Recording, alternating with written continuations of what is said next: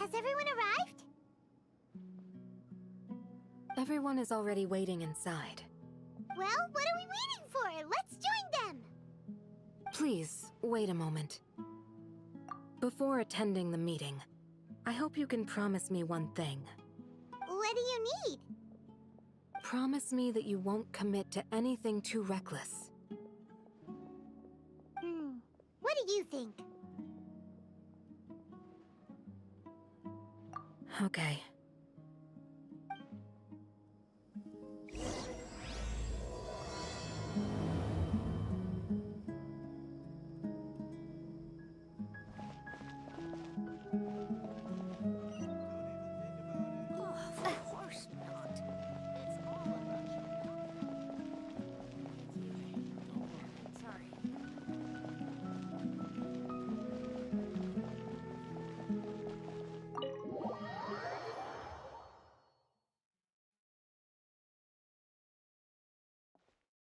Everyone's here so early! But why isn't anybody talking? We already discussed things a bit. Hey, where have you been? I've missed you too. Are you ready? Very well.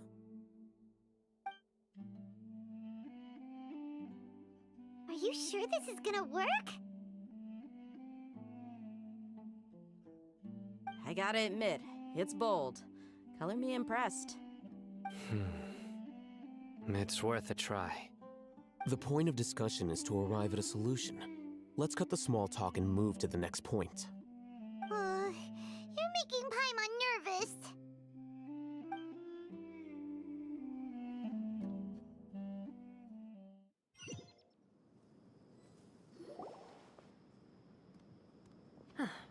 You're finally done. I have some other stuff to take care of. Catch you all later. Come on, don't give me that face. I know what you're going to say. I'll be careful. That's what I wanted to hear. Take care. Well, Traveler, Paimon, judging from your expressions, the meeting must have been quite productive. You can tell? I'm not good at scheming or strategy, but I can sense people's emotions.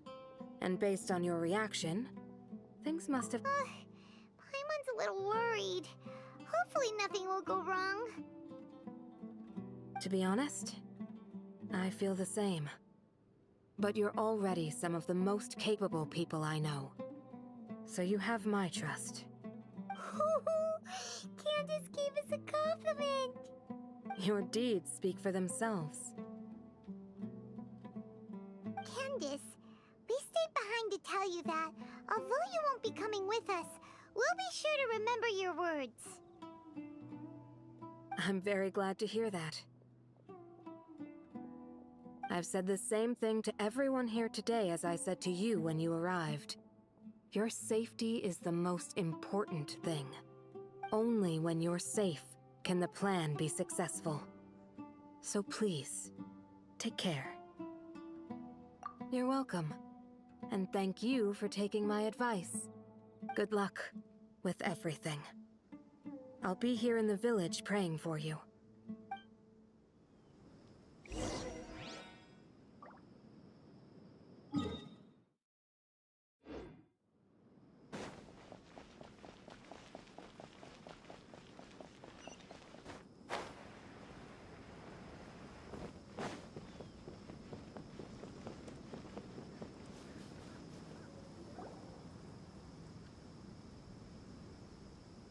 Sounds good. I'll go make some preparations. Okay. I'll hit them! Have you finished saying your goodbyes? Yeah! Also, Candace told everyone to be careful. Yes, she did. But I think my point also bears repeating. Our plan is not child's play. We won't be able to achieve anything if we're simply careful. We must go beyond that and fully commit ourselves to it. I hope this is clear to you.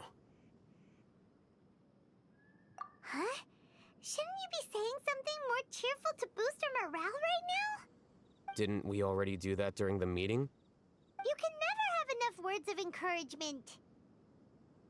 In that case, Candace can cuddle you to your heart's content while I continue to remind you of the seriousness of our situation. We all have our jobs to do, after all. It's like how some people can be put in charge of logistics while others will fight on the front lines. Speaking of the front lines, you don't look anything like a soldier. Of course. Compared to the mercenaries, I'm merely a feeble scholar. But the advantage of not being a mercenary is that I get to stay in a safer place and offer my strategic insight. Just think about that mercenary who lost his mind. Mercenary groups are facing constant danger every single day. Well, being a scholar is also a high-risk occupation, and you are a scholar. I'm not like the rest of them. Even among members of the same species, some will exhibit far more potential than others. This guy. Hyman still remembers when those mercenaries in Port Ormos called you a lunatic. All intellectuals are lunatics in the eyes of fools. I'll take that as a compliment.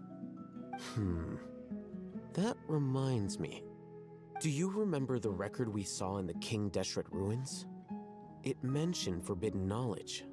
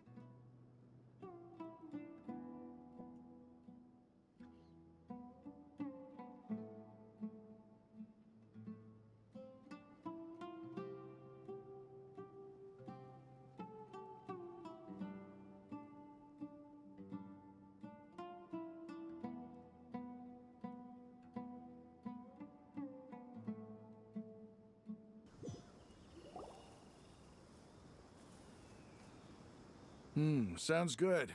I'll go make some preparations. Okay. I'll hit them.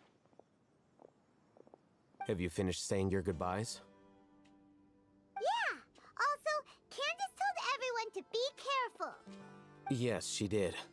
But I think my point also bears repeating. Our plan is not child's play. We won't be able to achieve anything if we're simply careful.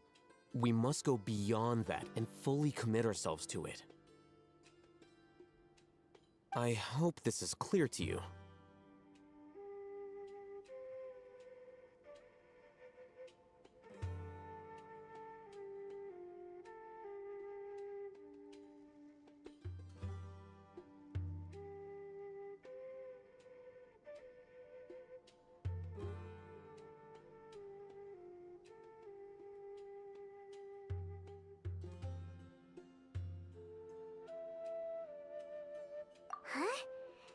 be saying something more cheerful to boost our morale right now? Didn't we already do that during the meeting?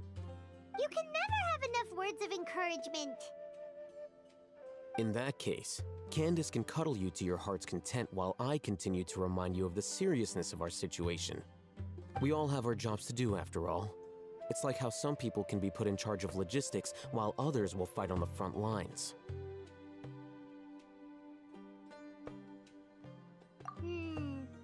Speaking of the front lines, you don't look anything like a soldier. Of course. Compared to the mercenaries, I'm merely a feeble scholar. But the advantage of not being a mercenary is that I get to stay in a safer place and offer my strategic insight. Just think about that mercenary who lost his mind. Mercenary groups are facing constant danger every single day. Well, being a scholar is also a high-risk occupation, and you are a scholar. I'm not like the rest of them. Even among members of the same species, some will exhibit far more potential than others. This guy. Paimon still remembers when those mercenaries in Port Ormos called you a lunatic. All intellectuals are lunatics in the eyes of fools. I'll take that as a compliment.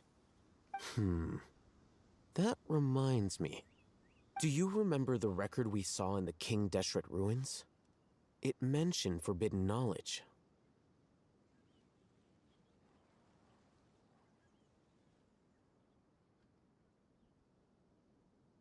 You have a good memory.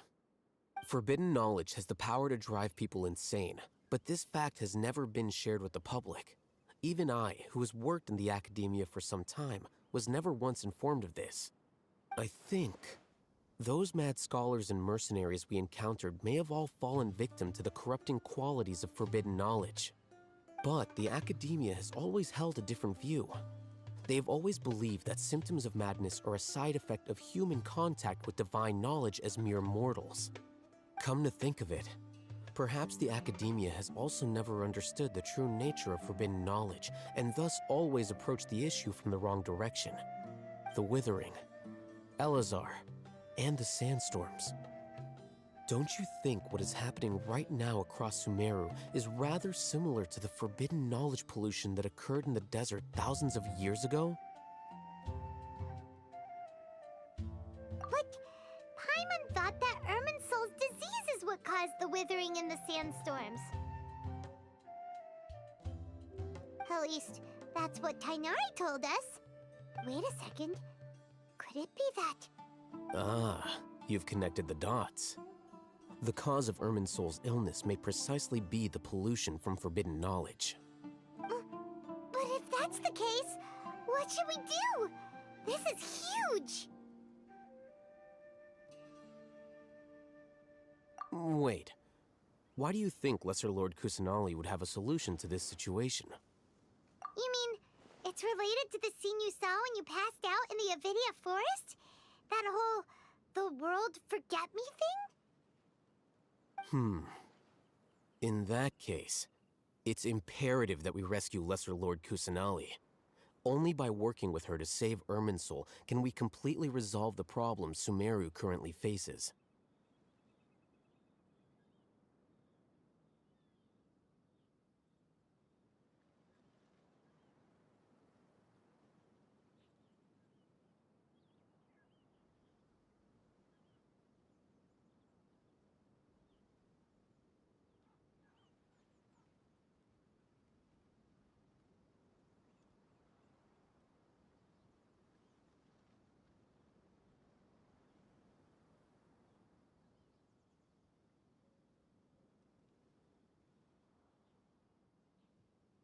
To make sure we're still on track, I would like to check on the state of some of our preparatory work.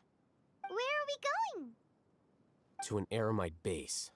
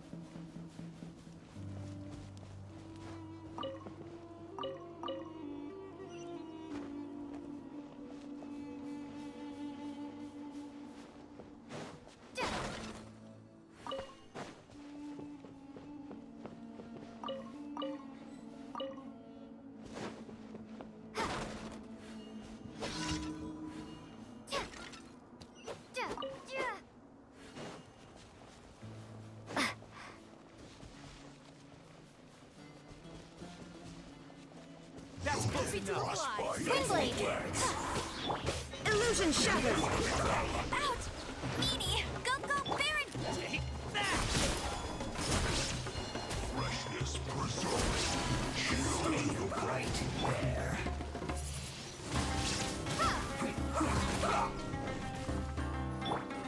When three moons converge.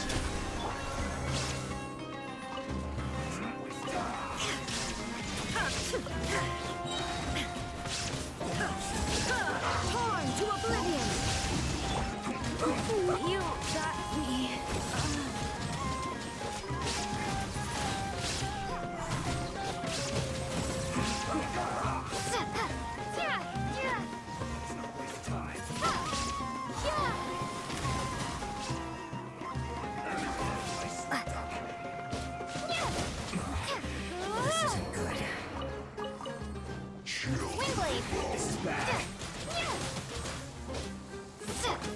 Surge.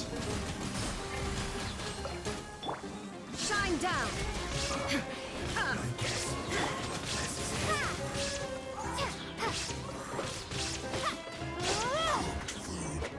Disgusting.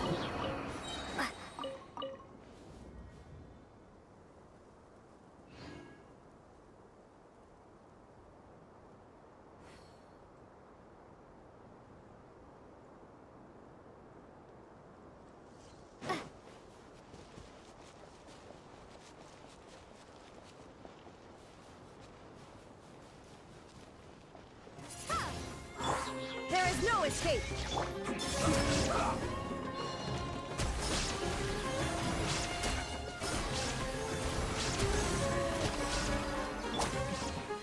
This isn't good.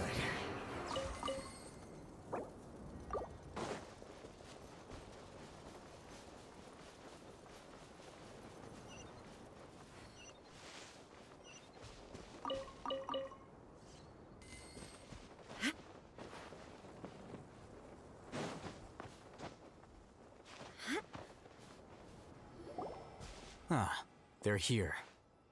Huh? What are they doing here? I gave them some technical work to do. Ah, it's the scribe. And is that the traveler I see? How's the work going? Ah, yes! We have fixed the devices according to your instructions. One of them is already ready for use, while the others are still under repair. Aren't those devices for canned knowledge extraction? What are you doing with those? Look here. Huh? More canned knowledge? Are you going to put more weird stuff into her head again? What's that look on your face? Are you scared? Paimon's a little scared, but very, very furious. That's an interesting response. Anyway, we're not going to use this just yet. As I mentioned during the meeting, this knowledge capsule contains a decree I drew up in the past. The academia should also have their own copy. And according to the plan we just came up with, Traveler, I want you to record something into this capsule. Do you believe we can save Lesser Lord Kusanali? Good. Conviction is the most important part of all of this. Now, please get ready and put on this device. You want us to record our conviction into the knowledge capsule? Yes. Paimon is still really worried. I understand, but trust me, Paimon, this is something we have to do. It's best if you can do as I say. Because, to achieve this impossible task, it sounds like you'll need to fool your own heart first.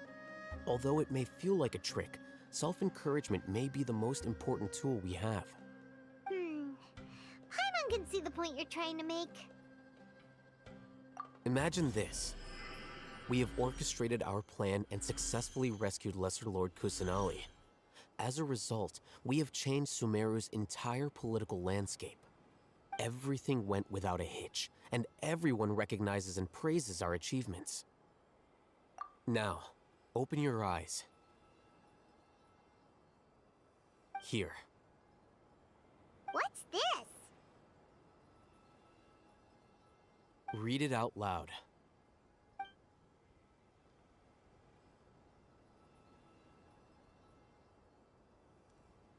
It's done. Is your head okay? Does anything hurt? It's just a recording. There should be no negative effects. But what was the point of doing this? Paimon doesn't get it.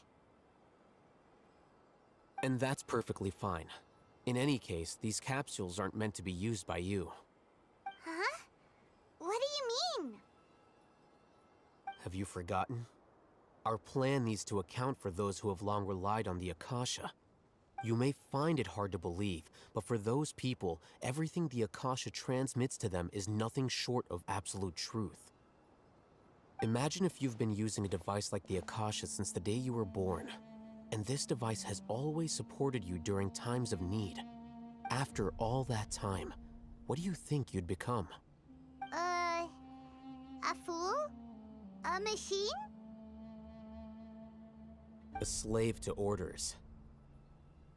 And that's why rules are so important.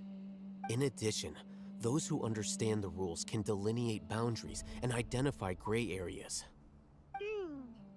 But why would you need to identify the gray areas? You could say that those kinds of ambiguous zones can be very interesting. One might even say they're advantageous in the right hands. Things you're interested in are really out there. Are all Sumeru scholars like this? Anyway, that's enough chit-chat. I'm going to take those two to work on some small projects. You can head to Caravan Rebot and start preparing for the next step. Small projects? We're going to tinker with the Akasha terminal and make a few modifications.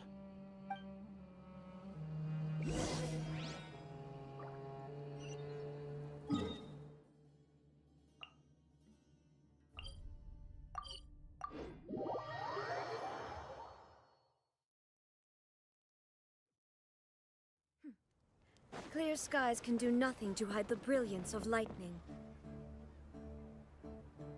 I thought we agreed on a plan. How can you go back on your word? The plan is too radical and carries a high risk for casualties. I've given it a lot of thought. And in the end, I still can't agree to it. But it's still the best plan we have. As a former Matra, you of all people should be able to see the bigger picture and recognize the innate advantages of our plan. I did. And that's how I saw the danger behind these so-called advantages. Al-Haytham's plan is even more radical than I imagined. Huh? Why are you guys arguing? My friend, you're just in time. Why don't you help me persuade Sino? He's turned against our plan. We agreed to work out a plan at the meeting. As mercenaries, you're familiar with the local environment, so you'll take care of the specifics. But then, you went to Al-Haytham for suggestions. Had I known Al-Haytham would give you those kinds of suggestions, I would not have agreed to the plan. Look, you already know that we're all on the same side here, don't you? Mercenaries place a lot of importance on their bonds of friendship, but also will not hesitate to make sacrifices if they deem the situation to be sufficiently dire. I'm sorry, but as things stand, I can't accept your principles. Seems you really do understand the ways of the desert. Traveler, Paimon, this is also something you should know. Ramon's plan is to have me work with the Caravan Rebot guards in my capacity as a Matra. We will arrest the mercenaries and escort them into Sumeru City. Wait, how can we work with the guards? We can't get through that wall easily, remember? Caravan Rebot would never let so many unregistered members of the Eremites enter Sumeru City. My plan will clear us of any possible suspicion, and also let us enter the city as a big group. There is no better way. That also sounds like something Al-Haytham told you. Am I right? Doesn't Al-Haytham know how dangerous this plan is? Of course he does. He told me, there is no perfect plan, but this can get the job done. He also said that with the help of Sino and the Traveler, our chance of success would increase significantly. I never blindly trust anyone, and I've always had a good eye for people. I think he made a number of valid points. It's my own choice to trust you. If I make the arrests alone, I can control myself and prevent you from getting hurt. But I can't guarantee that kind of discipline from the guards. To make the whole thing more convincing, you'll need to resist to some degree. Casualties are inevitable once push comes to shove. I'm okay with the deaths of enemies. But now that we're allies, I'm against the meaningless loss of our own. I can't believe a Matra would actually care about us. I've lived a hard life, and I can say that people like you are hard to come by. I've always treated my allies with honesty and respect. They have the right to know important things like this. Now you're making this hard for me. Hey, is there something we can do to help? I knew you would say that. We can help fight some of the mercenaries, which should reduce the number of times you'll have to struggle directly with the guards. That should help at least a little bit. Sino, on behalf of my people, I thank you for your kindness. But this is a mission we cannot turn our backs on. We strongly value the lives of our friends, but the goal we are about to achieve is even more important. We have no fear of casualties, because we crave the spoils of victory. So please, lend us your support. We will show you the determination of us desert dwellers. Well, now that you've put it that way, I can no longer refuse.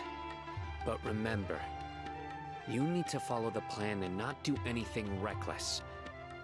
Candace made it very clear that we can only achieve our goals if we can ensure our safety. Since you and I both recognize the significance of this operation, there should be no more animosity between the followers of the Dendro Archon and those of King Deshret. Everyone's life is equally important. Okay, you have a deal. Let's do this for our shared dream. The guards should be stationed in the courtyard nearby. You can find them there.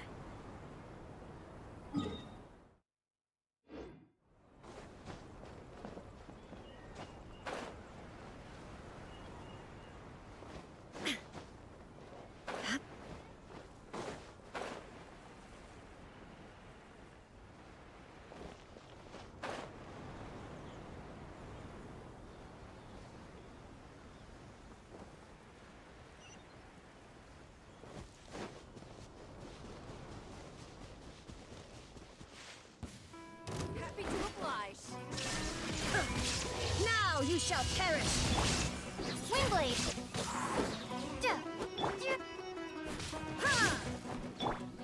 Take no more tricks up your sleeve. You want this one?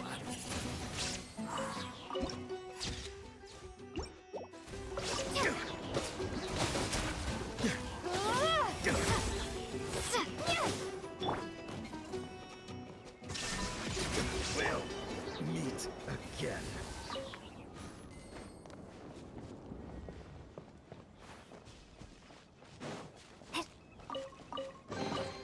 A reward on the road.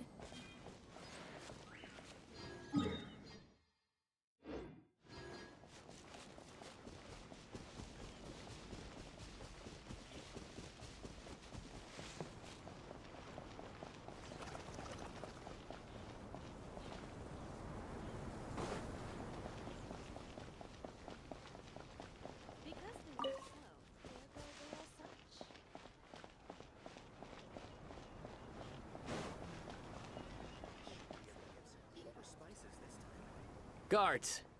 General Mahamatra, to To what do we owe the honor? Keep your voice down. This is a secret operation.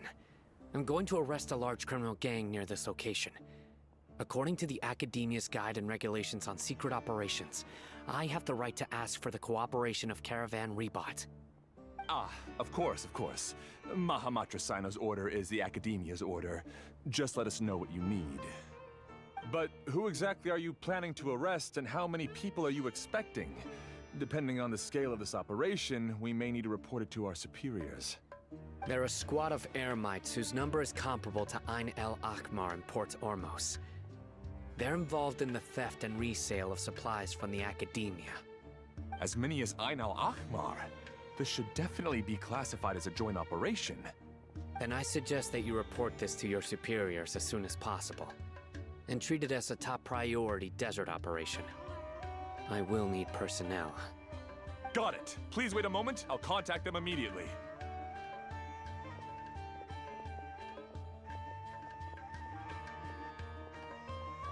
Because this is work. Because I trust you. Paimon can't believe you're still in the mood to chat. This whole thing has Paimon scared stiff. Aren't you even a little worried? What if these guards already know that you have betrayed the Academia and are no longer their General Mahamatra? Even if that guard doesn't know, their superiors might, right? We discussed this, remember? The Caravan Rebot operation is of great importance. But don't worry, the guards there shouldn't know that Sino has stepped down. How can you be so sure? First, the other Matras still don't know why Sino has left, which proves that the Academia has been covering up the matter. Second, this is a crucial moment for the Academia's God creation plan. If something were to happen to the General Mahamatra, it's bound to attract a lot of unwanted attention. No matter how you look at it, they don't seem interested in sharing the news of Sino's departure. A reasonable inference. I agree. Which brings us to our next issue. I'm sure some of you have been wondering if the prediction function of the Akasha will affect our operation. The Akasha is still in operation, so I must remain on high alert. Actually, considering the power of the Akasha, it's quite strange that it hasn't already tried to interfere with my actions. I've given that a lot of thought. For now, I don't think you'll need to worry. If you remember, when you first came to Aru Village, all your actions and routes were predicted by the Akasha. It even gave that information to those who kidnapped the village keepers. But things like that never happened again after we met up with the Traveler. That's true. But why? Look at it from a different angle. Why do you think the Akasha will predict your actions? Because my personal data has been entered into the Akasha. That's true, but the key to this question is, how well can the Akasha make predictions about a person? Haven't you ever thought about it? Just how can it do this in the first place? Because the Akasha controls the entirety of Sumeru. The Academia firmly believes that all human actions can be explained through logic. By sorting and analyzing entered data, the Akasha can derive behavioral logic and predict the actions of those who fit an existing logic model. However, at the risk of sounding like an advocate for fallacies, can everyone truly be considered logical at all times? Emotions are part of our behavioral logic, but can you guarantee that every experience of the same joy or pain would be equally intense? How can our feelings and opinions be predictable down to the letter in every single instance? Sino, in the past, you've always worked alone. In the absence of another person who could sway you or your thoughts, the Akasha could produce predictions that were similar to your real-life behavioral principles. Decisive and principled, you were used to solving problems alone. That's why the Akasha could figure you out. But now, you've joined a team. And I believe the Akasha hasn't yet figured out the full composition of it. Our thoughts and logic have intermingled and weaved themselves together to become a complicated, chaotic mess. Any one of us could potentially disagree with another. The Akasha lacks data on these interactions, and it's impossible for it to predict your actions in the future based on your decisions in the past. After all, there's probably a limit to just how much we can be modeled or controlled by data. So, in my opinion, you're probably safe for now. Huh. Makes sense to me. I agree. The Akasha is not alive, and I don't think we can be completely controlled by something without a mind of its own. Is that so? I guess there are things that even the Akasha cannot calculate, and people will not be forever trapped by the past. Whew! Paimon's so glad that this is settled. Next time, pay attention during our meetings. Will do. Just remember to stay vigilant. Footsteps! General Mahamatra, we were not expecting your presence here. I'm the security officer of the Great Red Sand District. My name is Luxembarbo. This is my assistant, the Traveler. She will be working with me. The construct next to her is for her work. Beep! Construct, beep! What a great honor to meet you. Your golden hair is as bright as the sun. And, is this the latest technology from the Academia? Have you made a decision regarding the matter I mentioned to your subordinate? It seems to be a dire situation, so of course you will have our full cooperation. To be perfectly honest, I've always longed to go on a mission with someone as well known as yourself. There's no need for flattery. Yes, sir. Take your most elite platoon and follow me to the eastern side of the district. We will carry out the operation there. Understood. Map. Hurry, bring the map!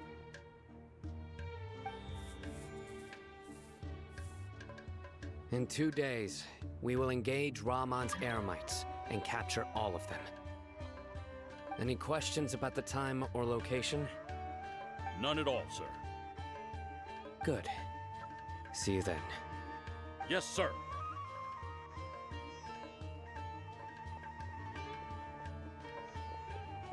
Maybe hanging around the General Mahamatra isn't so bad after all. Everyone's so respectful towards us. This is all due to the absolute authority of the Academia. And now, we're going to strike back against that massive pillar of power. Get ready. We will move out in 2 days.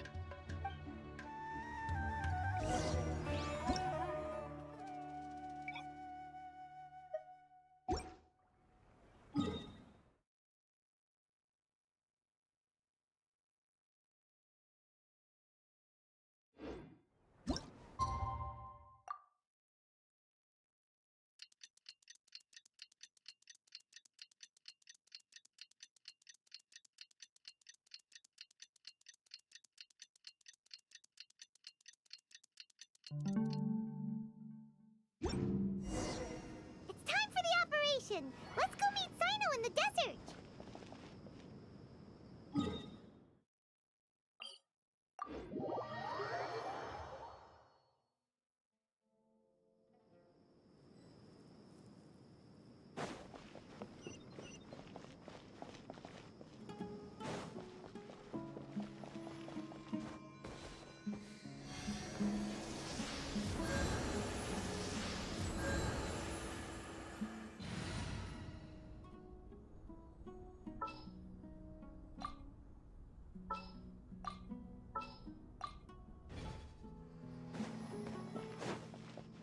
When in Aru village, please respect the local customs.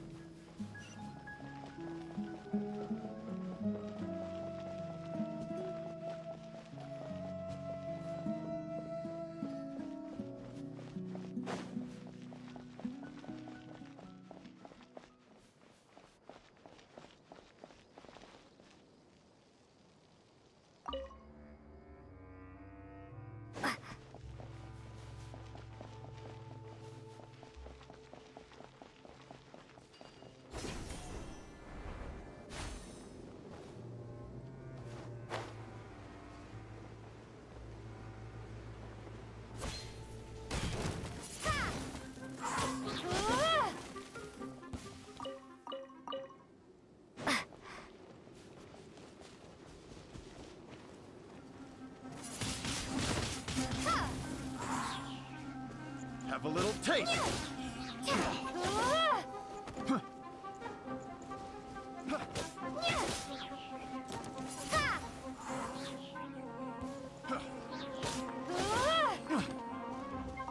Have a little taste.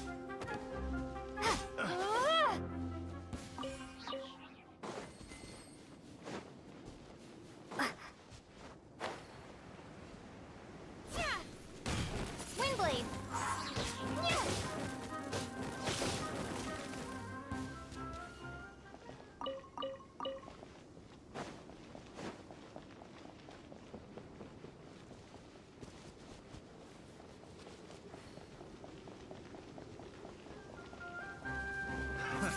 Another technique. Fry.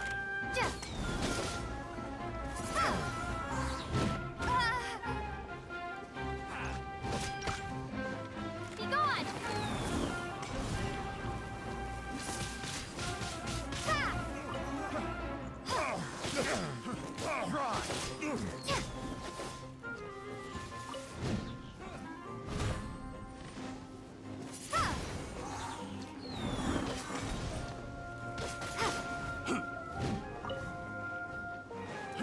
Fry.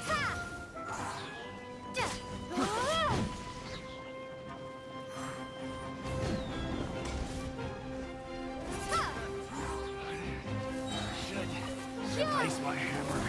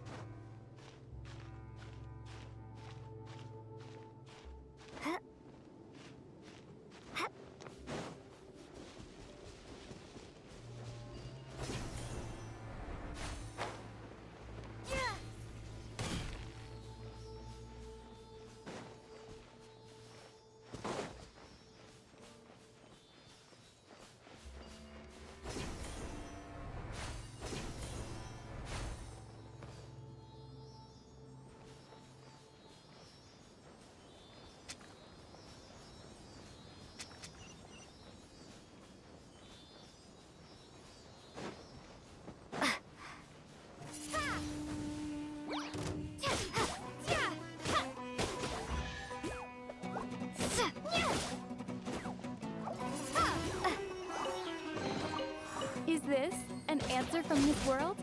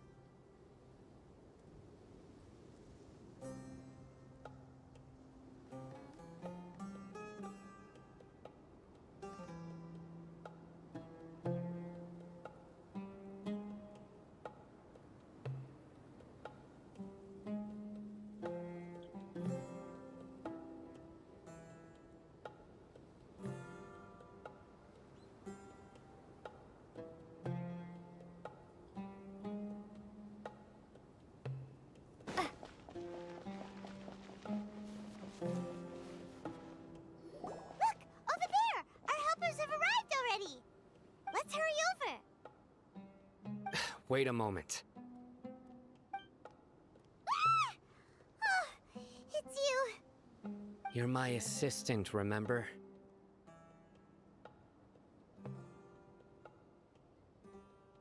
Being my assistant, you must stay with me. Now let's head over there. It's General Mahamatra and his assistants. We meet again. You're here early. It's to show how important we think the operation is.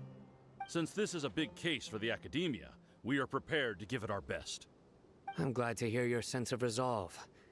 Remember, we must capture them alive. They are our only leads for the case. If they die, we will be unable to continue the investigation. Understood. Everyone! The Eremites are approaching from the west! Make preparations and be ready for combat.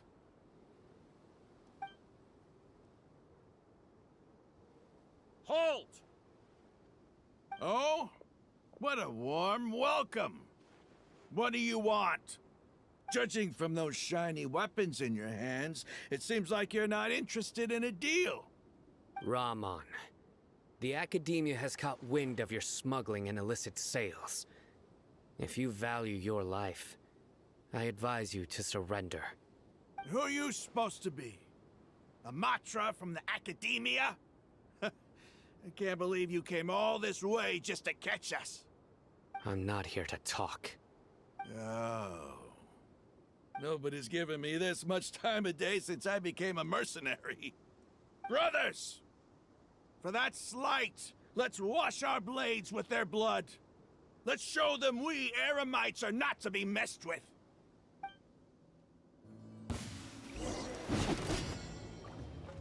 Windblade.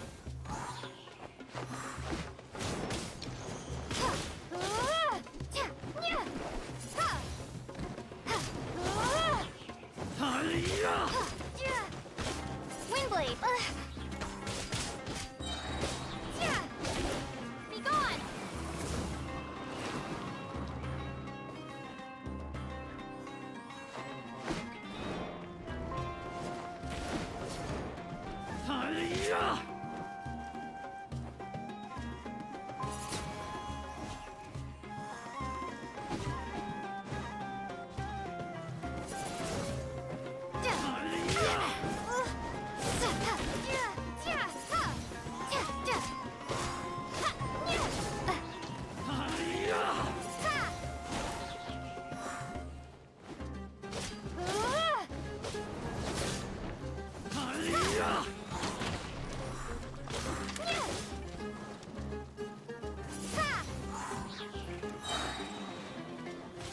Prepare to be blown away!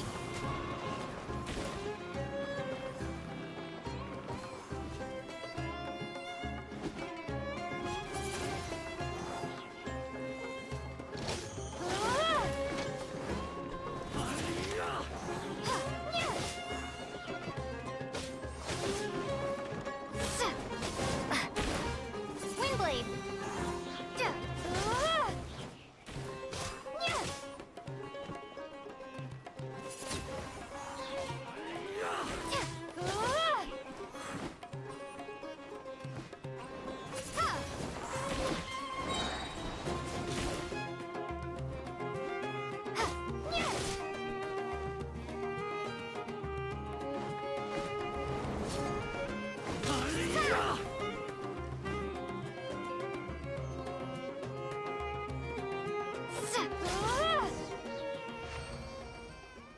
It's over. Ah! We have subdued them. The operation is now over. All Eremite mercenaries and related personnel in the area have been arrested. Ah, you pitiful Dendro Archon dogs! You'll regret this! I'm afraid you'll regret it first. King Deshret will curse you, and you will all! Silence! Oh, Restrain them and take them back to Caravan Rebot. Count their numbers and send them to the Academia as instructed by the General Mahamatra. Yes, sir!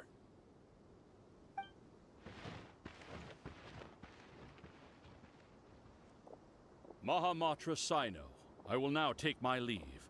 If you need further assistance, please come to Caravan Rebot and ask for me. Understood. You are dismissed. There they go. Let's talk elsewhere.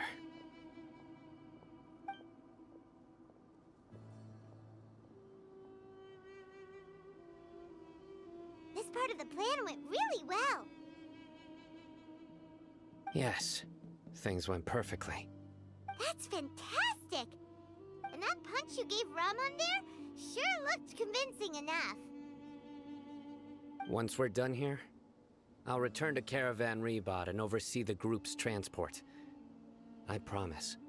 I'll get everyone into Sumeru City safely. Yeah, you're the reason why everything went so well. It's not the time to celebrate yet. I believe Dia should already be waiting for you. Go join up with her. She will need you to introduce her to Tainari. Speaking of which, is it really okay for us not to share the full plan with Tainari? What if he'll feel miffed about it and refuse to work with us? I have a very close relationship with Tainari. Given how well we know each other, I believe my message alone should be enough to bring him to our side. He knows I won't make jokes about things like this. If we need help, Tainari is the best option. Get ready for the next phase of the plan. Don't keep them waiting.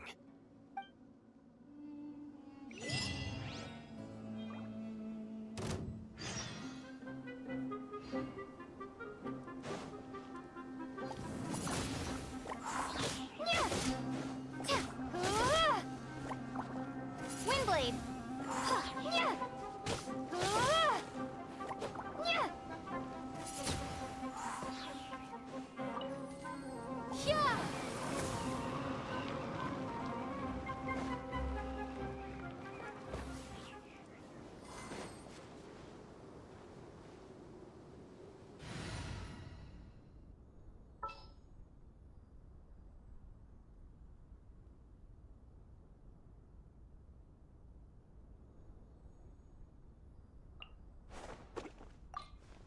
Everything's ready. Let's go!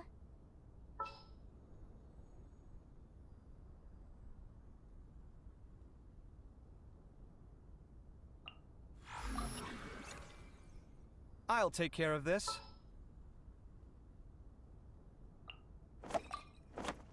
Don't fear. Yao's here.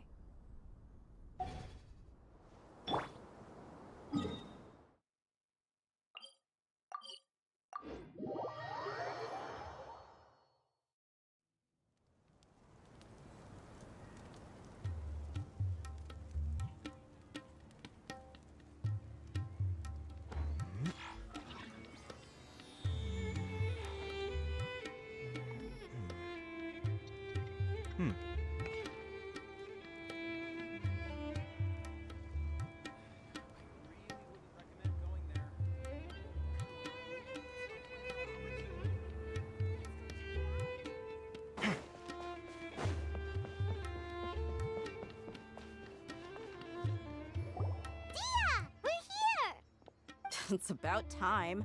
Didn't you say our part of the plan is the most important of all? And here you come rolling in late. In the time it took you to get here, I already did 5 laps around the place, downed 7 drinks, and even did some clothes shopping. Sorry. We didn't mean to keep you waiting. I just wanted to fix your attitude and rub it in a little. After all, you took your sweet time getting here, and we've got important stuff to take care of. I just like seeing that serious look on your face. All right, I'll stop. All joking aside, I'm glad you're here. Let's get moving and take care of this as soon as possible. But where should we start? Our responsibility is to get a status update on the Fatui Harbinger known as the Doctor. We need to make sure he won't get in our way when we rescue Lesser Lord Kusanali. Dealing with an institution that controls all of Sumeru is already hard enough. If the Doctor were to crash the party, it would be next to impossible for us to achieve our goals. Yeah, we sure don't want him showing up. Ooh, it really gives Paimon the creeps. Right? Hearing his name just reminds me of those stuffy old geezers in the academia. I'd rather not have to deal with someone like that.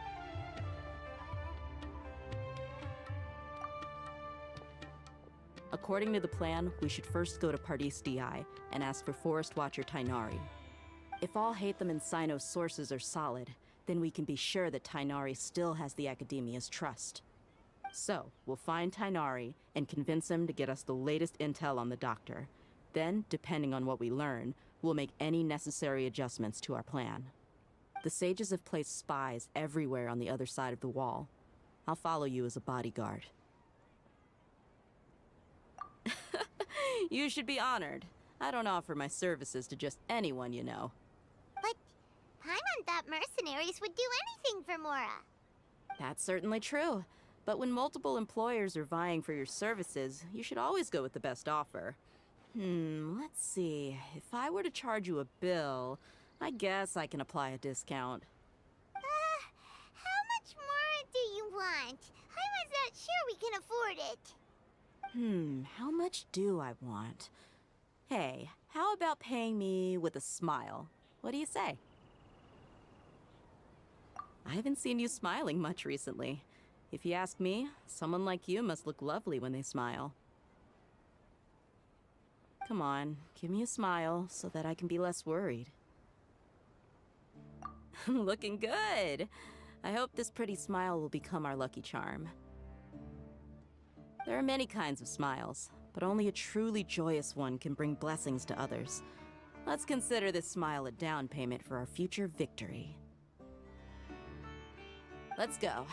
It's time to pay a visit to Pardis DI.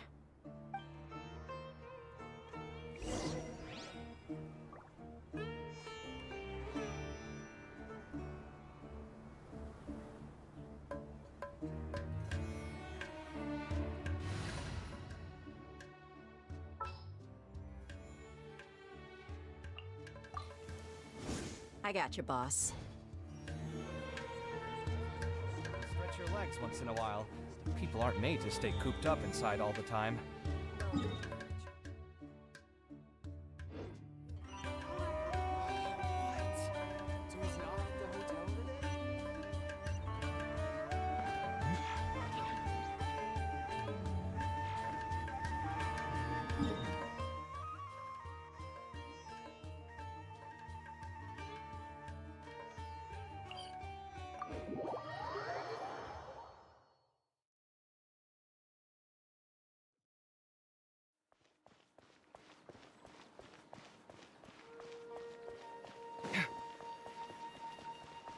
He's over there!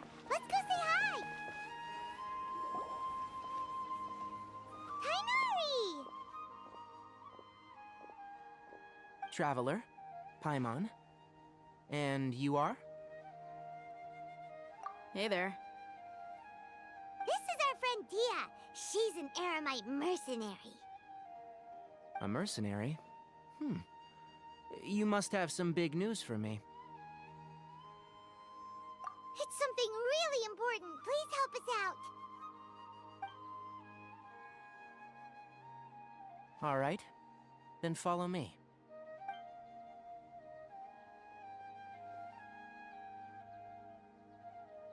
This place is better. We won't be disturbed by any passerby. Okay. What is this important thing you want to ask me? The doctor. He's that strange-looking Fatui Harbinger with the mask. Paimon thinks he has blue hair. Yes, I know him. Actually, he left Pardis DI just a little while ago. He left already? Yeah. He came looking for me. Can I ask what it was about? Sorry to ask you like this after having just met, but your answer is very important to us. For now, all we can share with you is that your friend Sino is working with us. Sino, you say?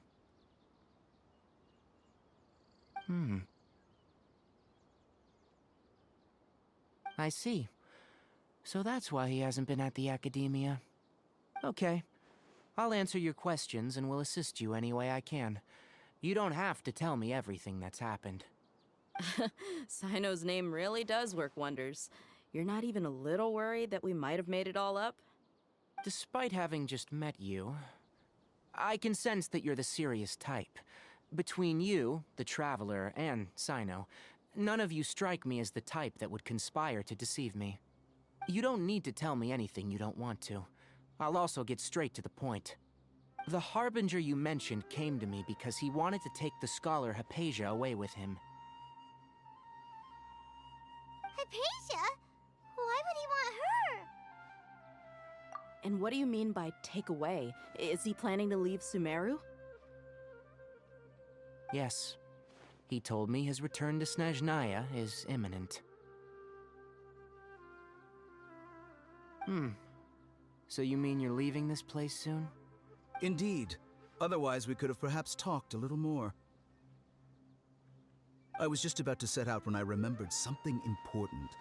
To that end, I made a final trip to Pardis Di. Let me ask, have you been taking care of a scholar by the name of Hypatia? Your sources are accurate. No doubt because you've recruited many informants. But you're right. Hypatia has indeed been receiving treatment from me. Forgive me for asking, but how's the treatment coming along? Given the way you're asking, I assume you have something to say. Since you asked, I'll be frank. I would like to take Hypatia to Snezhnaya. It's incredibly difficult to transfer a patient. As a scholar yourself, shouldn't you at least be aware of this? Oh? I can't believe your utter lack of faith in me, to the point of even questioning my general level of knowledge. How unbefitting. Well, you're the only one who's ever made such a request. I have my ways of keeping her safe during the journey. In addition, I can also promise that under my care, Hypatia will receive the most advanced and effective treatment. I will personally supervise her treatment and see to her recovery. Would that be agreeable to you? Hypatia was born in Sumeru and remains a scholar of the academia. Her situation has not become dire enough to necessitate her transfer to another nation.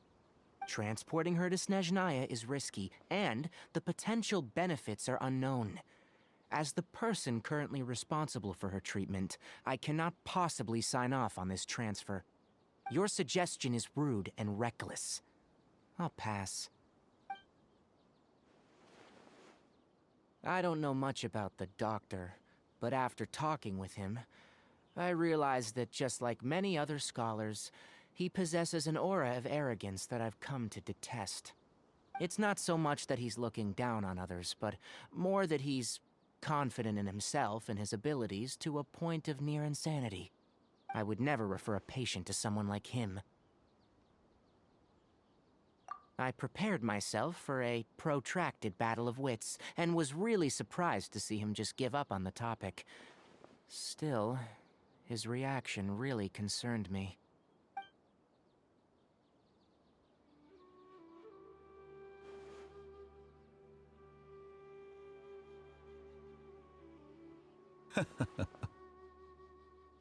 I see. Of course, your opinion makes perfect sense. You're still young, but already quite stubborn. I must say, you are not like what I had expected. Under normal circumstances, I wouldn't just let you off the hook like this. But unfortunately, I'm in a hurry today, what with Her Most Noble Majesty the Tsaritsa calling for our return. Luckily, there is still some time left for me to take care of everything before I leave. It's just as the Academia said, you're a responsible and gifted scholar. Sadly, even with all of that, you're still lacking a bit of shrewdness. And that's also why people like you can never realize that sooner or later, everyone must pay the price for what they've learned.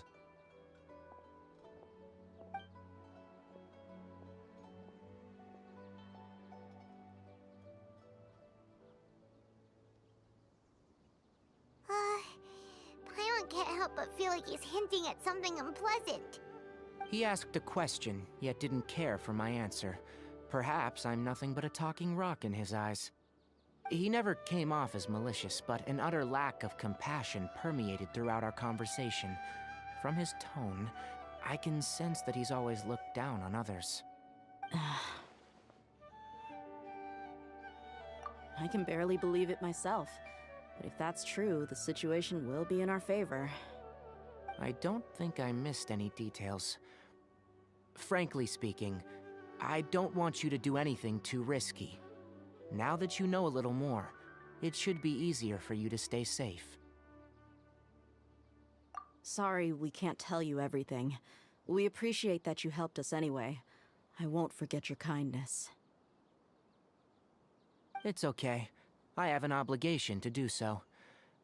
To be perfectly honest, all of this may have started because of me.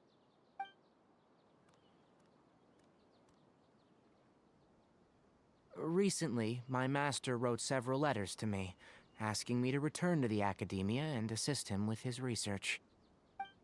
Hasn't he already asked you several times before? Yes, but there's something off about this most recent batch of letters. The handwriting and the tone are both familiar, but some details have been omitted. My master will occasionally leave a few dots on the back of the letter. 1 dot means that he wrote the letter on a sunny day, and 3 dots stand for a rainy day. This has been a habit of his for many years, but I didn't find any dots in his recent letters. I believe something may have happened to him. I get it. Since you are always at Gandharvaville, you would like me, someone already working at the academia, to investigate this matter, right? I'd like to ask you to do that for me, if you can keep yourself safe. Please withdraw immediately at the first hint of danger. I can do that, but I have a feeling it won't be that simple. The academia has been working on a big project. I'm not quite sure what it is, but your master might be involved with it. If the higher-ups really are hiding something, then it will be difficult to remove myself from the situation once the investigation starts. If the situation becomes critical, I'll leave the academia. If you don't see me there for an extended period, that's your cue. All right, we've got a plan. I'll stay at Gandharvaville to support you. If that scenario comes to pass, you must be extra vigilant. And be wary of any messages or direct requests from the academia. I must say, I didn't expect a warning like this from the General Mahamatra. Being loyal to the academia doesn't mean blindly doing whatever the sages say. I know what I'm doing. On that note, aren't you also being quite distrustful of your alma mater? The academia, yes.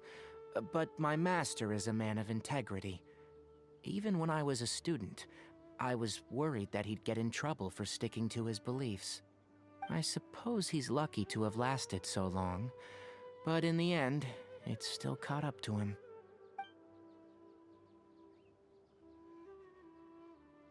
I see. So you noticed something was up with the academia from the very beginning. This may well be how Sino became involved in all of this. In which case, I must keep my promise and help you however I can. Also, if you run into Sino again, please help me pass on a message to him. Trust your own senses and experiences. I think this may be something he needs to hear right now. Okay, we'll find a chance to tell him. Thanks. Right. Now let's go hunt down this Harbinger. Oh, by the way, which way did the doctor go when he left Pardis-Di? That way. Gotcha. Thanks so much. We'll be on our way.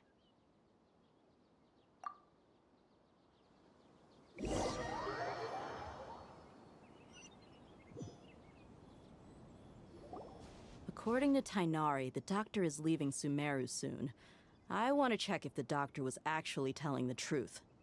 He also said that he'll take care of everything before he leaves. What did he mean by that? We need to be extra careful when dealing with a person like him. Just to be safe, let's chase him and see what we find.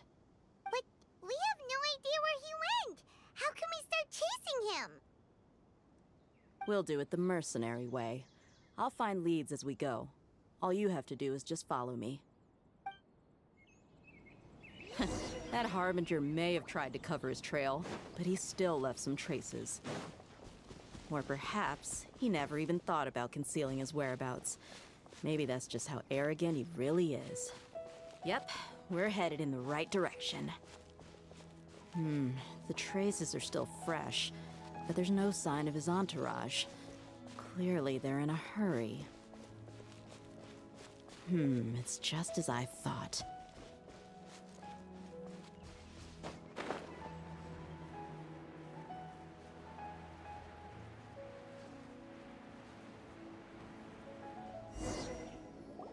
We can stop here. I think I know where the doctor went. To the south of here is Port Ormos, which seems to be where they're headed. Port Ormos? They're going to leave by boat? That's right. Let's go to the port and have a look for ourselves.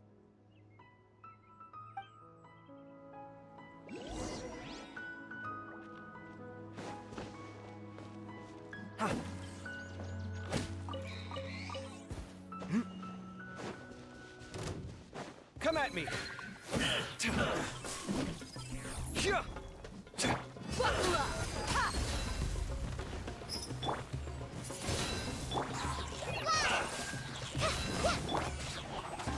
Scanning!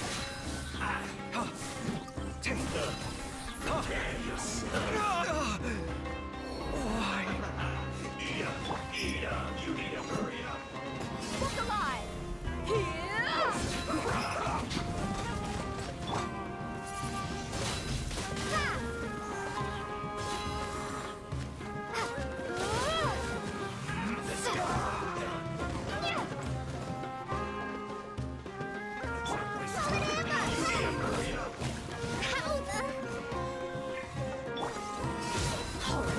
Playtime's over.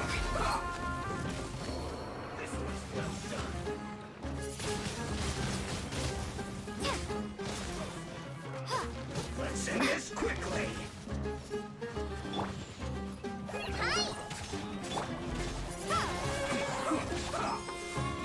This was well done. Looking so sweet. You need to hurry up. Prepare yourself. Wingblade! Prepare to be blown away!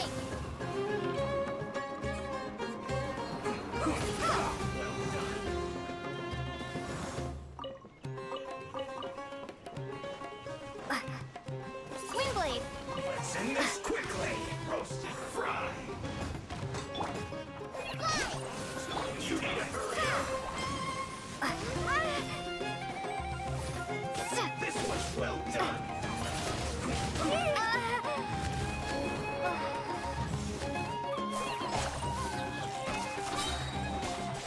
Try this on the side. I slipped up.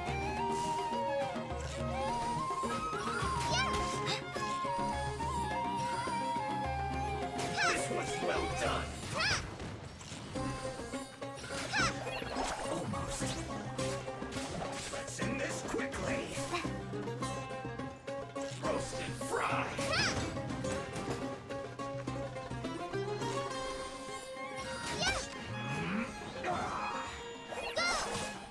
This was well done.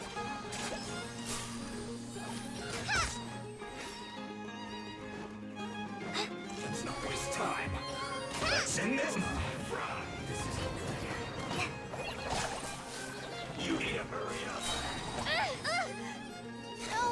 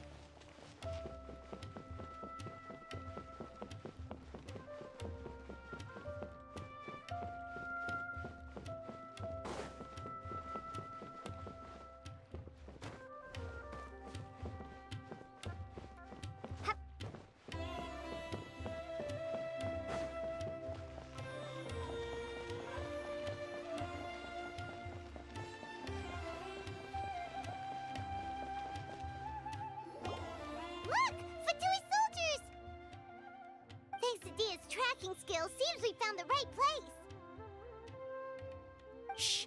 Don't draw their attention. The port is crawling with Fatui soldiers. Let's keep going and see what we can find. Now this is a proper farewell ceremony for a Snezhnayan Harbinger. The Lord Harbinger is leaving. I've still only seen him once or twice. I used to hold a position in our homeland, and back then, the doctor spoke in a very different way from the way he speaks now. Maybe the way people talk in Sumeru has rubbed off on him? It's always like that when you spend too long away from home. When he gets back to Snezhnaya, perhaps it will also take him some time to get used to the life there again. Huh? But, sir, that can't be right. No, I remember it like it was yesterday. Both his expressions and tones are now very different. Also, for some reason, he seems like he's all smiles now. You must be mistaken. Nobody's supposed to look happy when they're on a business trip.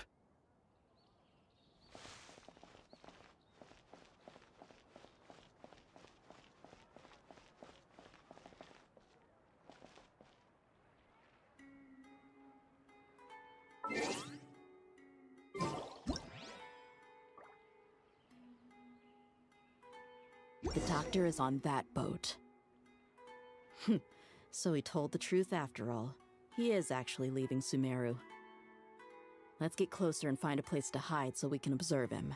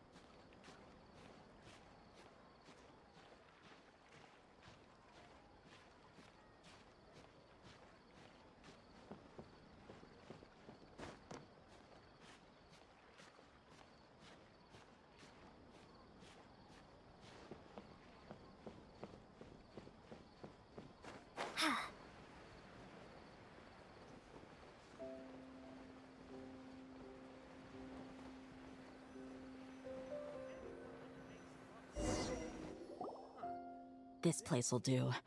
We can hide here while we keep an eye on the boat.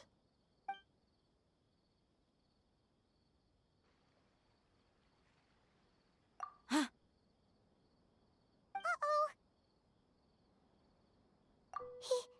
He saw us.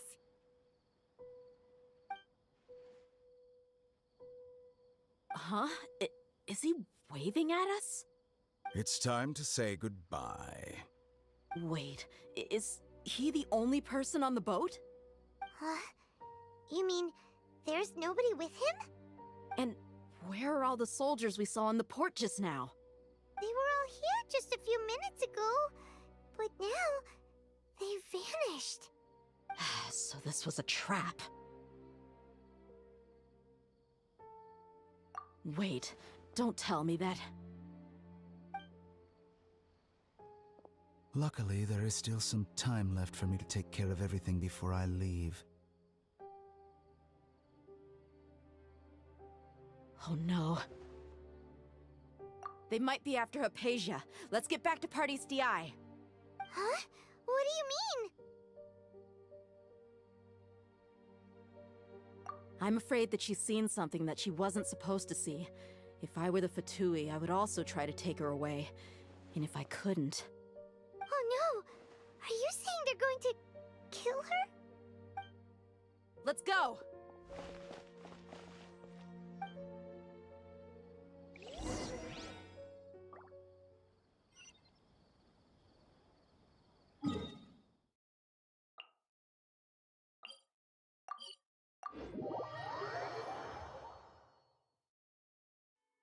Paradis DI is not a place you Fatui can just show up and do as you please. I believe we've already made ourselves quite clear. Our superior gave us permission to search for and collect medicinal herbs in Paradis DI for research purposes. But you've been in Sumeru for some time already. I find it coincidental that you chose to only come here today. Even the Grand Sage himself may not have the right to question our research, much less an ordinary scholar like yourself. I've done my duty to inform you. Don't make things difficult for yourself. It would seem that my words have fallen on deaf ears. You can keep trying to deny it, but coming to Paradis DI now, I'm pretty sure you're not just looking for herbs. With all due respect, your baseless speculations will only lead to unnecessary trouble. Well, you only have your Harbinger to blame. He knows nothing about keeping a low profile.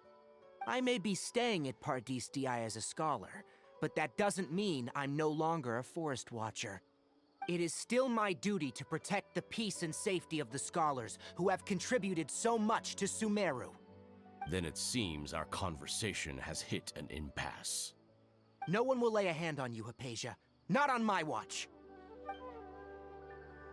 Are you alright? I'm fine. These Fatui have really crossed the line. Time to teach them a lesson. Use this first.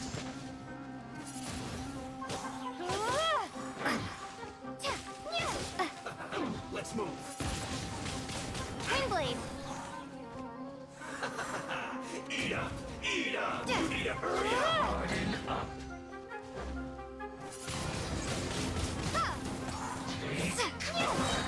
Be gone!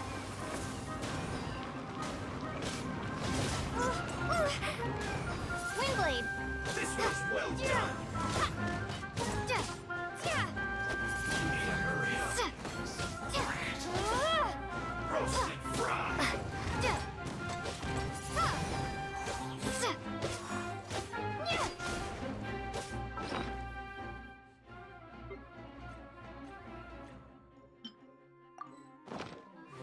You need to hurry up.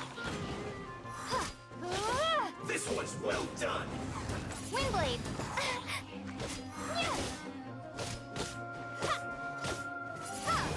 You need to hurry up. Roast and fry. Prepare to be blown away.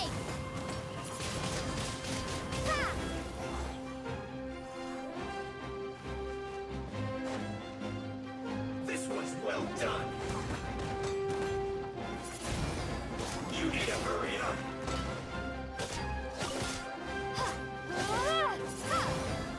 Roast and fry.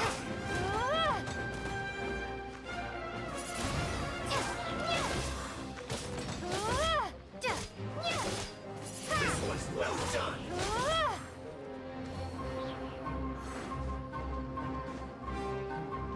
There's no use resisting. Give us Hypatia. Keep dreaming. Yeah, Tainari, beat him up! Shouldn't get careless.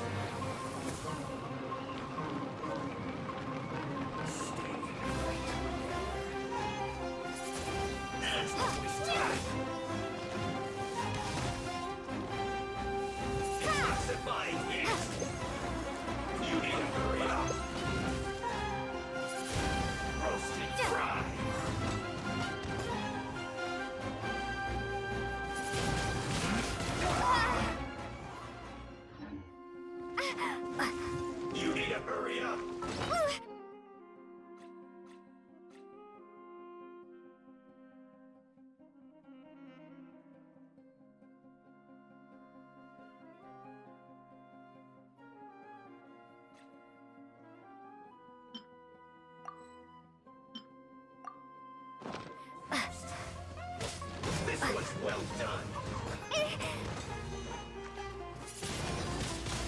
Let's end this quickly.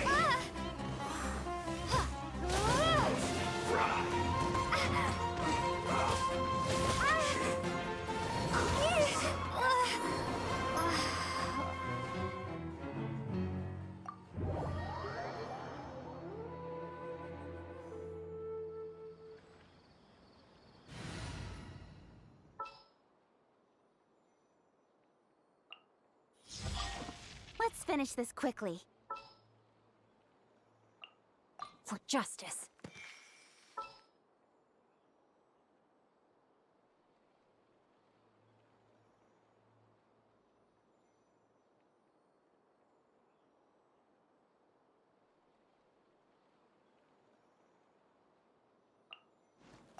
As you wish.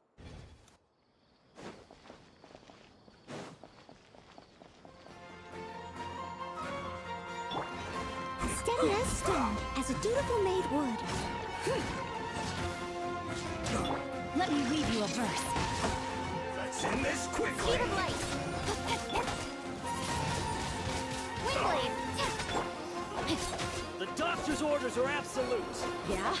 You've been someone's lapdog for so long that you don't know anything else now. Don't blink. Yeah. Hey! Nowhere to hide. Stay right there. No, my sword.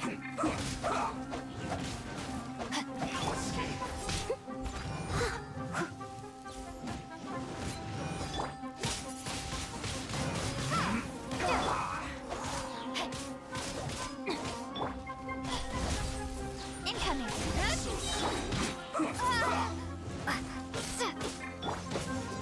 With sword comes shadow. Let's end this quickly.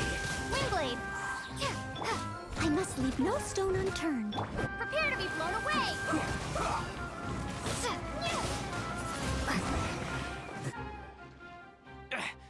We're not getting anywhere. Traveler, Paimon, please go to Hypatia. We need to make sure they don't try to sneak around and attack from behind. Got it.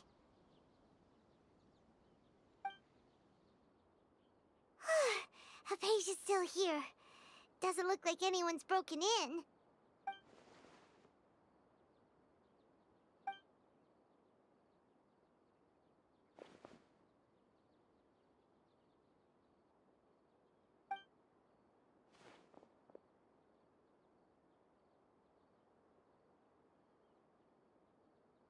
Well, how is she? Oh, that's good.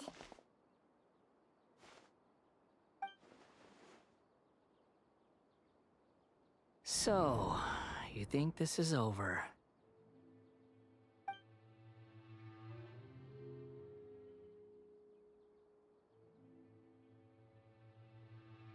What? The Balladeer is here?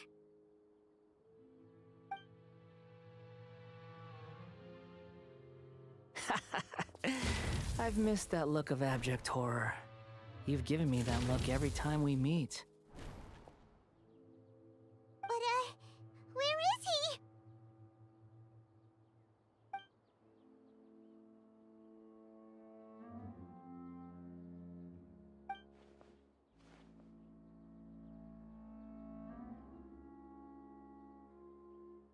I can hear all of your thoughts, you know.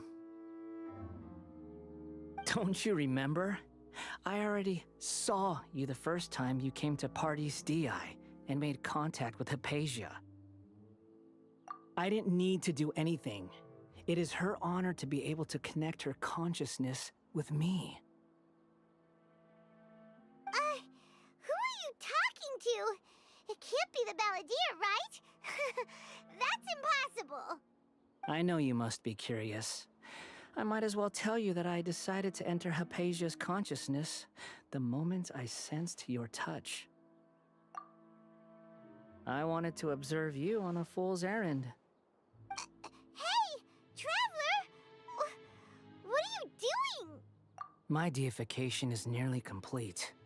All that's left now are just some final details. Do you understand?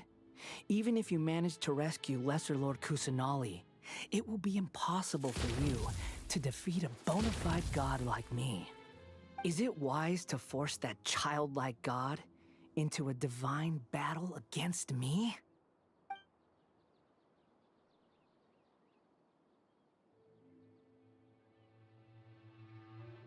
Scholars consider the God of Wisdom to be the sum total of their faith. It's how they can justify reverence for a god as they construct it.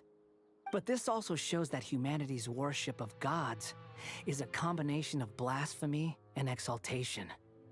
It's truly laughable.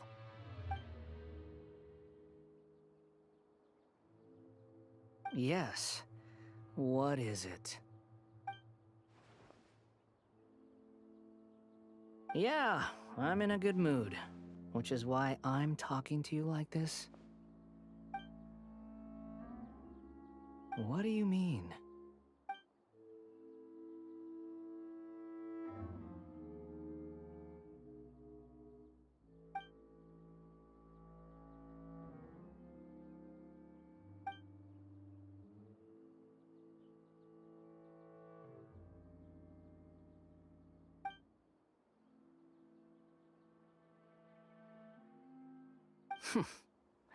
Those words almost make you sound like a friend who actually cares. But you're wrong. I'm different from all of you. I was born to become a god. My entire life up until this point has just been a meaningless routine. Just think about a sheet of paper. By itself, it holds no meaning. The content recorded on it is what gives it value. All I had recorded down before were some painful memories and boring human feelings. Such senseless drivel should have been erased a long time ago. Indeed, to me, the sight of you fools in your futile struggles is far more amusing. Tell me, just what has this world done for you to protect it with such zest and conviction? I'm connected to your consciousness, so I can hear what you're thinking and sense the depth of your determination. This is a good conversation we're having. So here's a word of advice. Let go of your misguided guardian complex. You know nothing about the truth. It'll be for your own good, as well as everyone else's. Humans are a species that can only find bliss in ignorance.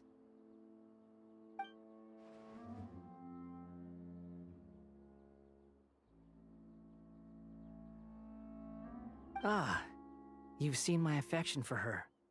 If you were in my position, I think you'd feel the same way. She peered into my consciousness and saw my past.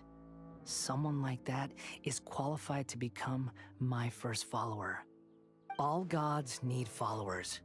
So Hypatia has been chosen. Her appearance heralds my imminent arrival at the throne of divinity, while her worship shall become my glory. You're doubting me again? No matter. Soon, you'll know what kind of authority you're challenging.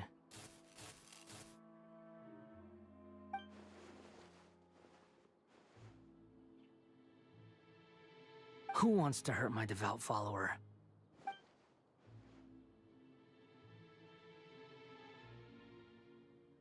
The doctor wants to hurt my first follower?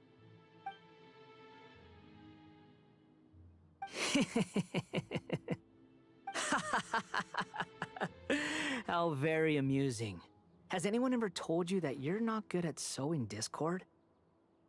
The doctor has never known his place. Even now, the puny human thinks himself capable of interfering in the business of the new god. You're still too naive if you think a few words will be enough to convince me to destroy the doctor. But I'm willing to give you a gift, just like my expression of affection towards Hypatia. It is an honor for you to be able to stand here and speak with me. As my listener, you will be rewarded.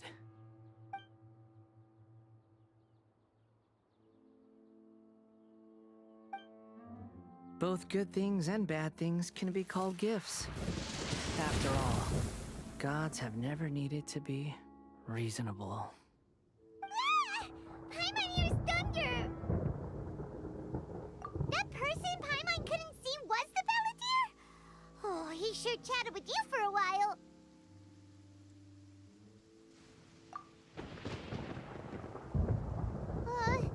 Where is the storm headed? That means anyone outside is in danger! Let's go! Tainari and Dia still must be fighting!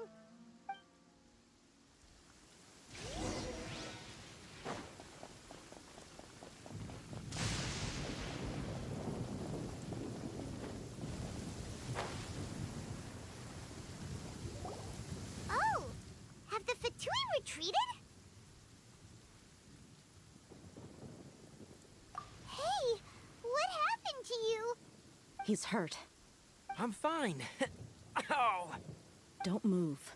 I've seen eremites get struck by lightning before. You need to rest. Struck by lightning? We were fighting, and just as things started looking grim, the weather suddenly became extremely strange. Lightning started attacking everyone, almost as if it were alive. Luckily, there were only 2 of us, and both of us were nimble enough to dodge most of the strikes. There were a lot of Fatui, though, and they were being torn to shreds by the bolts of lightning. With that, all the Fatui soldiers were forced to retreat. Why are you sorry? It's all right. I'm sure you also never expected this to happen. Don't blame yourself. My wound aside, you look like you've seen something unpleasant. Is Hypatia all right? Hey, didn't I tell you not to move? Just in case. Let's go to Hypatia's place and talk about things there.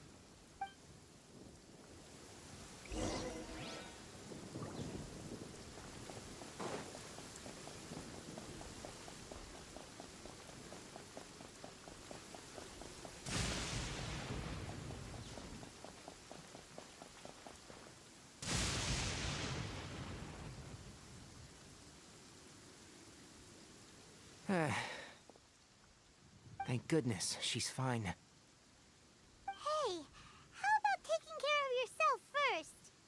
I understand my condition. The wound is not fatal. I'll be all right.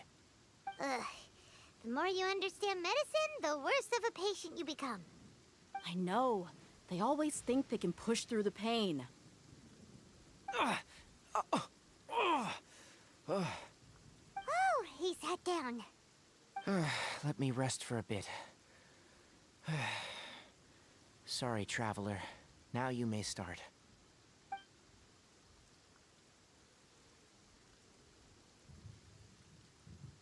So that's what you were talking to the Balladeer about? Oh, Paimon can't believe what he's thinking. The Academia's God creation plan. How ridiculous. That sounds, ambitious, I guess? Anyway, this is all way beyond me. As long as I can enjoy every day with a drink in my hand, tasty food in my stomach, and a good night's rest, that's enough. I'll only work when I have to. I must be the least ambitious person who's ever set foot in Party's DI. Don't say that. I haven't even thanked you for your help back there. Don't mention it. Well, if nothing else, all this proves that the doctor really did have some urgent matter to attend to and left Sumeru in a hurry.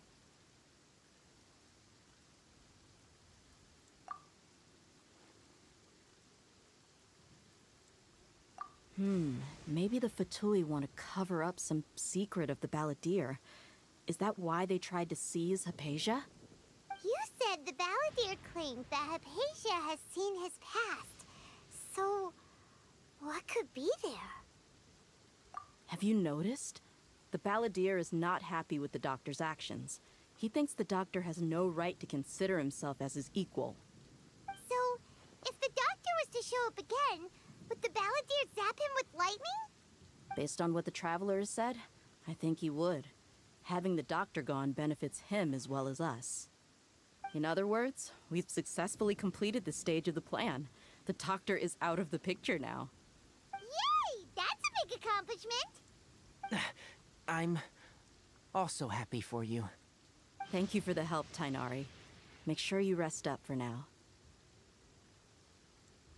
Yeah, all right. Okay, that wraps things up for us here at Parties DI.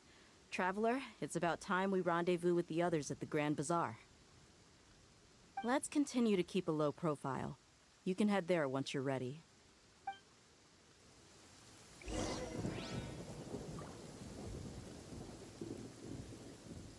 You can just focus on your plan. Leave Hypatia to me. My wound is not going to get in the way. Okay. Guess I'll sit still for a little while longer.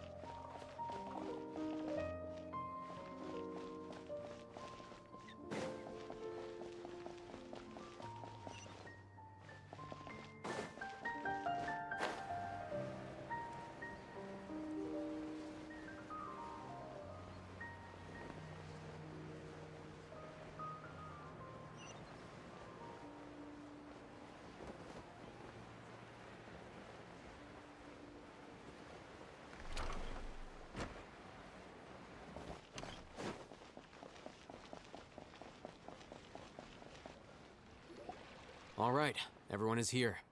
How did everything go? Any luck with your missions? Let's report back one by one. I'll start first. We've made the necessary modifications to the Akasha terminal. In addition, the props required are also ready. I'll go next. The Traveler and I went to Parties DI. The situation was a bit complicated, but we found Tainari. Unfortunately, he was wounded during a fight. Who was behind it? Well, that's the tough part. What should I say, Traveler? The Fatui or the Balladeer?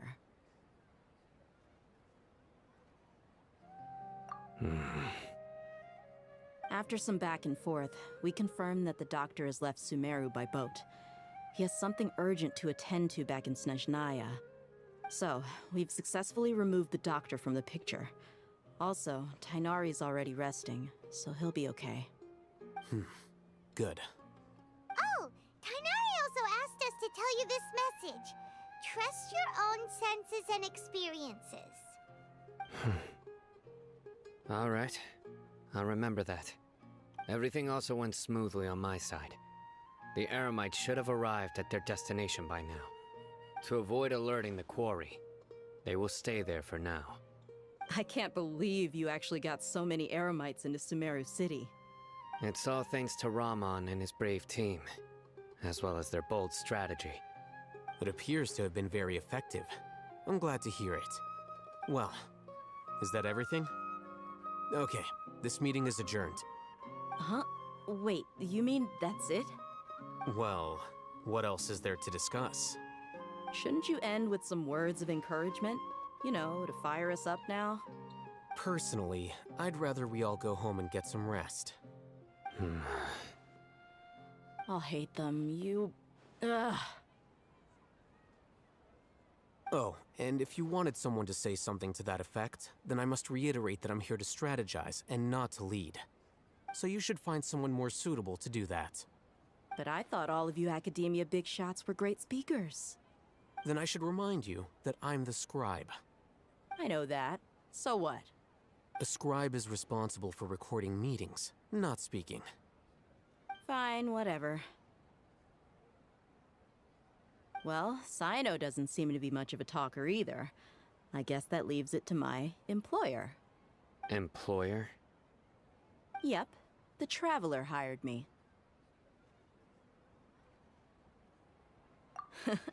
That's right. So come on, boss. What do you have to say for the team?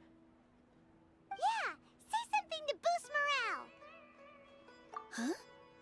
What are you all doing here? Oh, it's Nilu!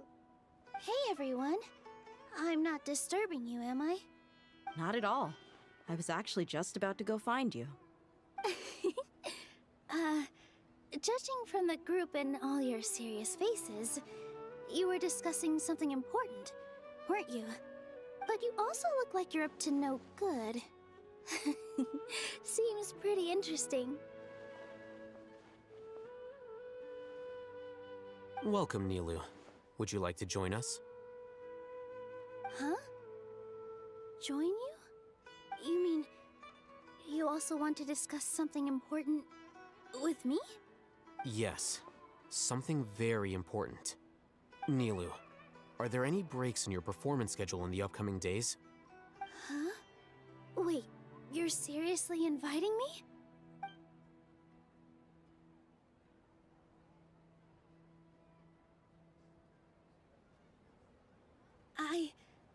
I can't believe my ears. You are truly the bravest and most passionate people of Sumeru, well, that I've ever met. Ahem. Oh, right. The Traveler and Paimon are not from Sumeru, but you are awesome as well. That's right. I must admit that I'm a little scared, but I'll try my best for Lesser Lord Kusanali. If I can somehow use my abilities to help you, then count me in. Remember, believe in yourself. Okay. I'll get my friends at the Grand Bazaar to help us tomorrow.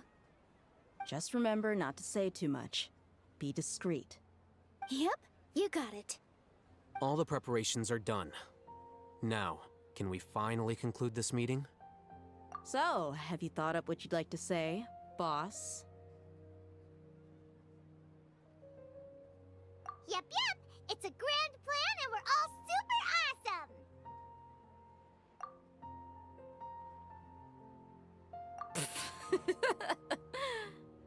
Well said.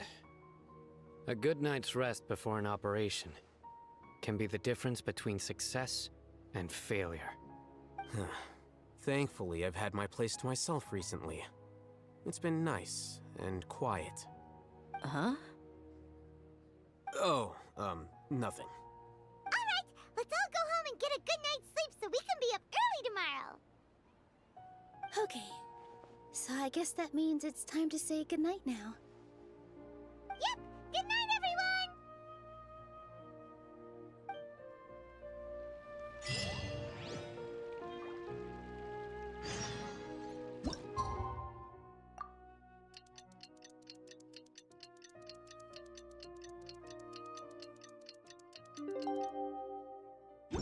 Today is the Academia's Niagara Day. We can finally put our plan into action.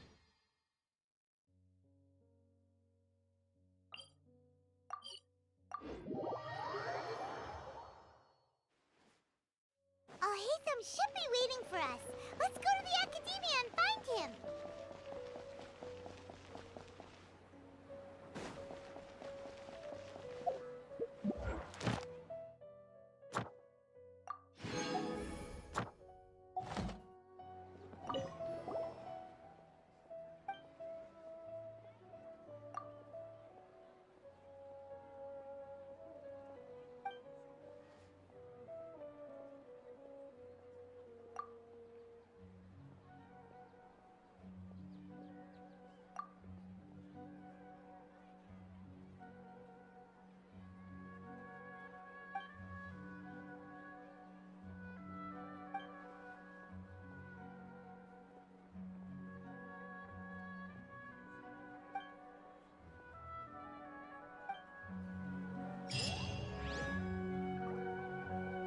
Ad astra abyssos.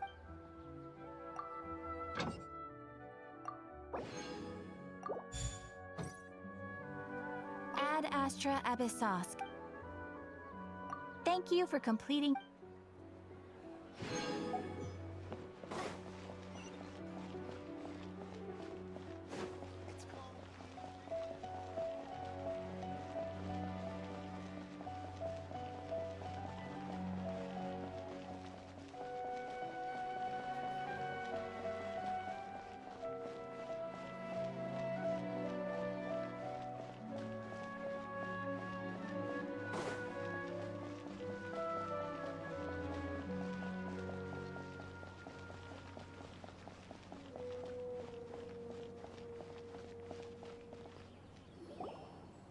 Hello, you two.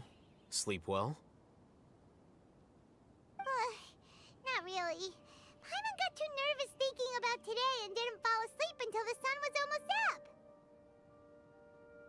What about you all, Haytham? Naturally, I slept just fine. After all, a good rest should be considered part of the plan, since energy is an important resource. You just want to show off how calm you are. It's crucial to dissipate any tension before we execute our plan. The only thing you're doing is being annoying. Anyway, do you need me to go over the game plan again?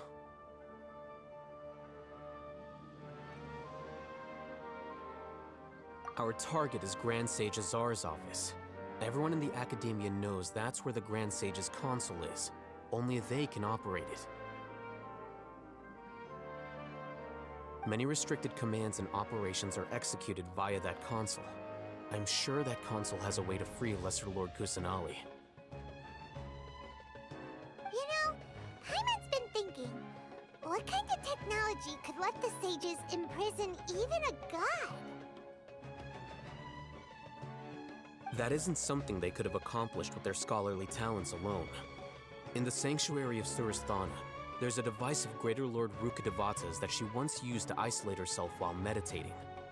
500 years ago, the Grand Sage at the time modified the device so that it can no longer be controlled from the inside. They were effectively trapping one god with the power of another.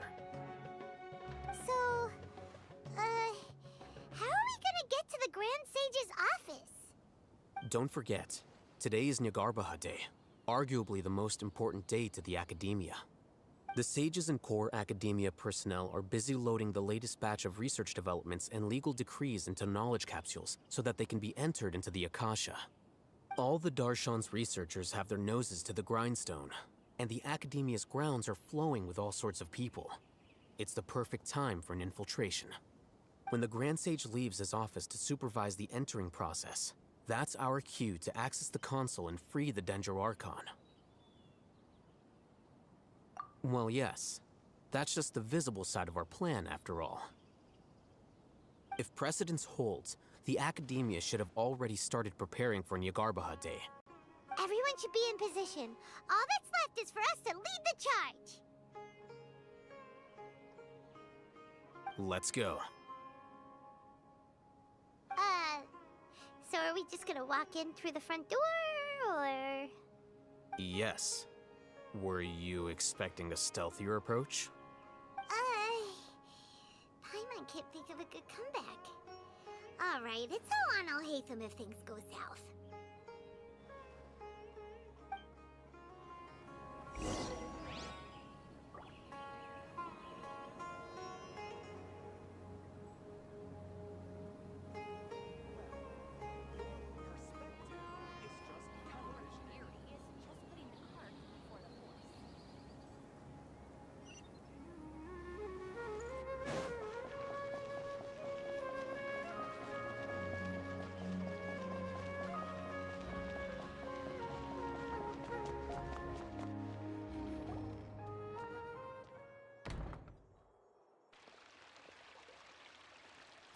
Scribe? Please, wait. Are you Scribe Alhaitham?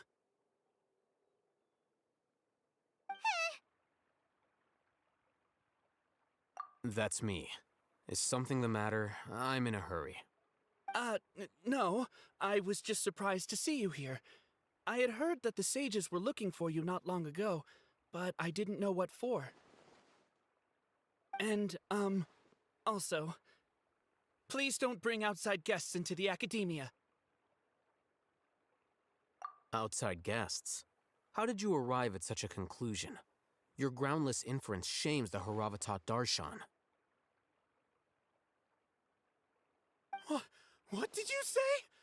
I'm the top student in Haravatat, and I earned 3rd place at the last Inter-Darshan debate. Don't look down on me! That wasn't my intention. As your Haravatat senior, I just assumed that you possessed a greater aptitude for critical thinking. Look, based on what you already know, the purpose of my return and the reason they're here should be obvious. Is that so? Wait a moment. Let me think. Don't tell me the answer. The sages search for you. A blonde-haired traveler. Outside guests. So, from the start, the sages weren't looking for you, but this traveler? And you were gone from the academia for so long because... Hey, shh. Yes, you've proven yourself as the top student in Haravatat. I surmise you've arrived at the correct conclusion. As I expected. Please, forgive me. I wasn't thinking clearly just now. Thank you for getting me back on track. It's nothing. We'll be on our way then. All right. Thank you for your contributions to the academia, Scribe.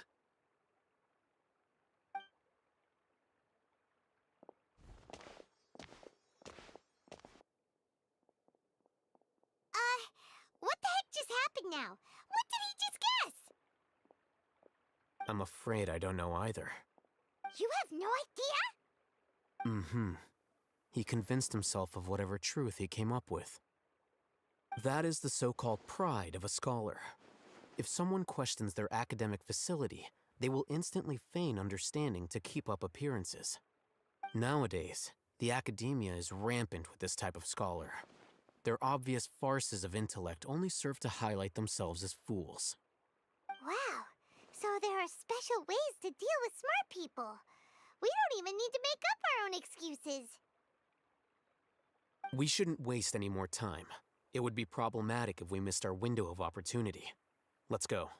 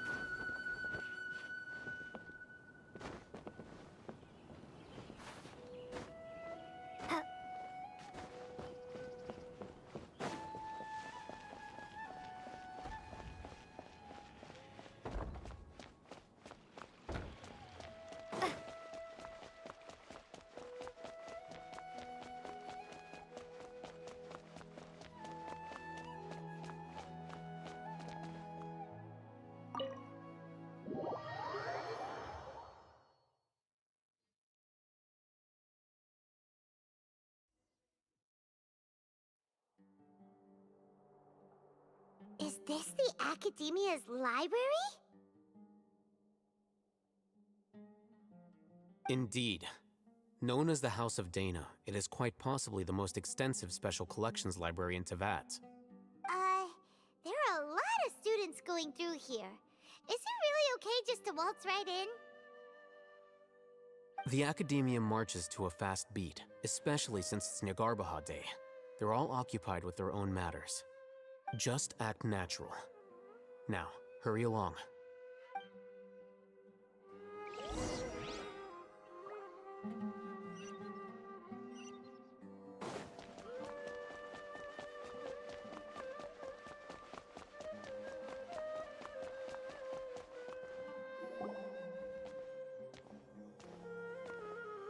What's this platform for? It's a lift that Academia personnel use to access higher floors. Are we gonna take it then? The Grand Sage's office is up there somewhere. No, not right now. We can't guarantee that we won't run into the Grand Sage. Let's step back and observe for now.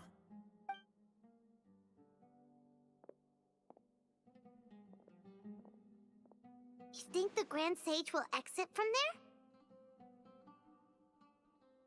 And after he does, we'd sneak past him? Oh, Paimon thinks that's really dangerous. Who knows?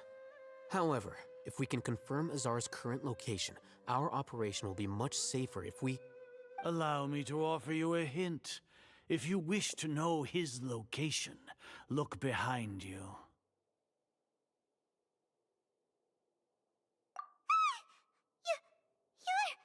What's Grand Sage Azar doing here?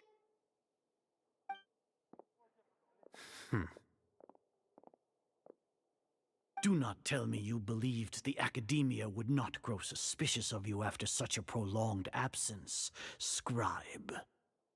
An eyewitness had informed me of your whereabouts, so I came to personally welcome you. Grand Sage, I didn't expect you to care so much about me. I'm truly flattered. I'm sure, but compared to you, I am far more interested in these two unexpected guests. You are the Traveler and Paimon, correct? It's a pity that only now have I been afforded the opportunity to formally meet two of Sumeru's most esteemed guests. I do apologize for my lack of decorum. Excellent. You immediately initiated discussion instead of attempting to prepare some perfunctory excuse. You clearly understand the situation at hand, and have no intention of making a reckless stand. The foot traffic here renders this place unsuitable for discussion. Please, follow me to my office.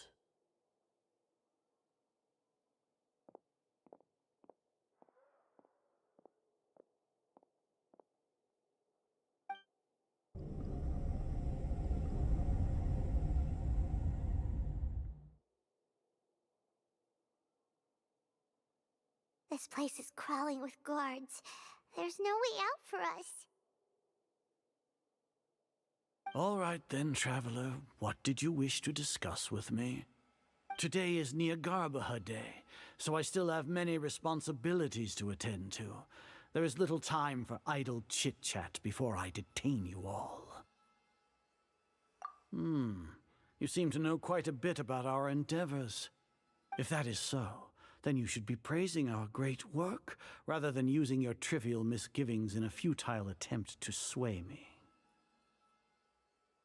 Trivial? Then tell me, what do the Fatui want from me? Worthless. Those are all completely worthless. Benefits, divine power. These materialistic words do nothing but debase our great work. Creating a god. Yes, we are using human wisdom to create a god. If humanity cannot attain omniscience and omnipotence, then we shall create a god to reveal them. This is the pinnacle of human wisdom.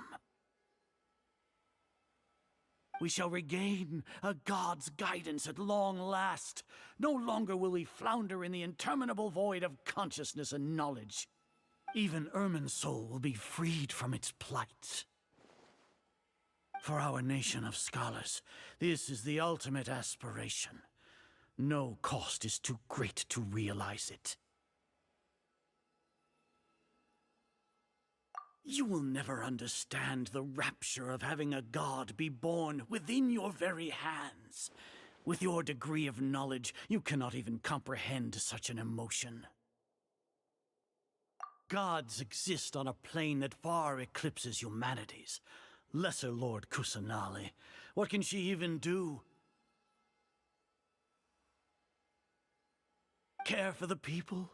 Fend off sandstorms? Fabricate silly fairy tales? These are but child's play for the academia. Does that make us equal to the gods? We are a people favored by Greater Lord Rukkhadevata. Though I may have personally not seen it, our forefathers bore witness to true wisdom. The ascension of the Lesser Lord has brought nothing but bewilderment to the scholars. They all ask, is that truly what true wisdom is supposed to look like?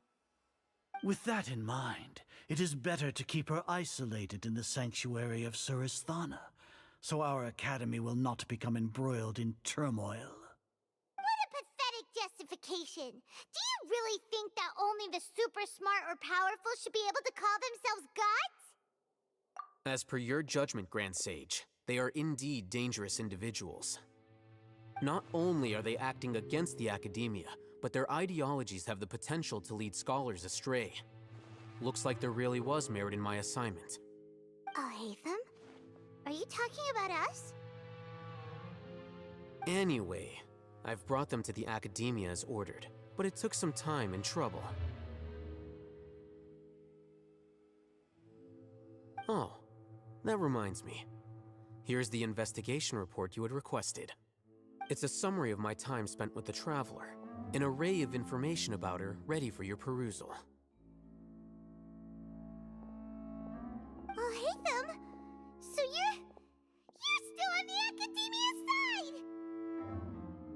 We finally started to trust you!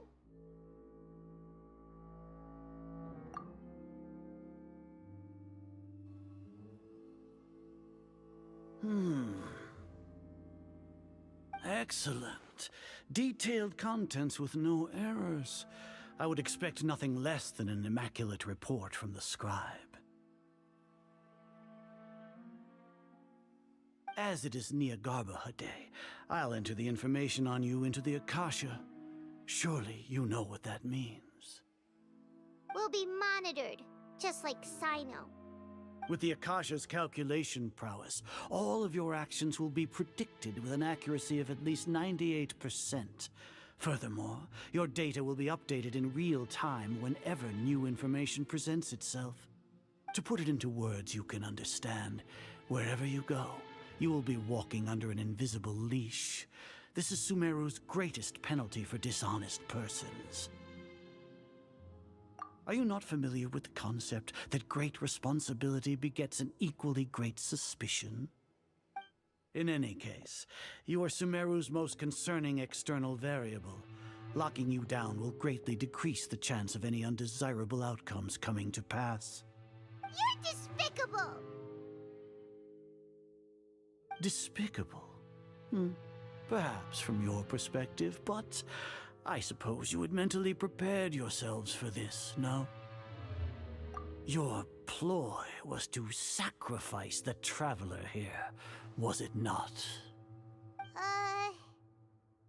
Lord Azar, I know what you're trying to say, but I've been following your plan this entire time.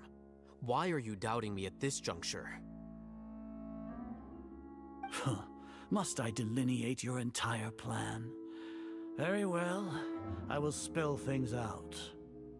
First off, I received an eyewitness report that you were spotted with the Traveler at Caravan Ribat. However, you immediately departed for the desert and escaped surveillance range. Judging by the time, you all likely encountered the truant General Mahamatra in the desert. Am I correct? Maybe Paimon shouldn't have mentioned Sino just now. The Academia had not received correspondence from its scribe for a prolonged time. You were also in the company of the Traveler, a close associate of Lesser Lord Kusanali and General Mahamatra Sino, who had defected from the Academia. With their instigation, what was the probability that you would betray the Academia? Rationally speaking, 50%? 70%? What do you think? Regardless, that's only a guess. The facts are that I've brought the Traveler right before you, and I gave you my report. Indeed, your boldness deserves praise. To think that despite status as an outlander, the Traveler is still willing to sacrifice for the sake of your plan. If I'm correct, you have a contingency plan to save Lesser Lord Kusanali and ruin our great work. Sneak into the Academia on Nia Garbaha Day, using Alhaitham's status as the scribe, for there is a good chance that an opportunity to save the Lesser Lord will arise. Should your intentions be discovered, Alhaitham will turn traitor and sacrifice the Traveler, thus proving his innocence. He can then stay inside the Academia and continue searching for a way to proceed forward. As for Sino, according to the Akasha's calculations, he will soon return to the Academia and confront me in person. I suppose this is also a part of your plan?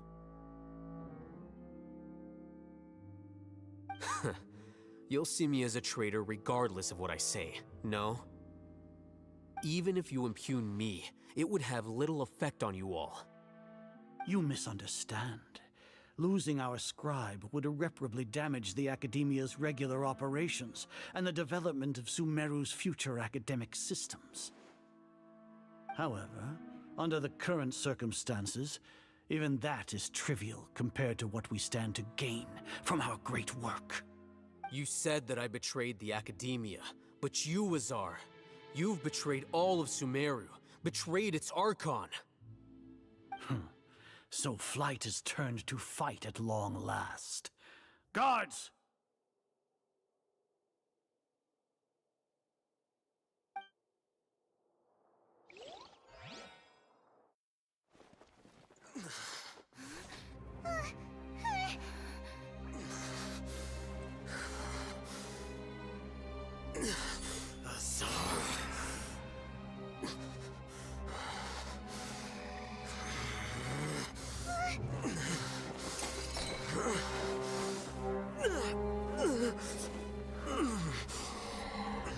Well, what do we have here?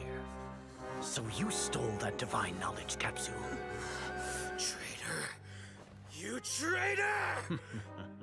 Even the most rational scholar will yearn for the power of a god in a moment of desperation. Aren't you doing the exact same thing as me, Alhaitham? Unfortunately for you, no god will lend you their power. Azar!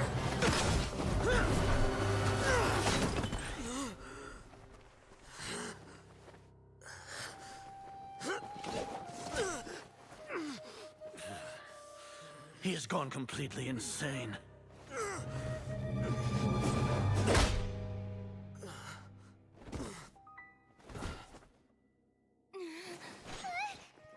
Take him to the Matra and exile him to Aru village.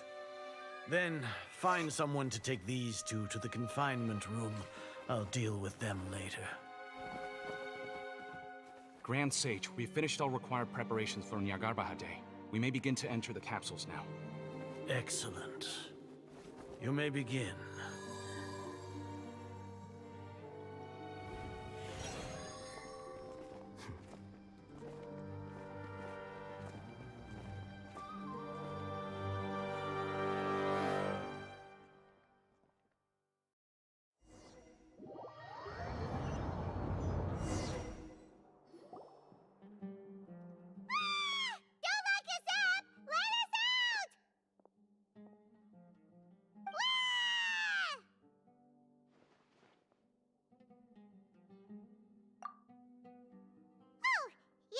Paimon got a bit carried away there.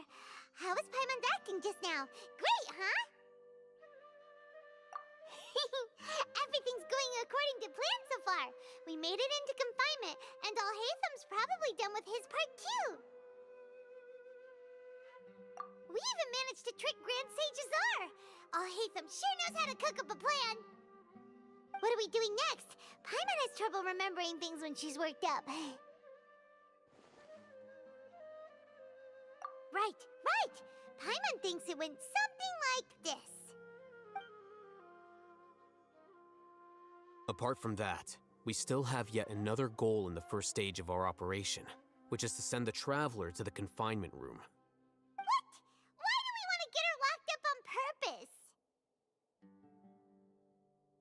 She's always been the person the sages are most afraid of, as well as the greatest obstacle to the successful implementation of their plan. They are very aware of the risk she poses to them. Once the Traveler is imprisoned, the sages will likely think that everything is under control. And with their guard down, the next phase of our plan will have a much higher chance of success. I can already see the pompous looks on their faces. Oh, that's a super tricky plan. But Paimon still thinks it's not really worth it. That isn't the only reason, of course. She has a more important task once she's in confinement. According to the Academia scholars in Ramon's custody, Lesser Lord Kusanali has sealed off her consciousness in the Akasha ever since she was captured by the Doctor. That way, they can't pry any more information from her. Even if we break into the sanctuary of Surasthana, it will take time to awaken Lesser Lord Kusanali's consciousness. We need to do that in advance. So our job is to wake up Nahida!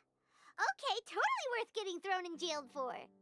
The confinement room is inside the Academia, close to the sanctuary of Surasthana. It's a completely enclosed space, and you won't be receiving any visitors. I'll work with Ramon's scholars to make some modifications to your Akasha terminal. Once you're in, get as close as you can to Lesser Lord Kusanali and try to connect to her consciousness. However, as for whether she'll actually wake up, that will depend on our luck.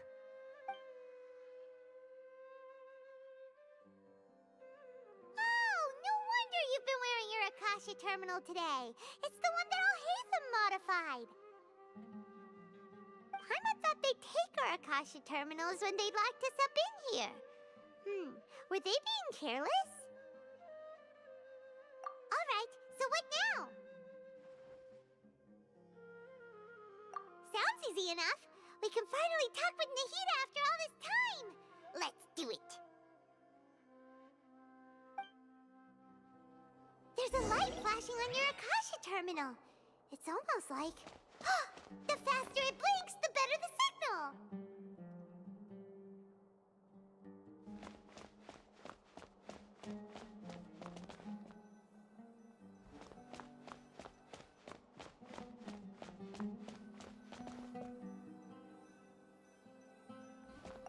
Here? No signal again! Is it getting jammed?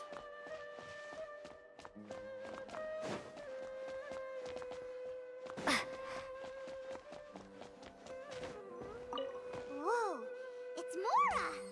Ooh, Mora!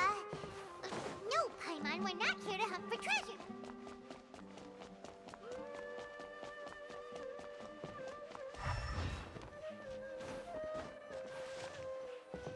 Here? No signal again. Is it getting jammed?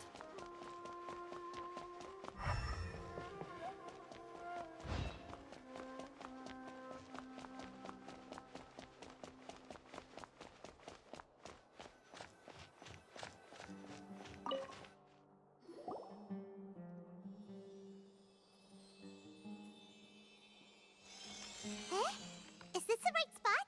Are you getting anything?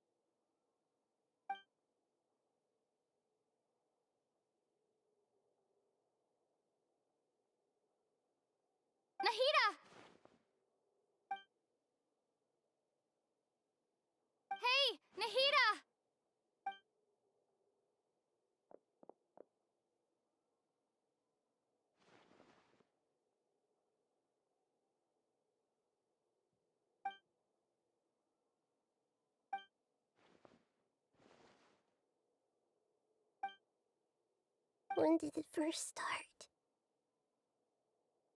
Oh, right. It started from the moment I was born. I want to become a worthy Archon.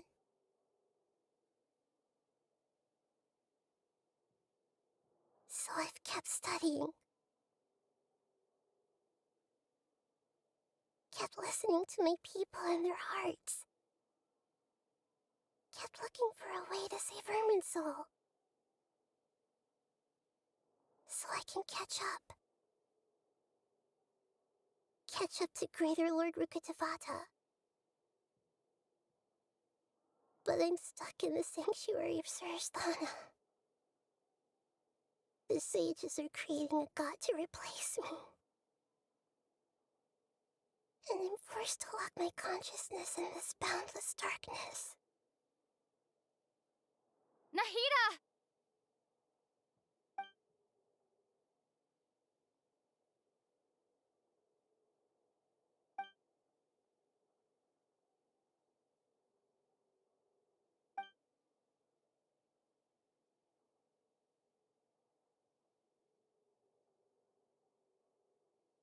Nahida!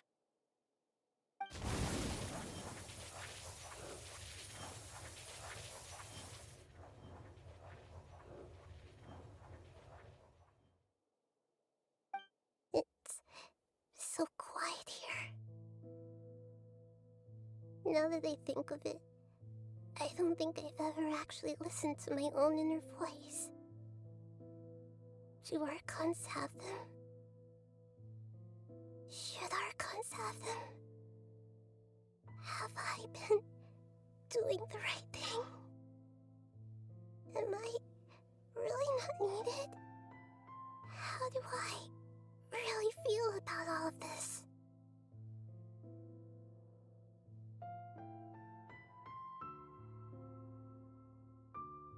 It's so quiet here. Since you're the god of wisdom,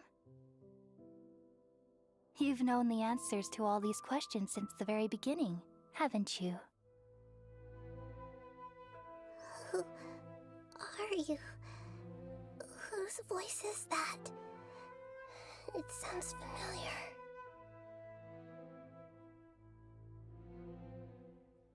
You're right, though.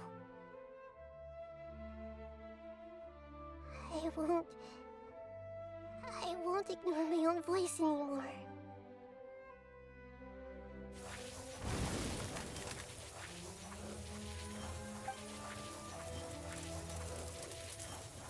Nahida!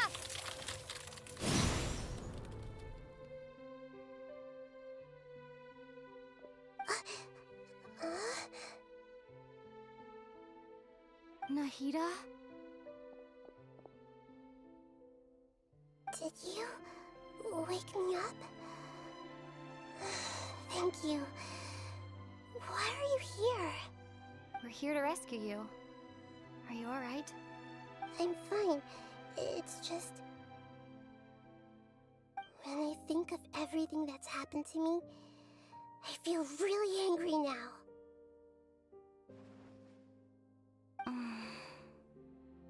You should have been angry ages ago.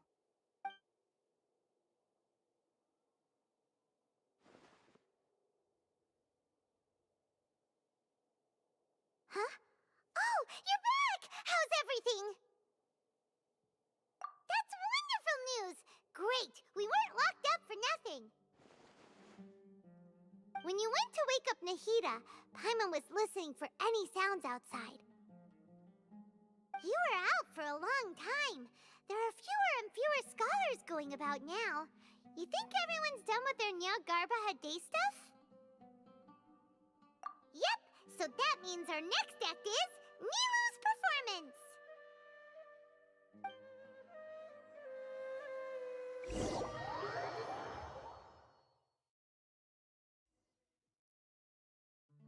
Nilou, are you sure about this? You're taking such a great risk for them. I'm sure, and I'm going.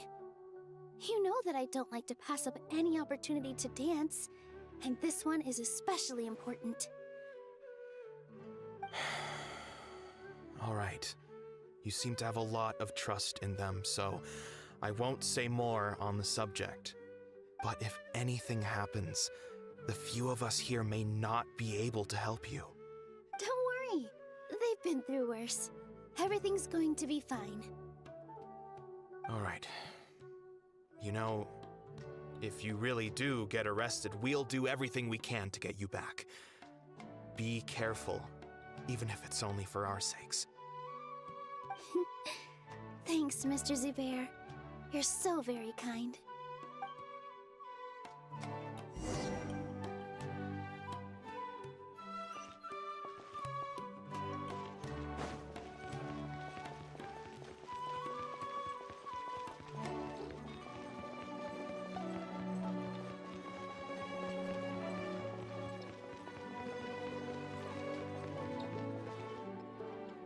Nilu, how's it going?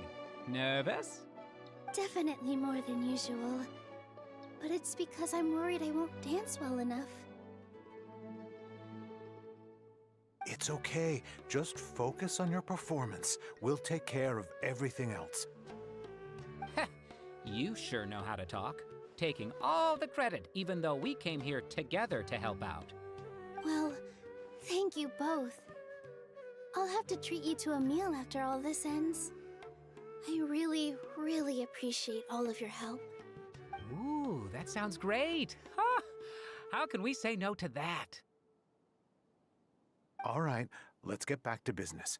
Nilu, we'll be here to keep people from going to the academia so they don't interrupt your performance. I was planning on telling them something like, the Academia's been conducting a weird experiment, and some of their test subjects escaped. It's really dangerous there, so stay away. Oh, you couldn't think of anything better? Oh well, I guess it does sound like something the Academia would do. I think it sounds great. I'm counting on you guys. Don't worry, it'll be a piece of cake.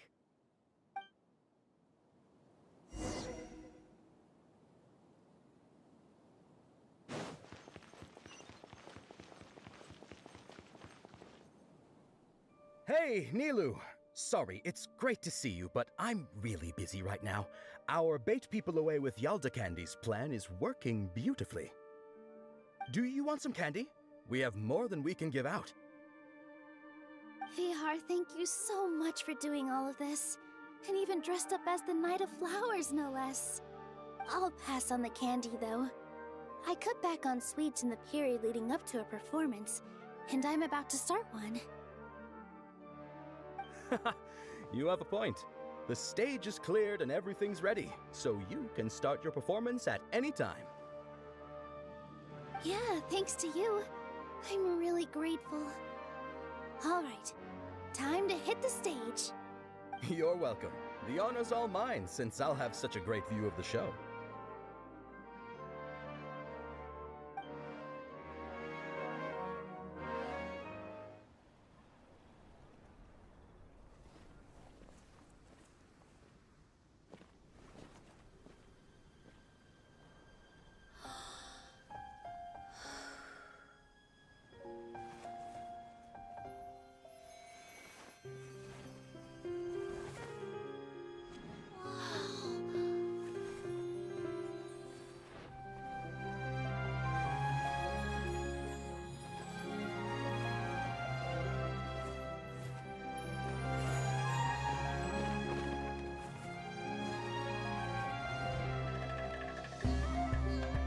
I've never seen a performance like this.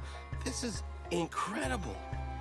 Yeah, but I heard that public performances like these have been banned. I can't believe she's doing this here.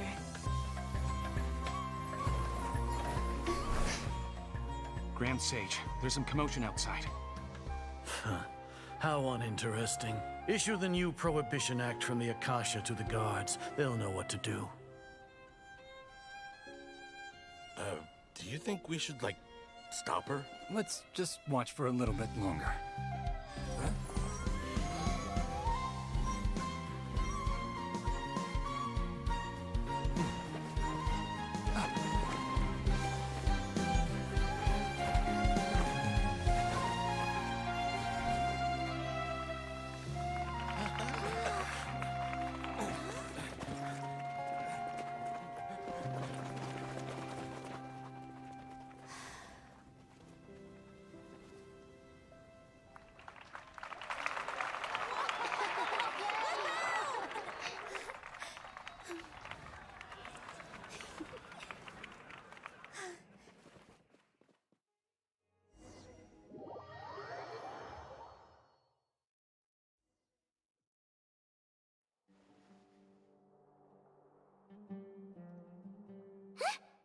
Did you hear that?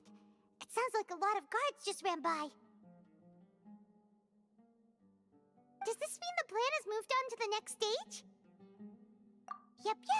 It's great that everything seems to be going well. Come to think of it, when did Al-Haytham replace the knowledge capsule that was about to be entered into the Akasha? Oh, so that's when he did it! Paimon was too nervous to notice. Speaking of, didn't Al-Haytham also yoink the divine knowledge capsule from that mercenary leader in Port Ormos when everyone else was distracted? Oh, it's a time-tested trick of his. Why are we complimenting him? Yeah, he's smart and all, but he still makes Paimon's blood boil. Let's review our plan for this stage again. It's not like we have anything else to do right now anyway, and it'll help us feel more confident. Paimon remembers that Nilou's task was supposed to go a bit like this. Now that Lesser Lord Kusanali's consciousness has been forcefully sealed, the core figures of the academia and their guards have started to wear their Akasha terminals again. With the doctor's technological support, they think they have nothing to fear. How despicable of them to rely on such a person. But this is also our chance. I was originally asked to draft the knowledge capsule for the Artistic Performances Prohibition Act when I was still at the academia. It should be on the Grand Sage's desk right now, and will be entered into the Akasha during the next Nyagarbha Day. Are they really going to stop all artistic performances? That's horrible! I'll make an identical knowledge capsule, but this time, I'll smuggle some misleading information into it. We only need to find an opportunity to switch the capsules. Once it's been entered into the Akasha on Nyagarbha Day, if someone were to be seen performing in public, the sages would definitely use that opportunity to announce the ban, and so the misleading information will be disseminated amongst the guards. Sure sounds complicated, but it seems like if everything goes well, we'll be able to get rid of all the guards in the academia without any effort. That's pretty clever, getting right into their heads. I just have one question. Even if we manage to get the misleading info out to the guards, how can we be sure that they'll believe it? People who are used to relying on the Akasha become less inquisitive, and their ability to distinguish truth from misinformation is significantly reduced. They will view everything the Akasha releases to them as the unequivocal truth. The Akasha will turn humans into machines. I've seen it happen many times. Yikes. Good thing I didn't wear it for long when I was working in Sumeru City. At first, I thought it was a good thing too. By the way, this plan still requires a performer, right? Do you have someone in mind? Nilou of Zubair Theater. I know her really well. We can trust her. I'm kinda hesitant to ask her to participate in a dangerous plan like this, but we can ask her in person. All right. After the guards in the academia are gone, then it'll be time for me and my stowaway brothers to shine.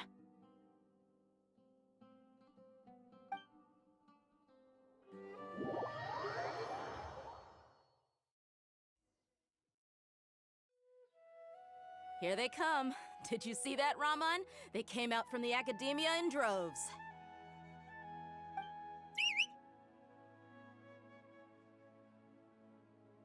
After laying low in the city for so long, this is the moment we've been waiting for.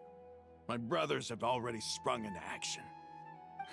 We couldn't do anything to them inside their coop, but outside the academia, this is our hunting ground. With a lioness like you, the prey sure won't be able to run far.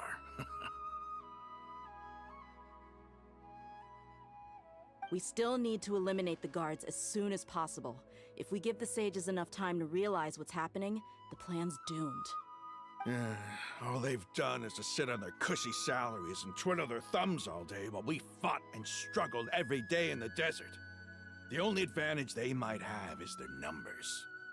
Speaking of which, most of the guards who report directly to the Six Sages belong to the Corps of 30, but they have a completely different reputation. following those blasted sages every whim, throwing away all the principles of being a mercenary. As someone in the same profession, I'm obligated to teach him a good lesson today. Indeed. The trap has been set. All we need to do is lead them there. All right, let's each take a road and herd those scattered guards back into one place. Make sure to attract their attention. Isak will be the key. You gave such an important task to that child. Will he be okay? It'll be fine. Isak was so determined to help, so let's put our faith in him. Besides, even if he's caught, the guards would be too scared to do anything to him. They've never seen Lesser Lord Kusanali in person, after all. You've got a point. Anyway, I think I see them coming. Let's head out. Good luck.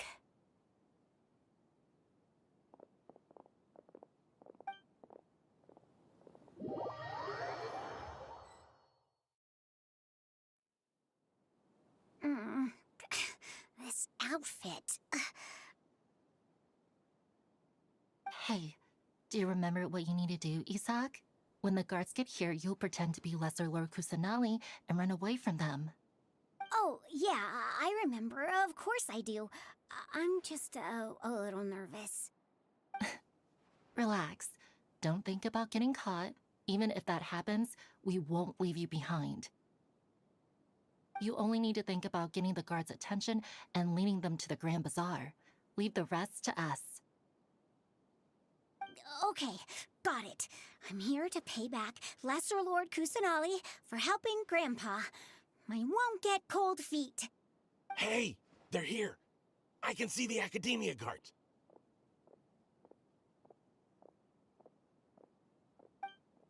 All right, it's time, Isak. Take a deep breath and go. You can do this.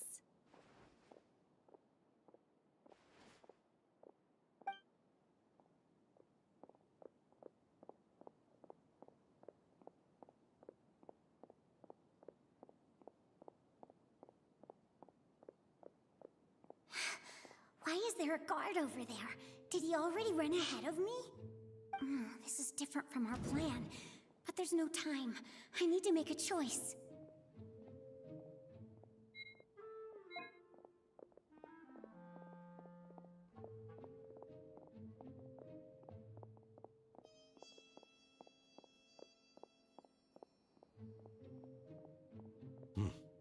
Let's have a look behind the house.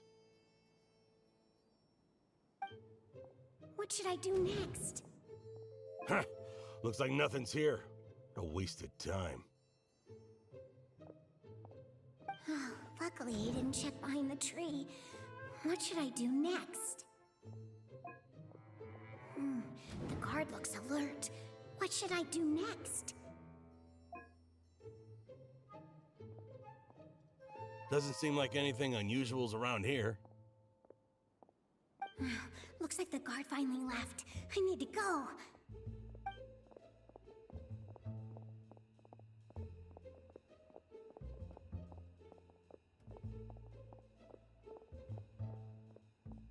Hey! Lesser Lord Kusanali is over there! Stop! What? Lesser Lord Kusanali? How did I not notice that? They found me. This is bad. Where should... Oh, how is this possible? There's also an Academia guard here. Oh no.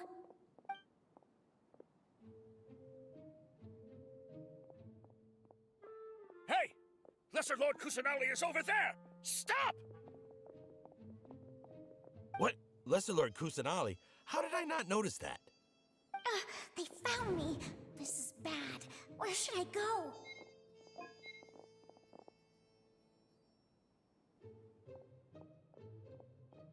Hey! Lesser Lord Kusanali is over there! Stop! What? Lesser Lord Kusanali? How did I not notice that? They found me. This is bad. The target suspected to be Lesser Lord Kusanali has escaped into the Grand Bazaar. Assemble and arrest her!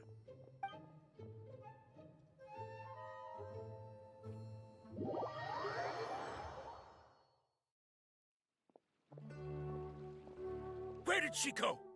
How did she disappear? Did we lose her? Hurry up and find her! Hey, why is your team here? Didn't we say to split up our search? Hurry! Hurry! This place is... Why are you all here? Yeah, isn't it one heck of a coincidence? Everybody's here. What on earth is going on? I suppose that's all of you? Who are you? Did you set us up? What are you planning? Phew, that was rough. I almost got caught. Little brat? So you're not actually Lesser Lord Kusanali. Who exactly are you all? Eremites from the desert? Just some colleagues. Think of this as a business competition, or a personal grudge. After stepping into our traps, stop thinking of yourselves as hunters. Behave like the prey you are.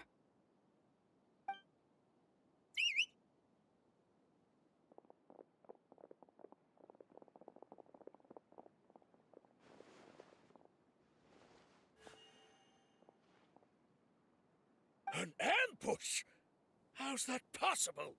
This is Sumeru City, but mercenaries from the desert somehow ambushed us! You've spent all your time hiding away in the academia. This place has long since become our hunting ground. Brace yourselves!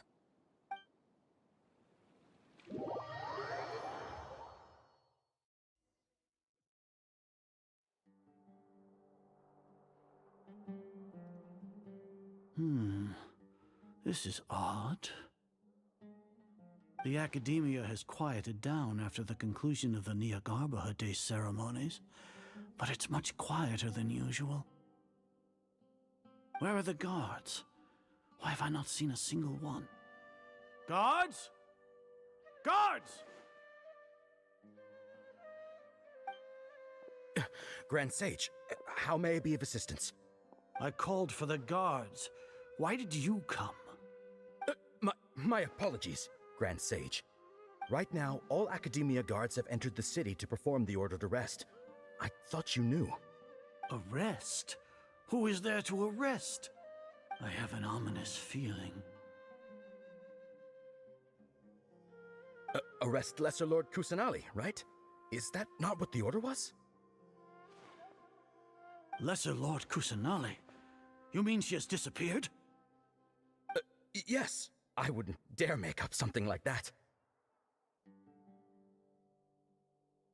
Right now, everyone is in a panic, and many are saying that Lesser Lord Kusanali will take revenge on us. What happened? Just what is going on? Lesser Lord Kusanali somehow escaped? Was it Alhaitham and his party that freed her? That's impossible. The Academia is heavily guarded today, and any order to release Lesser Lord Kusanali would be strictly confidential. Besides, Alhaitham and the Traveler are already in our hands. What manner of trickery did they employ? How could Lesser Lord Kusanali disappear into thin air? Disappear? Wait. How was the arrest order distributed to the guards? It was issued by the Akasha earlier today. Only you have the authority to send messages like that, so I thought it was your order. Let me check.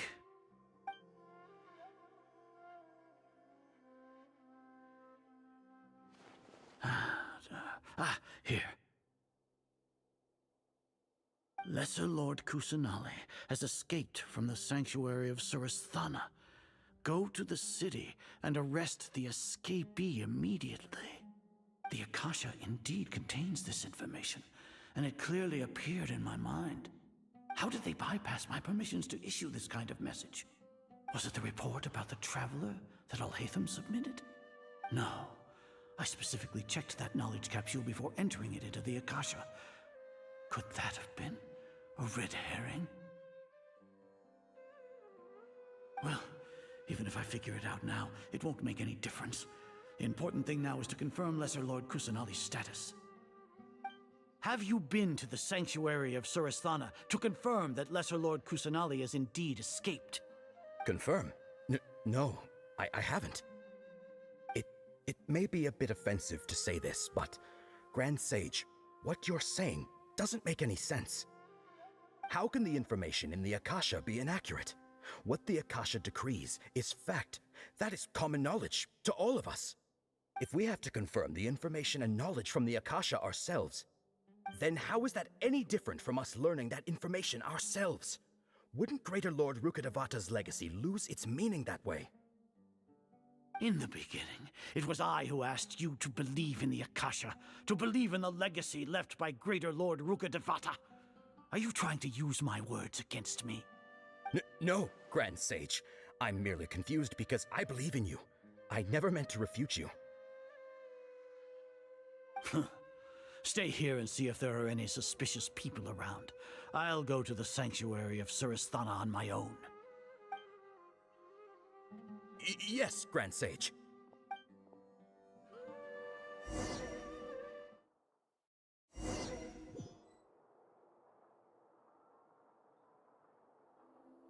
Lesser Lord Kusanali has escaped from the sanctuary of Surasthana. Go to the city and arrest the escapee immediately. How can that be? Stop thinking about it. Stop. It must be a trick of theirs. As long as I personally confirm it. Ah! Impossible. That's impossible. There must be something wrong with my eyes.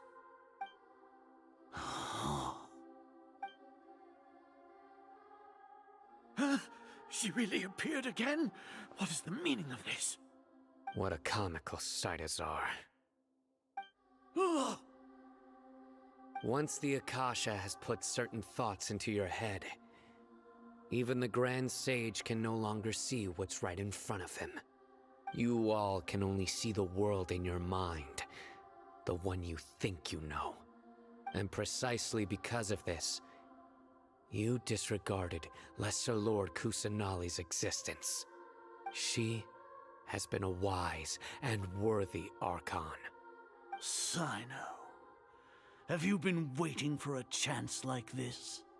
The Akasha predicted that you would return to the Academia to confront me, but I didn't expect it to turn out like this. I was careless. No, you were blinded. Your faults stem from your reliance on the Akasha. You're still the same as always.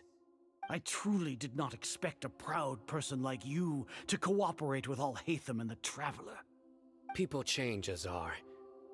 Admit it. The Akasha can't predict my actions anymore.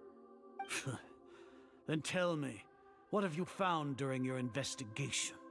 You want to buy time? This is the sanctuary of Surasthana. Under your own regulations, even Academia staff are forbidden to come here. No one will come to save you. As for the investigation, I've at least confirmed that you are guilty of insurgency against the Archon. A serious crime. So what?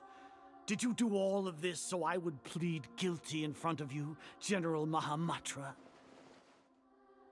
No. I want you to plead guilty in front of the Archon herself. You once said that I had no standing to judge you. So now, how about judgment in the name of a god?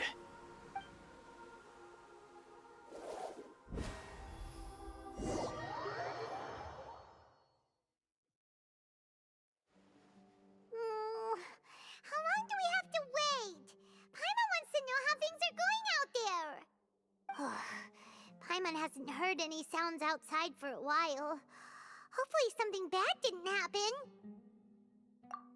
Yeah, but aren't you scared that we might be locked up in here for the rest of our lives? Thinking about it, at least Paimon has you. We could still chat like this. When Paimon thinks of Nahida being imprisoned alone in the sanctuary of Surasthana, Paimon can't help but feel sorry for her.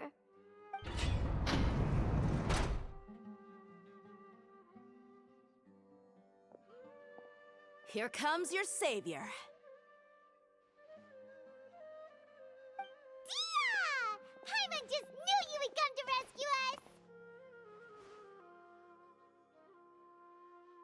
You two really owe me some big thanks.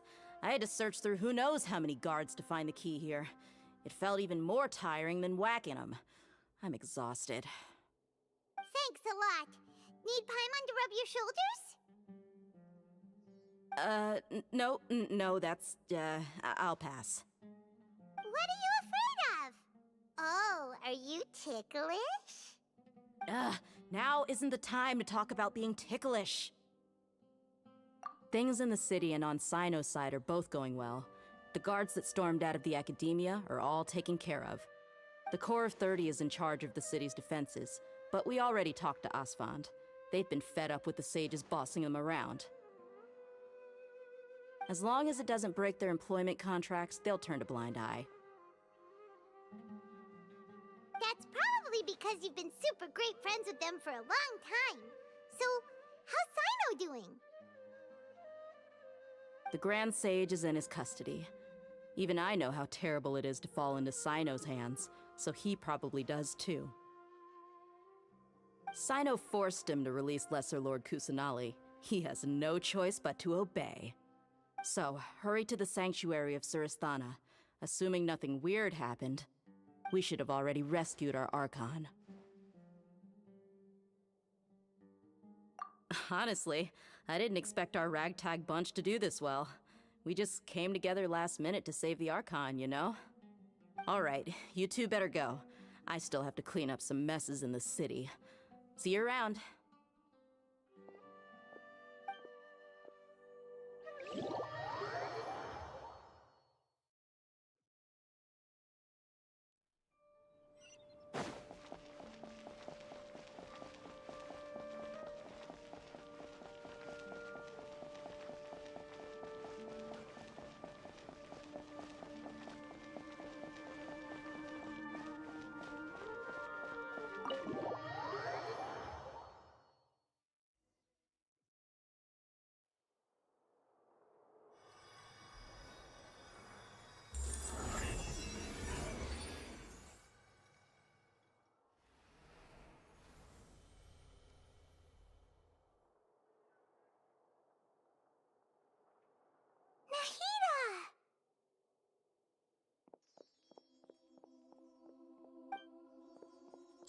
Should I say, it's nice to meet you?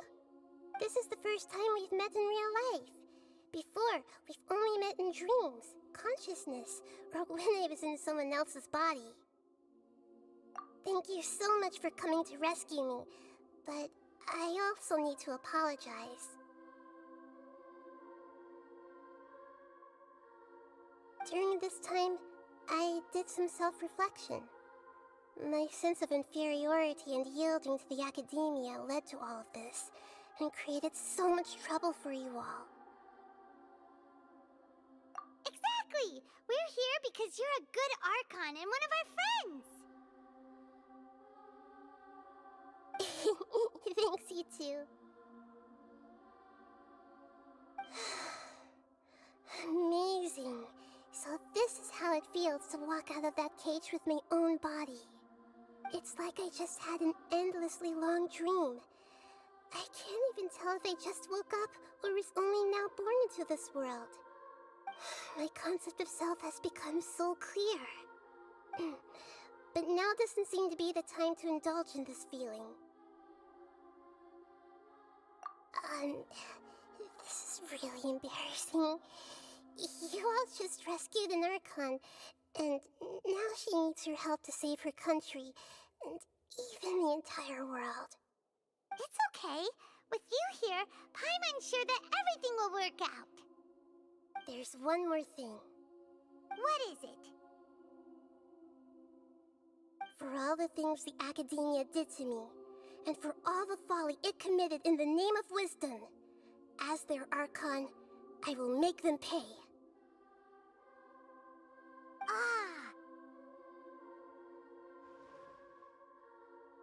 Wow! That's the spirit! You're finally standing up for yourself and not letting people walk all over you! I understand now. To be a better Archon, I first need to better myself. If you haven't even figured out how to be a caterpillar, how can you be a butterfly? Yes, true. That reminds me. I wonder how far along the Academia is with their god creation plan. We need to hurry and prevent the birth of that false god. I need to make some preparations. Since I'm now free, I can establish a direct link to the Akasha and control it. First things first, I need to remove the restrictions that the doctor put on me in the Akasha. After that, I'll make some adjustments and revoke the sage's permissions. The Akasha will then be like how it originally was, only operable by the Archon. After all, the Academia betrayed Greater Lord Rukkhadevata's trust. This might take some time. In the meantime, you should also work on your own preparations. If we don't stop the god creation plan in time, we'll be in for a tough fight.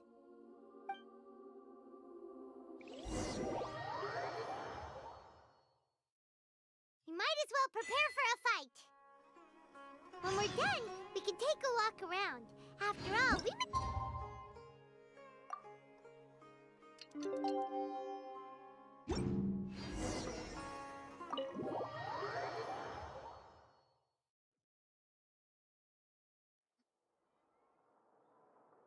How's it going, Nahida? I'm done with the parts that needed my involvement to complete. Although it's my first time working with the Akasha like this, its internal structure and operation procedures are easy for me to understand.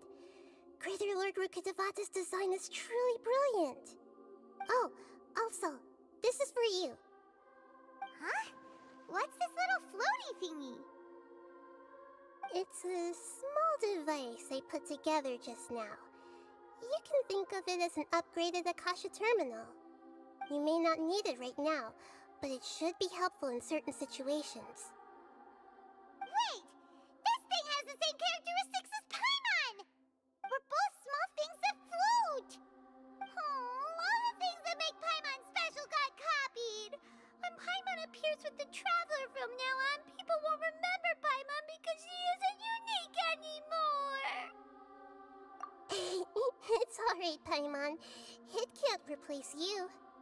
It's only a flying device, but you're the Traveler's irreplaceable friend. You're so good at comforting people, Nahida. If only the Traveler was as smart as you.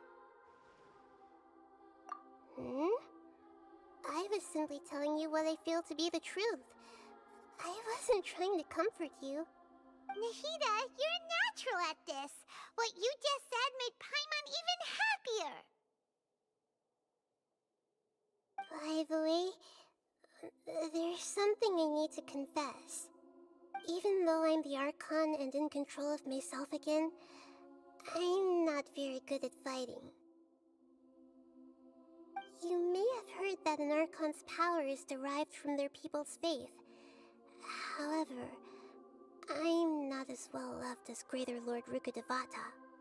If we get into a situation where combat is our only option, I'll have to count on you, and I'll do my best to provide support. I'm glad I can rely on you. So the God of Wisdom isn't good at fighting? That actually sounds about right. I've located where the false god is. Time is of the essence, so let's skip to it.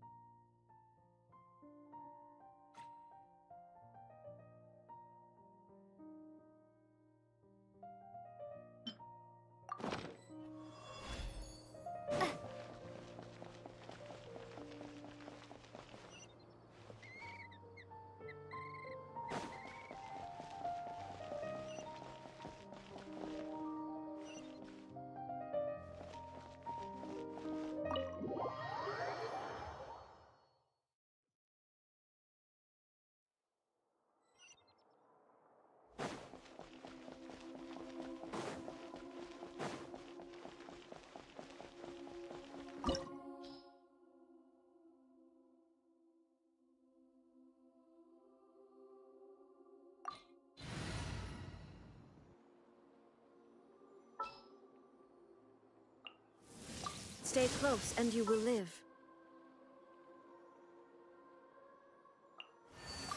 I will follow where you lead.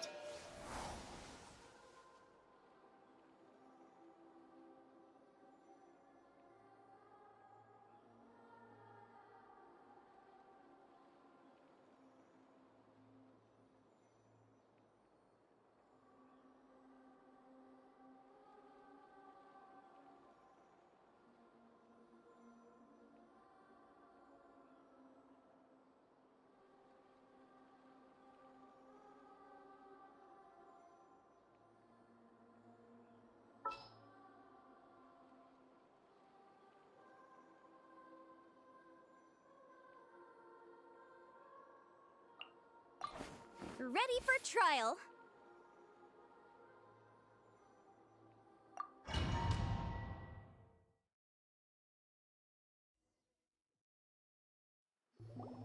What is this place? Is this really the way we need to go? Wow.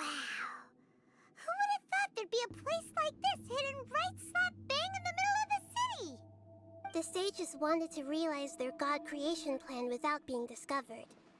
The safest and most convenient way would be to build within the academia itself. That's true. They were already hiding one god, so why not two? Judging from the structure here, the project is a huge undertaking. The sages really saw the god creation plan as their ultimate goal. But this place doesn't look like it could have been constructed by the academia alone. The Fatui under the Doctor sure didn't hold back. They provided a lot of technological support. Yeah, or else they wouldn't have been that generous. Is that it, though? I've always felt that this Doctor is different from the academia sages. He doesn't seem to share their sense of urgency. Instead of being interested in the end product, it's like he's enjoying the experimental process.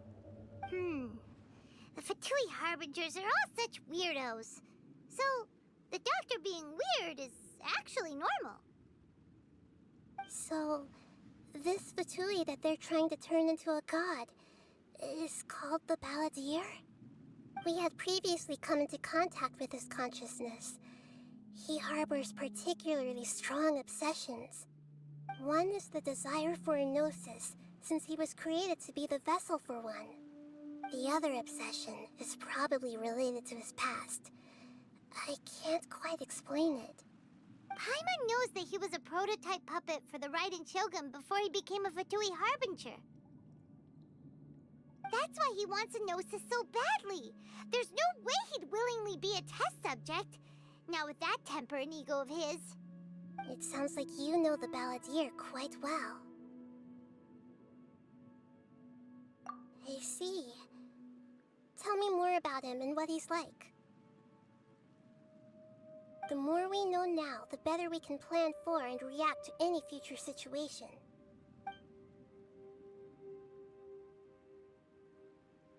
I see. How fascinating. Alright, time to go. Let's get through here and meet him in person.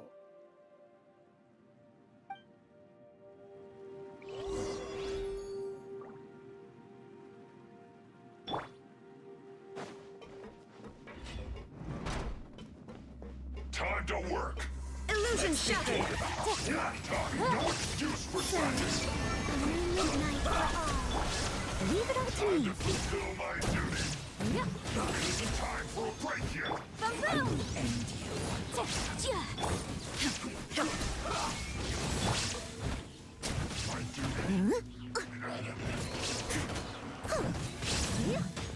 Motion to compel.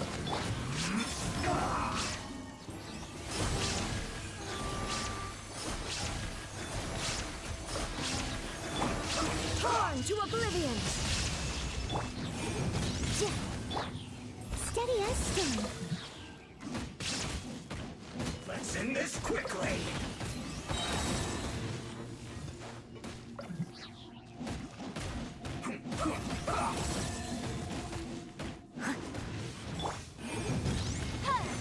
Time for your arraignment. no escape! As a good knight should.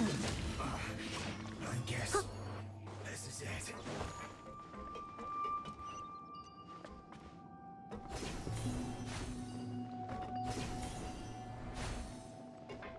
It looks like we can climb up these pipes.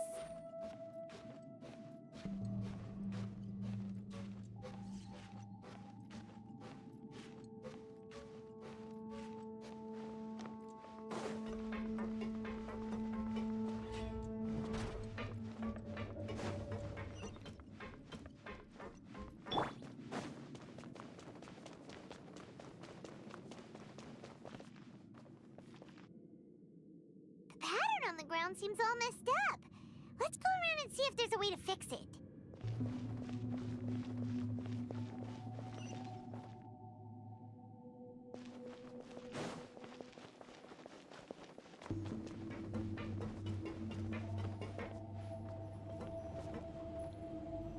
It seems to have stopped. Let's continue.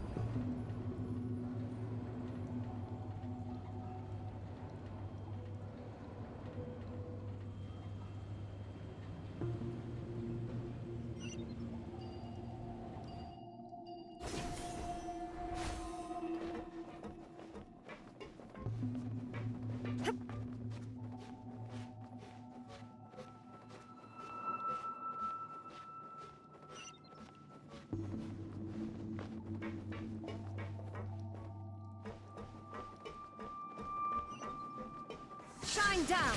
No more words. A new moon rises. Leave it all to me. Incinerate! This isn't good.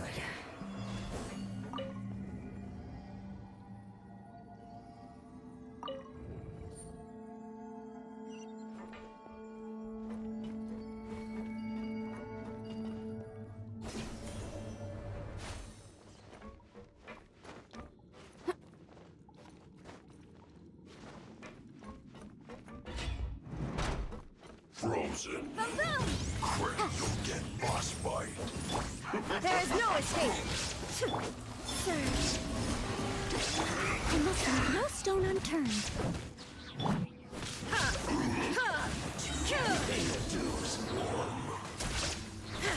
Shine down! Now you shall perish! Three moons converge. Can't run from death.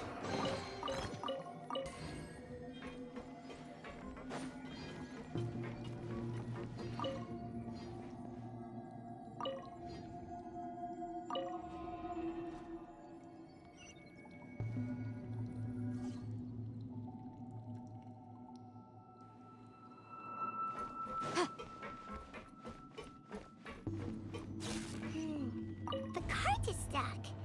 Maybe there's something wrong with the tracks. Let's try adjusting the direction of the device to clear the tracks.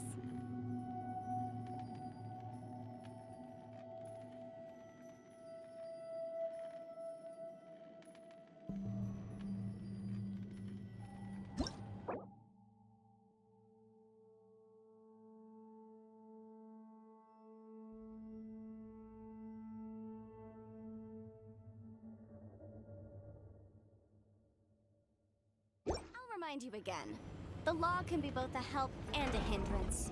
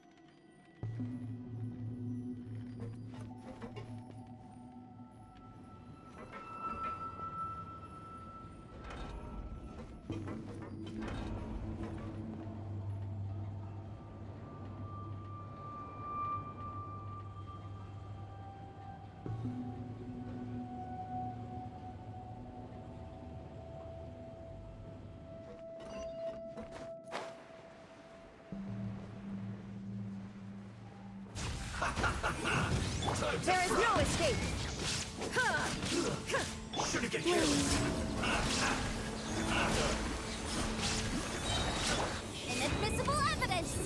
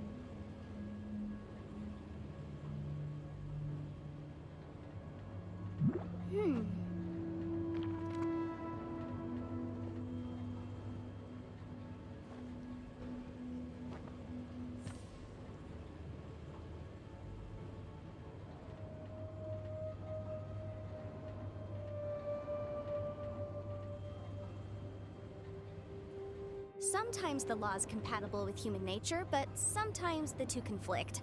Balancing the two is a discipline in its own right.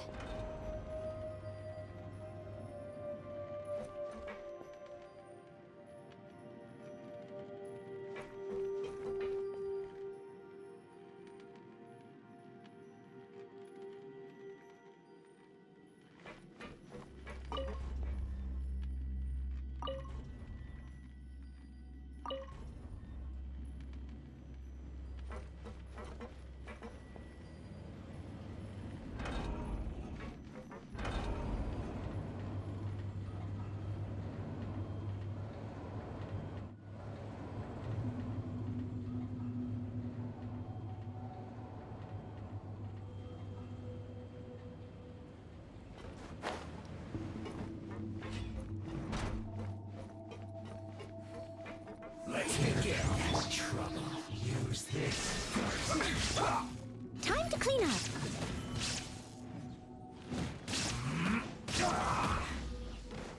Leave it all to me. Stay right there. Let's end this quickly.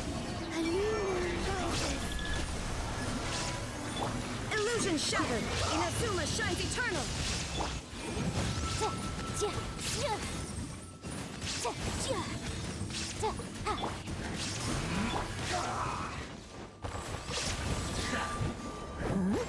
Let's not waste time. Steady as stone. Quiet. Come at me. Have a load of this. Don't be a killjoy. We've only There is just no begun. escape!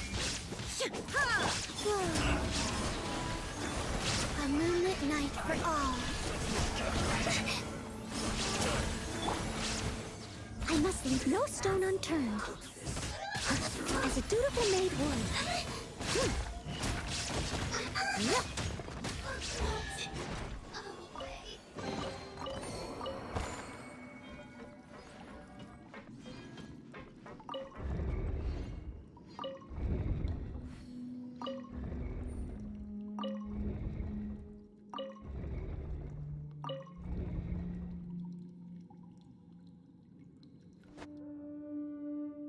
It was my honor to serve you.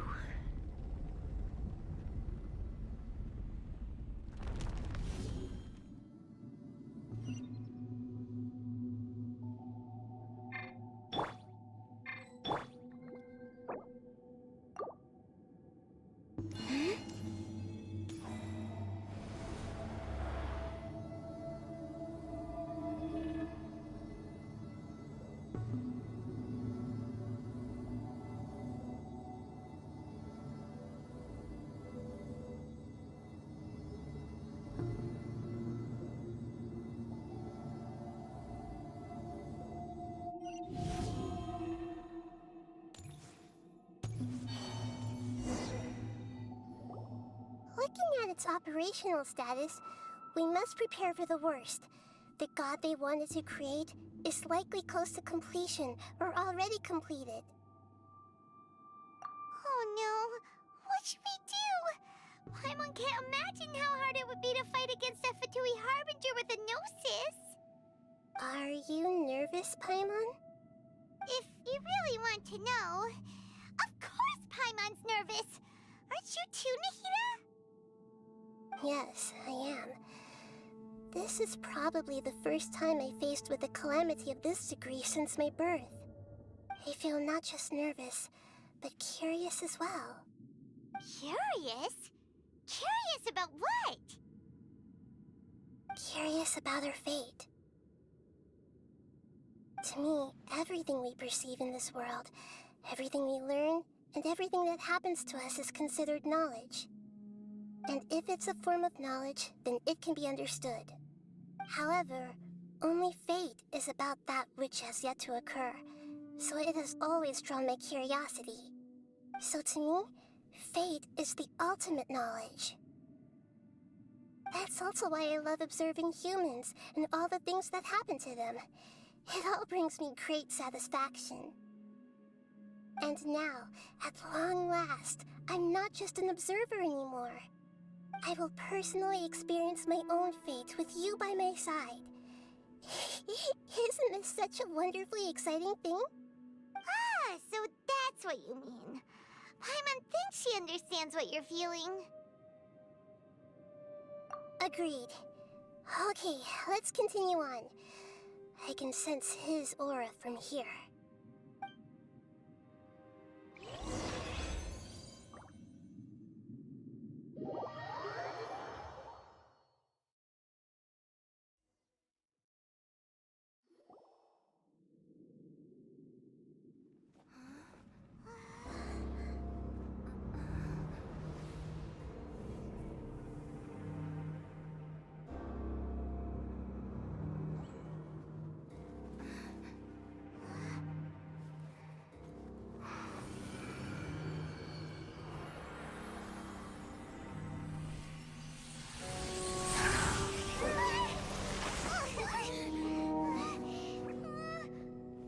Who would have thought the world would be so eager for my birth?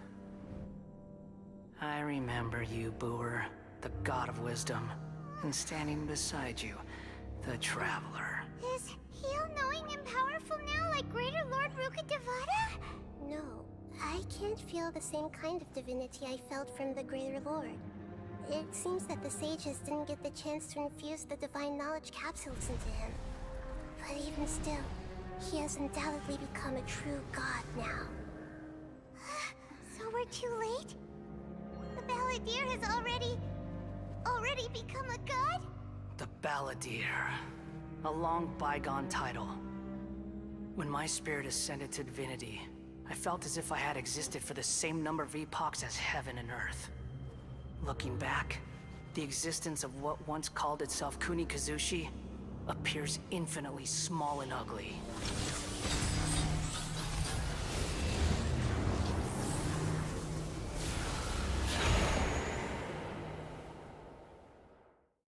This imposing aura, it really feels like the gods! A body that capitalizes on the Balladeer's original construction as a mechanical puppet, with the Gnosis serving as a constant power supply. How much effort and resources did the sages put into this? From a purely technological perspective, it's a commendable achievement indeed. It's no exaggeration to say, this is the culmination of human wisdom. You sure are something! Dishing out compliments at a time like this? But I don't think he's reached the spiritual height of a god. Strife is engraved upon every god and every gnosis brought forth into this world. Can you feel it? The exhilaration of such power, and the thrill of anticipation for our contention. Nahida wouldn't feel the same things as you! Do you not realize that you are interrupting a conversation between gods? Lowly creature, know your place!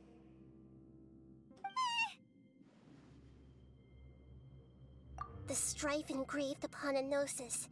You're talking about the Archon War. Tevat's current peace was not easily won. I didn't personally participate in the Archon War, but the way I see it, all those losses were meaningless, driven by the demands of the laws. There's no point in bringing it up again. Is that so? Yet I am deeply disappointed that I was never allowed the fortuity to personally participate in the Archon War. This is a first. Encountering a god in this world who does not crave power. No wonder your own people have abandoned you, God of Wisdom. Your judgment is as your existence, unsubstantial. This is where everything ends, Booer, the God of Wisdom. You should know that wisdom cannot solve every problem. Like now, where your only option is to face me in combat. Come! Let us reenact a scene of the Archon War. Come and inaugurate my birth as a god.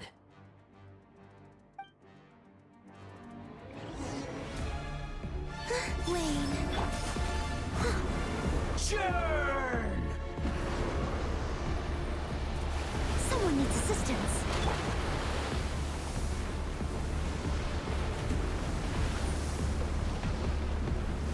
Feeble human!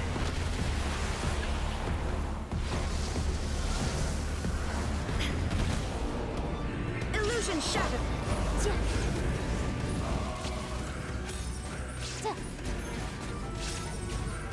My endless cycle! Steady as stone.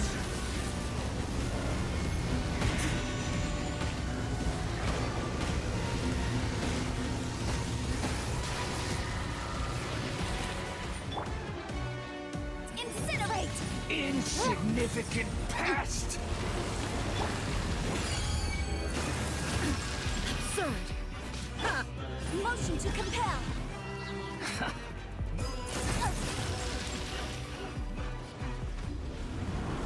Time for your arraignment! Now you shall perish! A new moon rises. Surge. I must leave no stone unturned.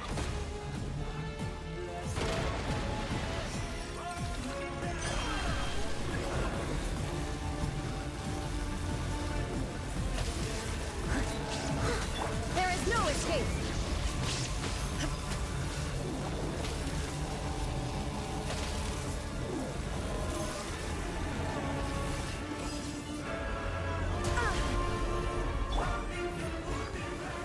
Feeble human! I'll catch up.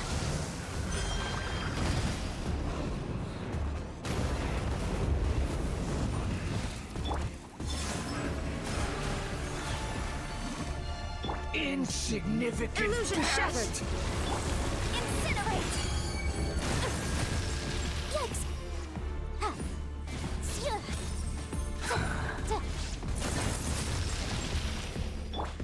Steady as My stone. endless cycle! Shine down!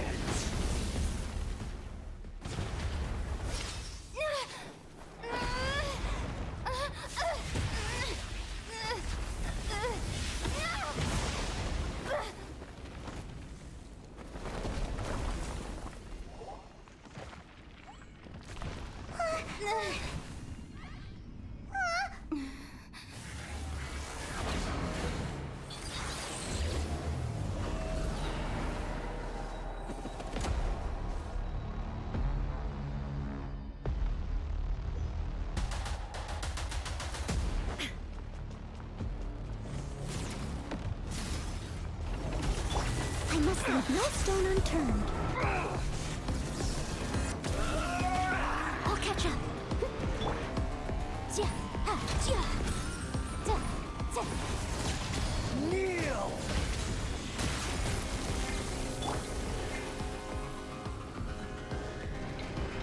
Illusion shattered! Steady as stone.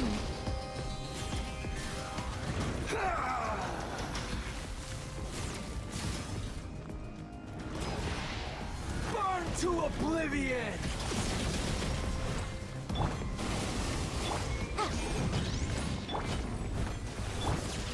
Kneel!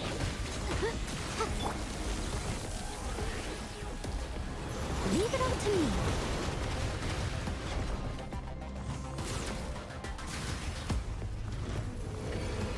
Reality is pain!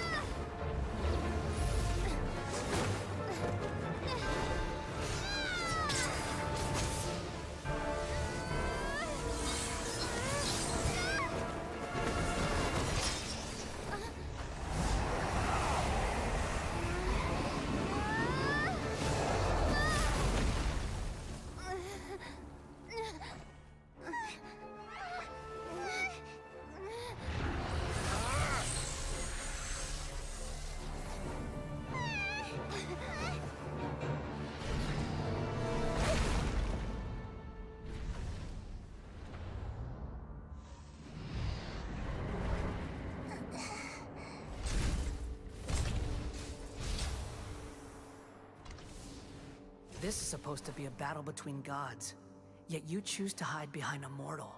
And now, you're acting like you'd sacrifice yourself for a human. Are you having fun proving a false sense of heroism to yourself, Booer?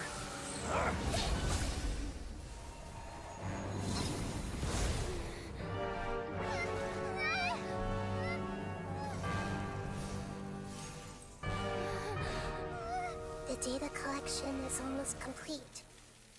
Do you even know how many times you've tried to take my gnosis from me?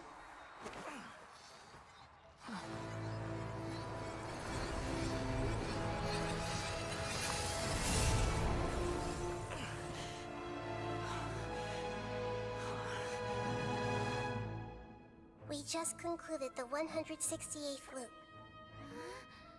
Did you know that in the effort to create you, the people of Sumeru were forced to live through the exact same number of Sub-Zerus festivals and Samsara cycles? The power of dreams. When did you use it on me?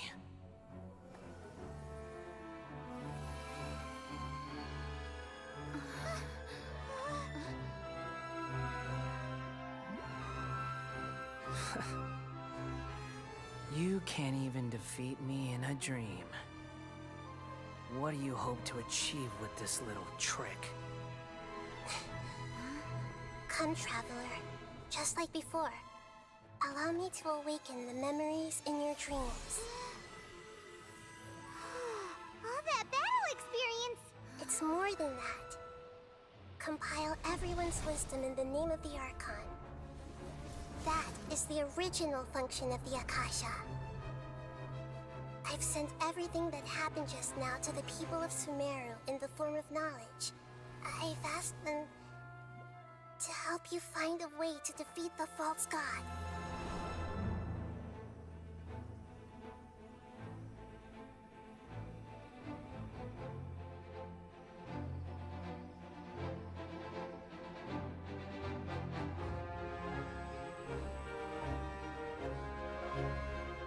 Now, all of Sumeru's wisdom is at your disposal.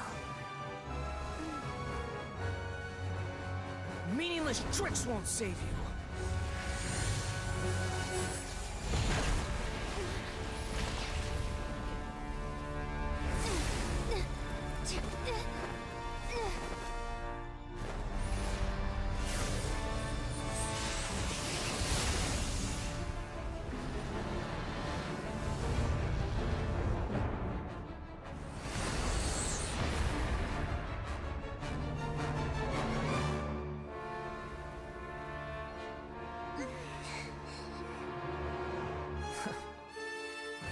Are you done with your tricks? Can I finally take this as a real battle between gods?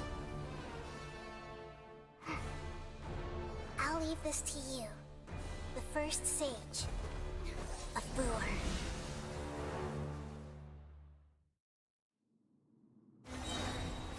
1,000 eons, mine to dominate.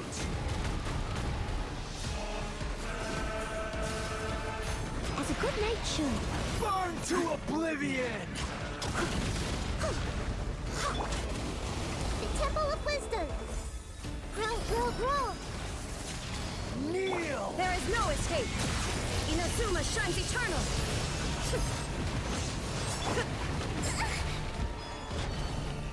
Three moons converge.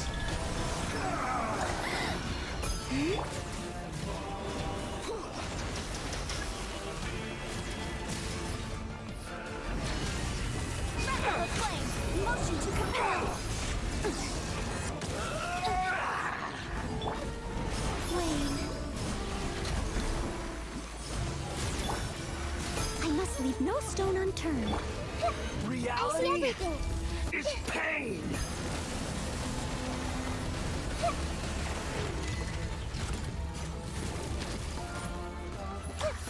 Good riddance, cruel world.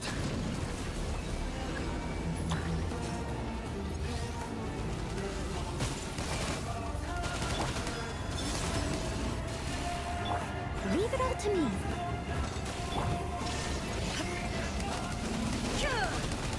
Incinerate!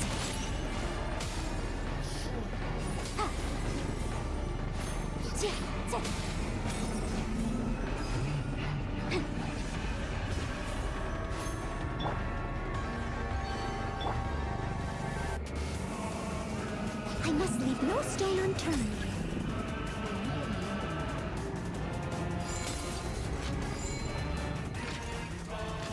Your new god awakens! I am a disgrace to the knights.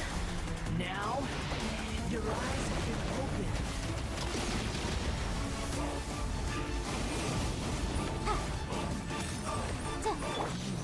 Illusion shattered!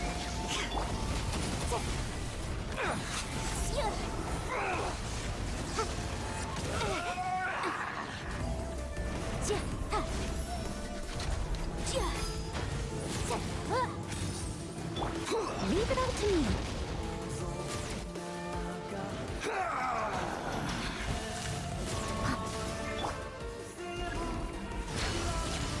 Kneel!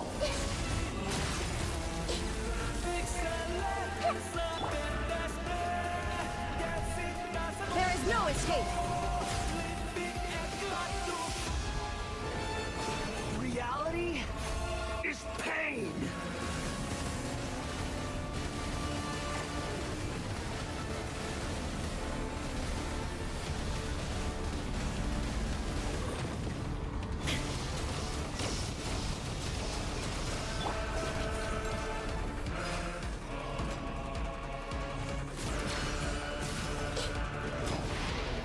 Burn to oblivion!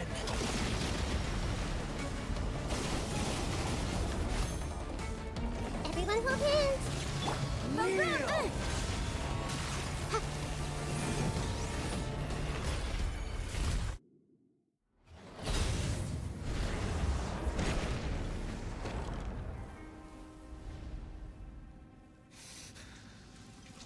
Humans.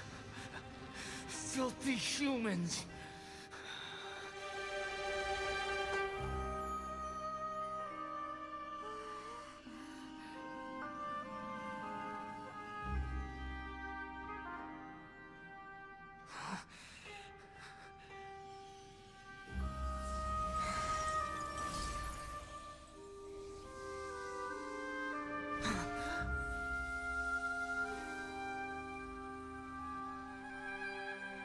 No! Wait! Please! Anything but the gnosis!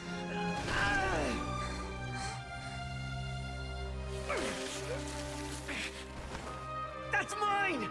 Don't even try!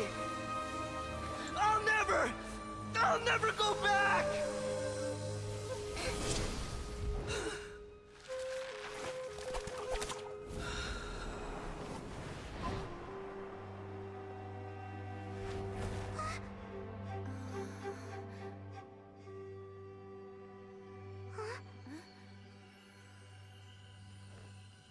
We haven't yet found the answer to the most important mystery. Irminsul is still waiting to be saved. With the power of another Gnosis, we may now finally understand the last memory of Greater Lord Rukkhadevata.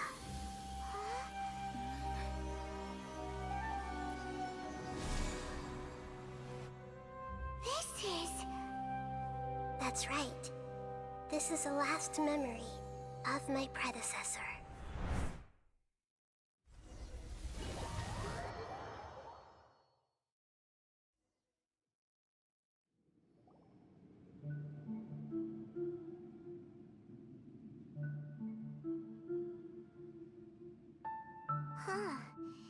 This sure seems very different from what Paimon imagined.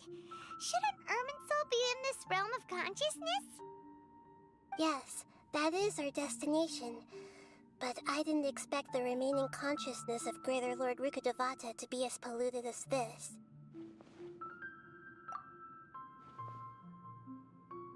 Forbidden knowledge? It seems you know about a concept that even I don't completely understand. Could you tell me what you know?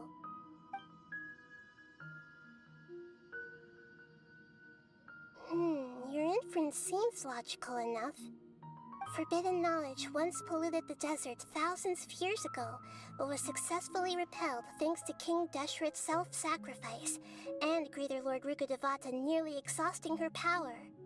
Then, a second instance of forbidden knowledge pollution occurred during the Conria Cataclysm 500 years ago. But I'm afraid it is much more serious this time, with Irminsul itself already in danger.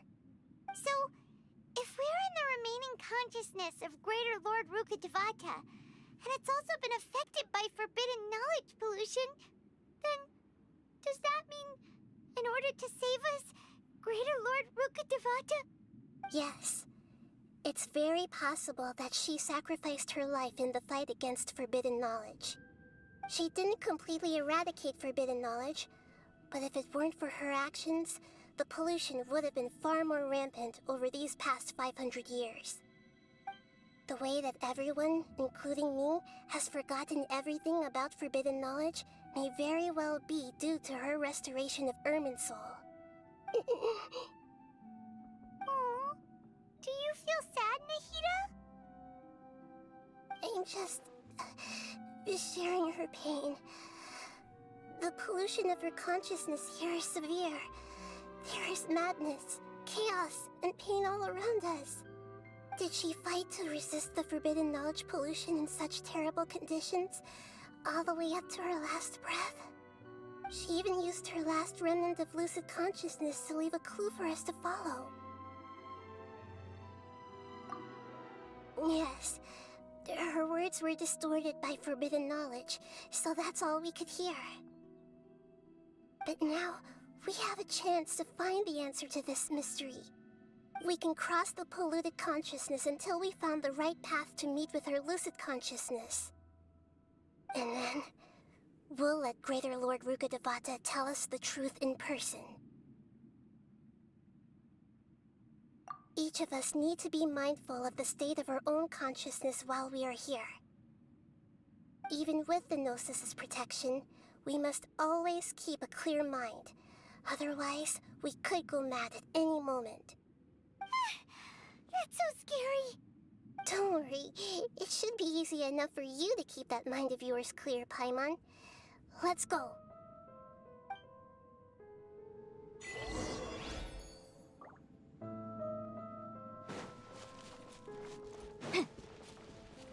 Are we in the air?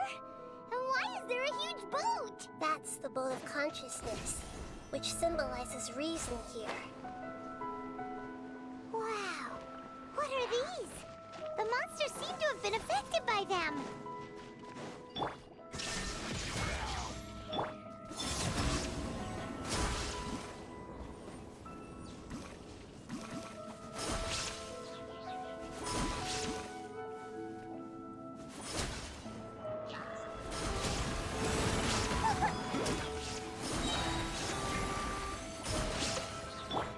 Steady as stone.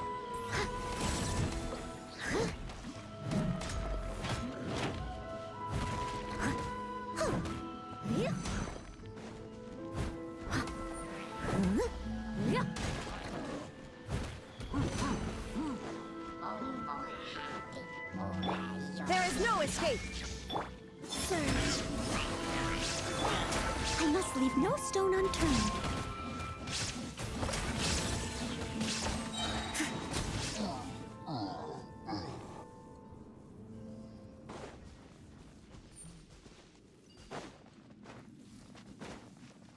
I'll catch up.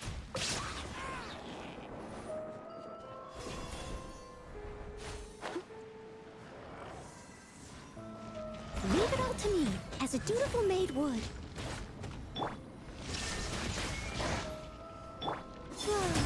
A moonlit night for all.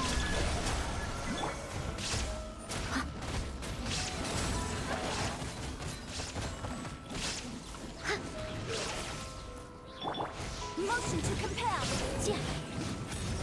Look! Four-leaf sigils have appeared in the sky!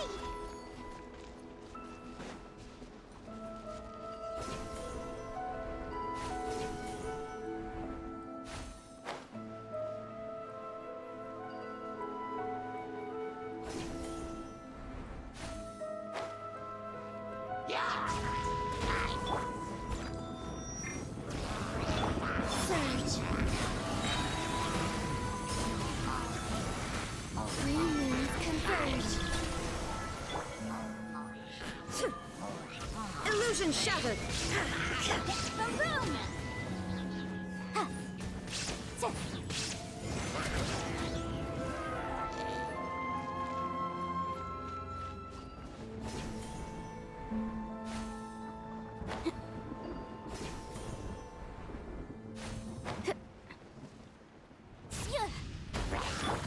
Steady as stone, as a good knight should.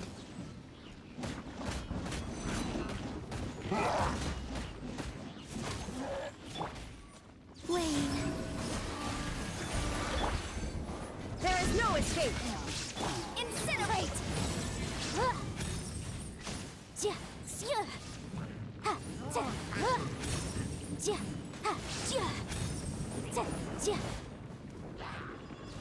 Time for your arraignment! Leave it all to me. A moonlit night for all. Time to clean up.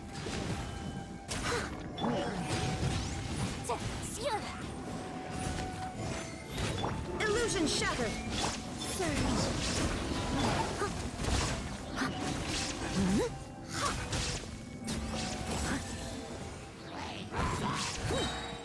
To control the boat of consciousness, we need to find the helm first.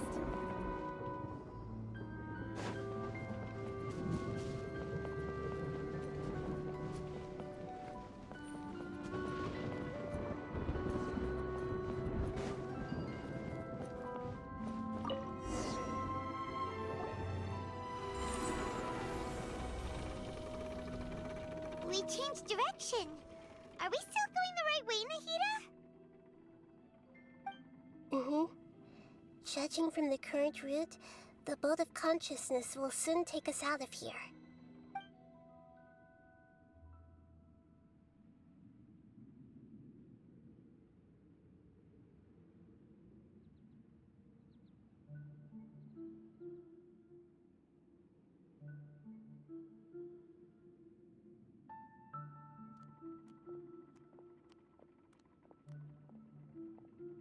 We'll be arriving at our destination soon. How are you feeling? Are your minds still intact? Huh? But everything's been completely normal for Paimon. Hopefully there won't be any more interruptions. This time, we should be able to meet Greater Lord Rukkhadevata. Are you saying you've never met Greater Lord Rukkhadevata before? No. It seems that my birth and her death took place at the same time. Otherwise, I think she would have given me a little more guidance, and I could have done a better job. Hey, you've done a great job, Nahida. Let's get out of this creepy place and go meet her.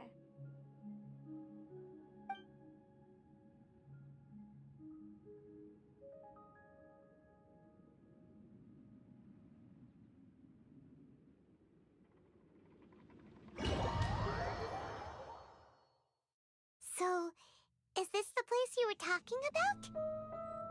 The base of Irminsul?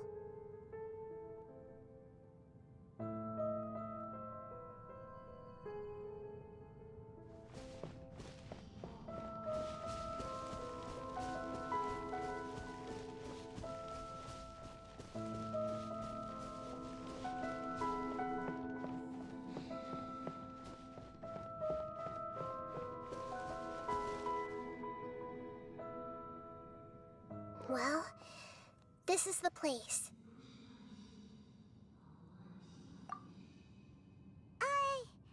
We're here to find Greater Lord Rukkhadevata, right? But the one standing over there is... Is that... me? She looks exactly like me.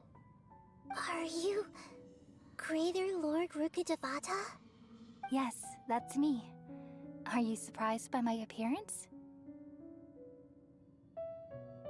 Irminsul and the surrounding lands have been reproduced here as they were years ago. But this is just a realm of consciousness. We are manifestations of the same nature. Hence why we would appear exactly the same. We're of the same nature? Why? Because you are me, and I am you. You are me in the new samsara. The new samsara? As Greater Lord Rukkhadevata, I'm the avatar of Irminsul, and you are the purest branch snapped from Irminsul. Imagine it this way. Even if a tree dies, its branches will eventually take root and grow, continuing the tree's life in another form. I'm merely the remaining consciousness of Greater Lord Rukkhadevata. The real me has presumably died a long time ago.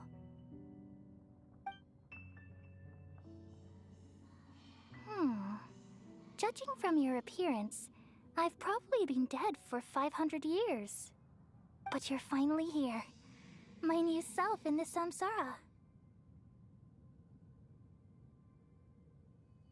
If this is true, then am I going to be a great Archon like you someday?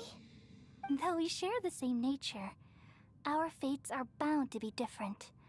All things have their own fate. When a branch grows into a mature tree, it won't be the same as the original tree. That's why fate is the ultimate knowledge, isn't it?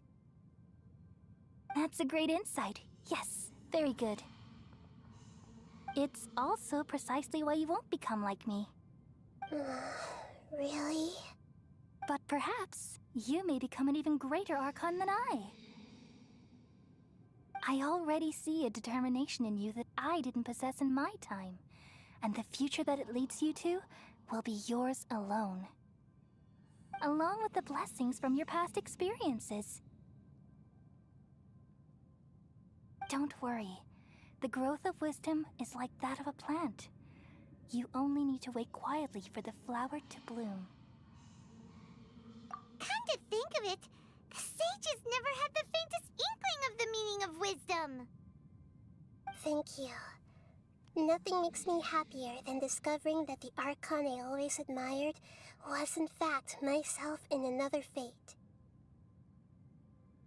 It's so nice to speak with you, Greater Lord Rukkhadevata. I've always wanted to meet you. The feeling is mutual. From the moment I snapped the branch off Irminsul and created you, I've also looked forward to talking with you. Could you tell me why you wanted to create me? And what exactly happened when you died? Ah, I see. You're here seeking answers, right? Everything that day, even the sky itself, changed into a color like this. At that time, the seven were all summoned to the nation of Conria. Except for me. I had a more important task to attend to. I had to protect Irminsul. The disaster occurred together with the pollution of forbidden knowledge. At that very moment, with my consciousness connected to Irminsul. I sensed something was wrong. The pain started to torment my mind. By the time I reached Irminsul, it was already displaying signs of corruption. Had I not repelled the pollution of forbidden knowledge with King Deshret thousands of years ago, I might have felt even more hopeless and lost. So what exactly is forbidden knowledge? It's a kind of knowledge that doesn't belong to this world, and a form of truth that can't be understood. It came from the very bottom of the abyss. Even I could never understand it. The world is constantly rejecting it, leading to all kinds of bad phenomena. If we allow forbidden knowledge to pollute Irminsul, I'm afraid the entirety of Teyvat could fall apart. So, there's knowledge that even the God of Wisdom can't understand? At that time, I knew I couldn't repel the forbidden knowledge with my strength alone. Which is why I created a device that compiled human wisdom and named it the Akasha. It's truly the world's most amazing invention. Thank you. For a long time, I thought dreams were the fruit of human wisdom. Though it was selfish to do so, I borrowed people's dreams using the Akasha. Then I compiled their wisdom and all of my own power. Well, did it work? Thanks to the wisdom of the people of Sumeru, almost all the forbidden knowledge was cleared from Irminsul. But things didn't go as smoothly as I thought. I had a terrible headache, which gave me an uneasy feeling. And then I remembered that my consciousness was also connected with Irminsul. It brought me knowledge and wisdom, but vile corruption as well. From the very beginning, my existence had been polluted by the forbidden knowledge. Oh no! How could that happen? I've experienced that pain in your consciousness. It must have been a horrible experience. Yes, but my feelings weren't important. The important thing was that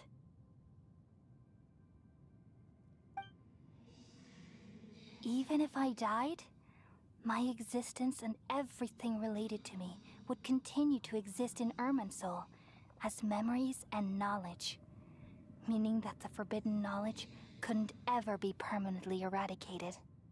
And there's no way for me to eliminate myself.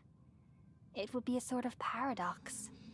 So, I took the purest branch of Irminsul as my incarnation in the next samsara, and left a trail of clues, all in hopes that you would come here and remove me and my pollution from Irminsul forever.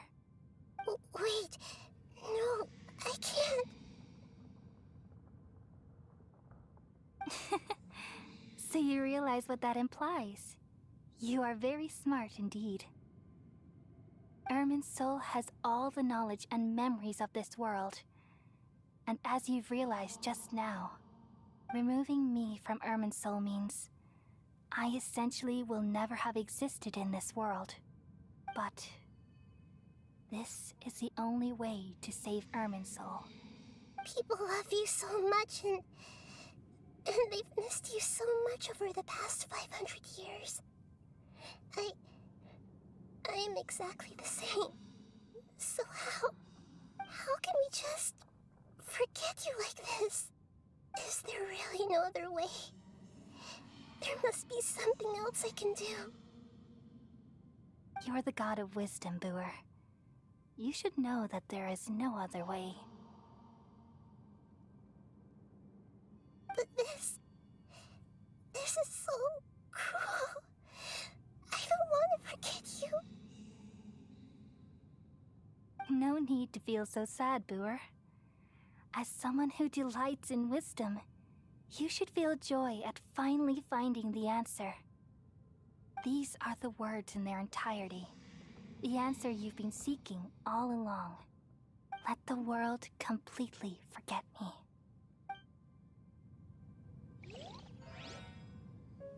We all nestle under the great tree of wisdom, peering out to perceive the world. From the earth and from the rain, we perceive its wonders, until we become a white bird to perch atop a branch, and finally snap off the most important leaf. Once upon a time, I alone dreamed in this world. In my dreams, everybody would also dream after they fell asleep. Wild and wonderful thoughts would emerge from their minds. Some tumbled to the ground, and others floated to the sky, connecting all things in the world into one dazzling net. Among a plethora of worlds were numerous smaller worlds, all of fate, finding within the tapestry their brilliant glow. I gradually understood that these indescribable and constantly changing things are the most profound things in the world. Only they can completely repel the madness. Only dreams can awaken consciousness from the deepest darkness.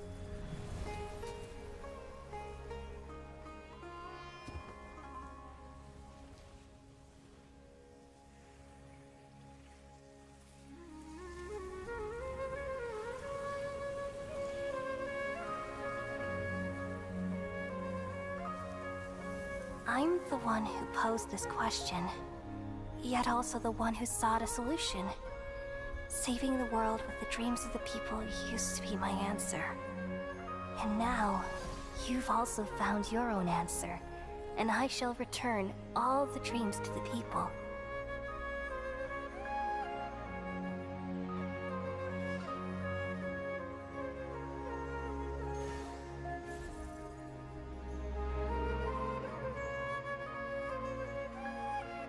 Goodbye, people of Sumeru. May you be blessed tonight with the sweetest of dreams.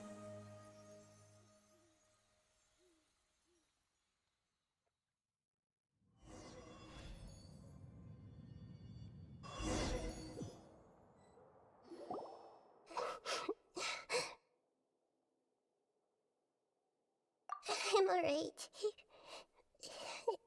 I'm just a little confused. We've just saved the world, right?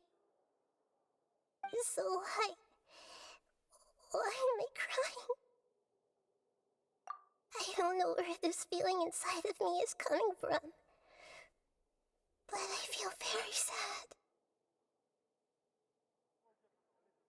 Just now, we used the power of two gnosis to successfully connect with the Irminsul consciousness from 500 years ago. Then, we removed the remaining pollution from Irminsul. Yeah, what's wrong? Weren't you there just now?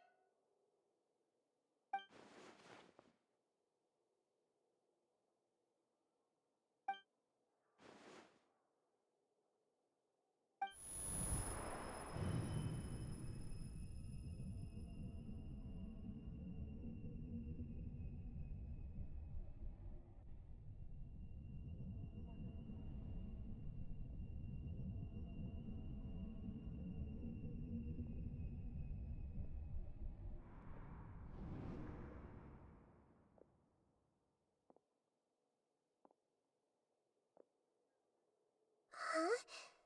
That sound. Traveler! Paimon! I've been waiting here far too long. But finally I have the chance to be alone with you. All the precious time I wasted has finally paid off. The doctor! What have you done?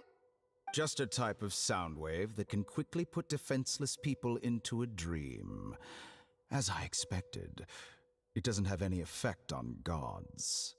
This is the only thing of interest I found among the sage's research. I thought I'd take it for a little spin. Don't worry. I know you would never forgive me if I actually killed them. I'm here to negotiate with you. Naturally, I won't do anything dangerous that could potentially damage our relationship. Negotiate with me? I heard you had already left Sumeru. Why are you here again now?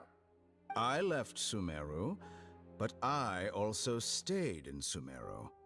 Even the God of Wisdom is restricted by the habits of cognition. How disappointing. You mean there are many different versions of you in this world? An astute guess. Even the same individual will have different cognitions at different ages. A long time ago, I made a major decision in hopes of preserving all my perspectives of how I observed the world. Observation is the first step of any experiment, but observing the current world doesn't satisfy me. It lacks an important dimension, that of time. So I saved segments of all my ages and made them into independent individuals. That's all there is to it. Indulge me. How does the God of Wisdom find my method of seeking knowledge? It's an insult to the very concept of life. Life inherently has many rules and restrictions, each with its own significance and reason to exist. They can't be broken on a whim. Good. Amazing, even. Indeed, it's difficult for humans to make peace with themselves, not to mention oneself from a different period. Since you were in the academia, why wait until now to show up? You could very well have stopped us and helped that fake god. Simple. Let me ask you this. Would any staff member ever help the subject in the middle of an experiment? It was my experiment. So why should I interfere with the results? The academia saw the plan to create a god as their ultimate goal, yet you only saw it as an ordinary experiment. You really are crazy. If the experiment succeeded, you would have had a new god on your hands. How would you have faced your own god then? Would you still take the same stance? Would you still hold the same view of yourself? I'm first and foremost a scholar. These results should be left to the judgment of the hypothetical me confronted with that outcome. But you're right. And that's exactly why I'm disappointed with the conclusion of this experiment. As an individual, you don't have any sense of belonging. You seem to have even fewer convictions than a typical scholar. Oh no, I certainly have my own convictions. They just don't fit your standards, that's all.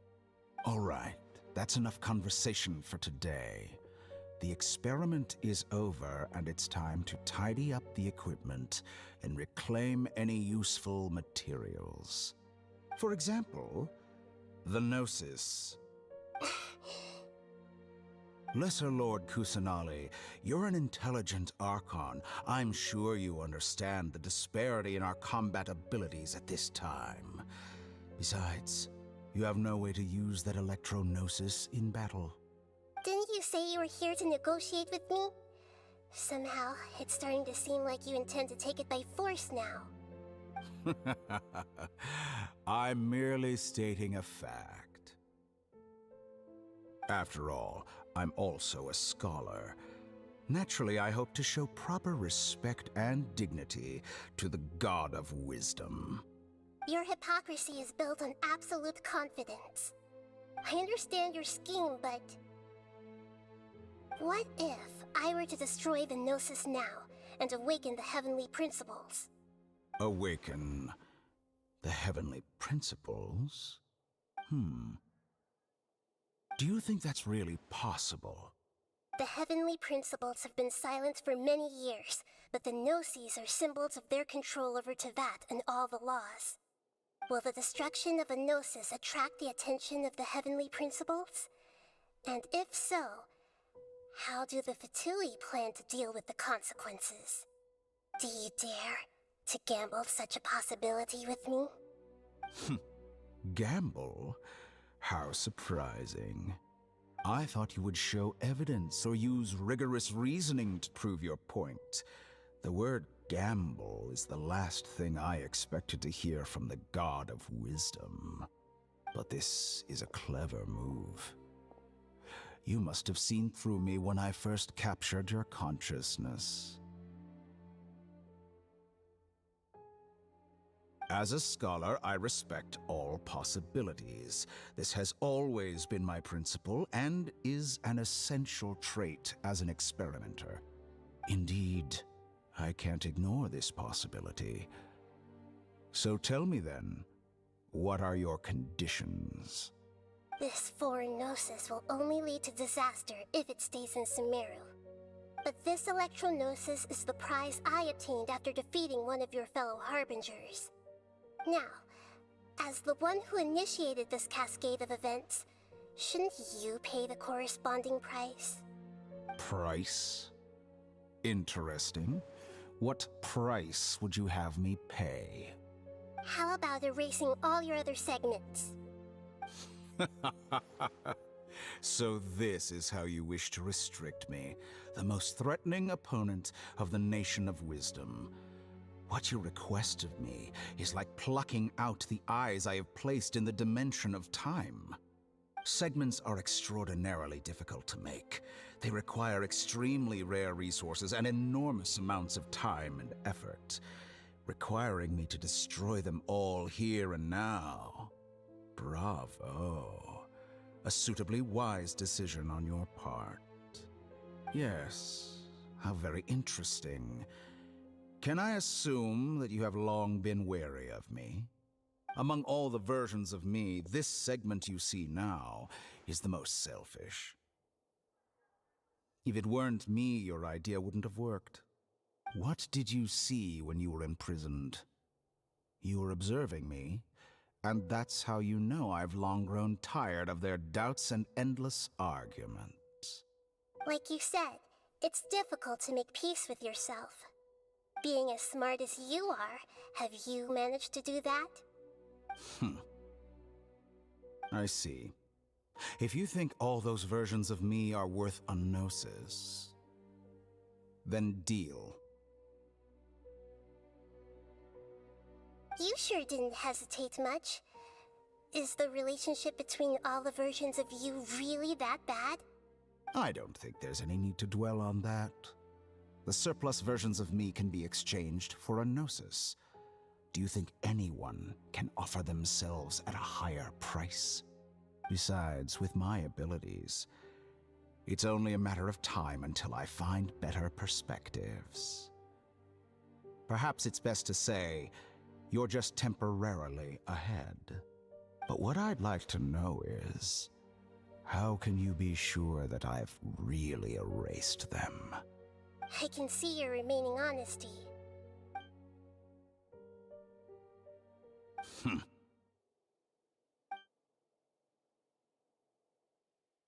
What a ridiculous decision! You can't be serious! How could I have been so short-sighted? You think this is the end? I'll have my revenge! You'll make this moment count. You will regret this! Well, have you confirmed that it's complete? Here, take it. The future of Sumeru City will be in my hands alone. I will shut down the Akasha and let curiosity and the thirst for knowledge drive the realm of academics once again. There won't be any further gaps for you to exploit. It truly pains me that my academic achievements have never been appreciated in my homeland.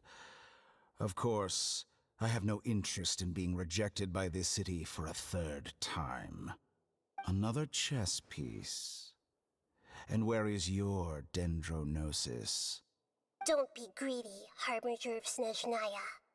No, this is a different transaction. If you intend to turn off the Akasha anyway, then there's no further use for the Gnosis of Sumeru, is there? Besides, isn't it the Archon's duty to deliver what's desired of the Seeker? Oh, judging from your expression, you don't seem to find the idea very agreeable. Then let's think of it this way. Since you're the god of wisdom, how about I exchange some knowledge with you? People exchanging knowledge with the God of Wisdom is the stuff of legends. Yet here you wish to exchange knowledge for the God of Wisdom's property. Arrogant as that is, it has piqued my interest. Let me ask you, have you in all your mighty knowledge ever heard the rumor that the skies of Tevat are fake? Huh? That's the secret hidden by Irminsul concerning the truth of this world. Once I finish telling you about this, it will be time for me to say goodbye. With negotiations, we've all gotten what we wanted. I'm very glad I got to meet you like this. Your arrogance may know no bounds, and convictions may mean nothing to you. But I'll still listen to what you have to say.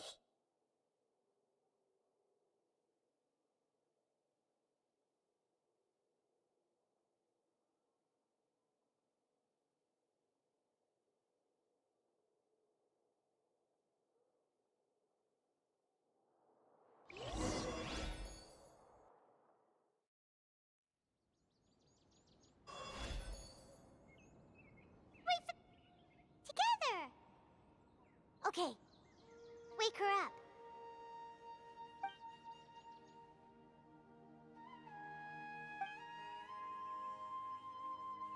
Are you awake? Kali says it's time for breakfast. Come on, get up!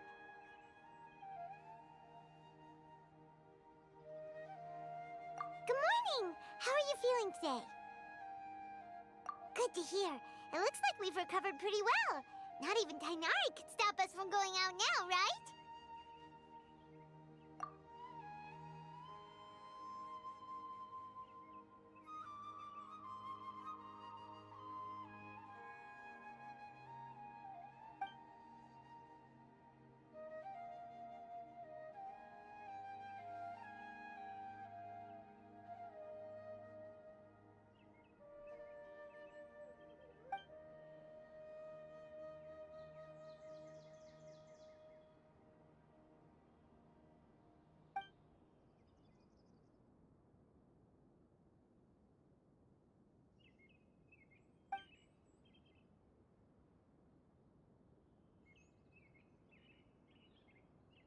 Come on, Traveler, let's go! Surely that little girl must be lost.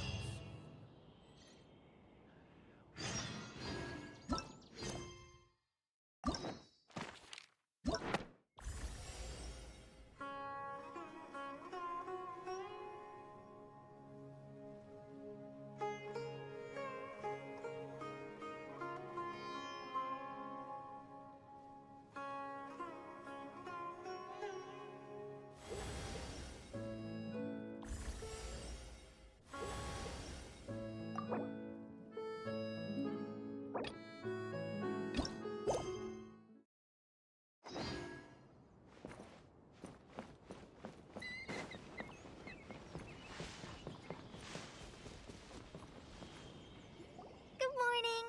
Looks like you're awake. Yep, yep. I prepared some breakfast today. Please have a taste. I hope you'll like it. It's nice to have you here so we can eat something yummy. Well, now that I've recovered from Alizar, I'm feeling better than ever. I can even prepare 4 or 5 meals a day now. And Paimon bets they're all delicious. Oh, by the way, someone brought a letter for you after you went to sleep last night. Nope. Paimon wanted to read the letter with you after you woke up, so Paimon didn't open it. All right, let's read it now. Oh, it's from Nilu. Ahem. We're going to hold a feast at the Grand Bazaar and celebrate Sino's reinstatement as the General Mahamatra. As heroes of Sumeru, please be sure to attend. I'll wait for you. The date of the banquet is written on the back. It's in 2 days. Oh, I've also heard that you've become heroes here as well. That's amazing. Sometimes I'm really envious of strong and confident people like you. embarrassing me. Anyway, let's go to the Grand Bazaar to have a look. Oh, before you leave, be sure to inform Master Tainari.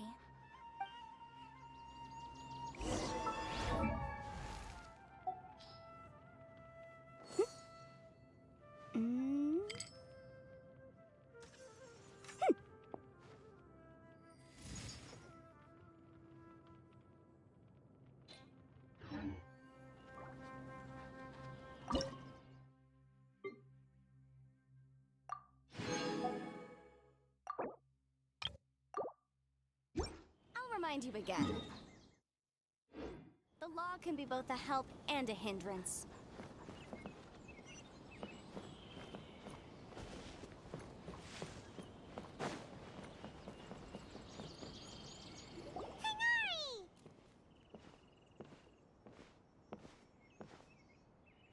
Ah, good morning. How do you feel today? We feel much better. How about you? I'm recovering well, thanks for asking. But from the looks of it, you seem to be already busy with work again. It's fine. I'm not that busy, really. The Elazar patients have recovered, as well as Hypatia. For now, I only need to tend to my Forest Watcher duties. It seems once Irminsul started getting better, everything else started to recover too. Yes, but there are still some residual effects. The withering is one example. Though it won't spread anymore, the existing zones won't just disappear. We forest rangers will still need to do the work. By the way, we have some good news. Sino got his position back. This news is hardly new. He had already mentioned it to me before. Huh? You mean he was already here? Why didn't he come to say hi to us? He visited once, but he was afraid of disturbing you while you were resting. He just asked me a few questions and left. Then you probably already know all about the celebration feast. Celebration feast? No, I haven't heard anything about that. Huh? But didn't Nilu say in her letter that they would celebrate Sino? He didn't tell you? Perhaps. Or, alternatively, he doesn't know about it either. Come to think of it, Sino doesn't seem like the type who'd enjoy a celebration feast. You and Kale are both Sino's close friends. Why don't you come to the feast with us? Kale has taken over some of my tasks these days. I don't think she'll have time for it. Not to mention me. You see, some VIPs have come to the forest recently. Huh? VIPs? Very important Paimons? Well, technically speaking, they are former VIPs. The sages involved in recent incidents have begun their training in the Avidia Forest, and the people they had previously imprisoned have all been released. Huh? Yes, he's a little weak, but he isn't injured and his condition is stable. Lesser Lord Kusanali, in her boundless mercy, has decided to spare Azar and the other wrongdoers. Supposedly, they were ashamed of their shallow ideologies, and have decided to dedicate the rest of their lives to cultivating wisdom in the Avidia Forest. When they learned that Lesser Lord Kusanali had defeated the Balladeer and saved Irminsul, they were shocked at first, but also became happy, feeling that the sacred light guiding them on the path of discovering wisdom had begun to shine once again. As a result, work has increased for the forest rangers. That sounds really exhausting. There's nothing we can do, really. But that's another topic. Back to the matter at hand. Are you two planning to head out? Ah, right! We're here to request permission to head out. Would that be okay? You've recovered well. You may go. But be careful. Yay! Will do!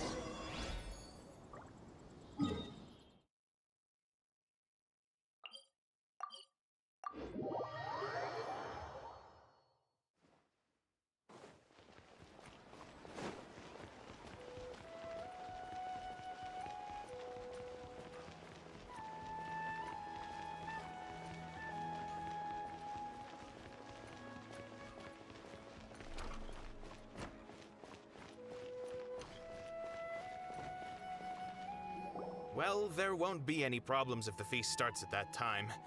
Everything has already been prepared. Mr. Zubair, I finished tallying things up here. Well, except for the guests. Is a simple reply really that much to ask of our guests? It's affecting our arrangements. Oh, it'll be fine. Besides, it never hurts to get things ready in advance. I was thinking the same thing. The feast will be held sooner or later, right? Hey, Nilu! Traveler, Paimon! We got your letters, so here we are! You're the best!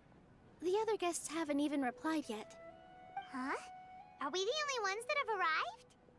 Yeah, I had someone deliver letters to all of our guests. But maybe everyone is still busy with other things. Look, I get it. Sumeru is in an extremely important period of transition right now, but even if your friends are important figures, they shouldn't just ignore your request like this. Nilu is Sumeru's #1 celebrity, after all. You have no idea how happy I am to talk to people with good taste. If you consider enjoying Nilu's dances having good taste, then almost everybody has good taste. Because Paimon thinks everybody will love her performance. That's right. We all think she's amazing too. Nilu is an absolute favorite among those of us who frequent the Grand Bazaar. For Outlanders, you have a great eye. Master Zubair, let's have a vote for the most outstanding audience members next time. I think these two may win. Nonsense! It is not for us to determine the value of an audience. But indeed, we could try giving gifts to people with particularly good taste. I heard there's a device in Fontaine called a camera that can record people's appearances as pictures. Such pictures would make superb gifts. Ooh, good idea. I wonder where we can find one. You guys are so funny. There's really no need for that. I'm satisfied just being able to perform here. There's always a lot going on at the Grand Bazaar. Yeah, and that's why I love it here. Traveler and Paimon, could you help confirm if the letters were actually delivered? If for some reason they didn't receive the letters, then please tell everyone that there will be a feast here. Yeah, we can also check out how everything in Sumeru is going now. When I wrote the letters, I heard that Dia was in Port Ormos, and Alhaitham was at the Academia. As for Sino, we've only heard that he appears at the Academia from time to time. I'm not too sure about Rahman's whereabouts. My guess is that he's with Dia. As for Dunyarzad, I just hope she's feeling better. I sent her a letter, but I was afraid of disturbing her. If you have time, please ask about her for me. Okay, got it. Let's go, Traveler.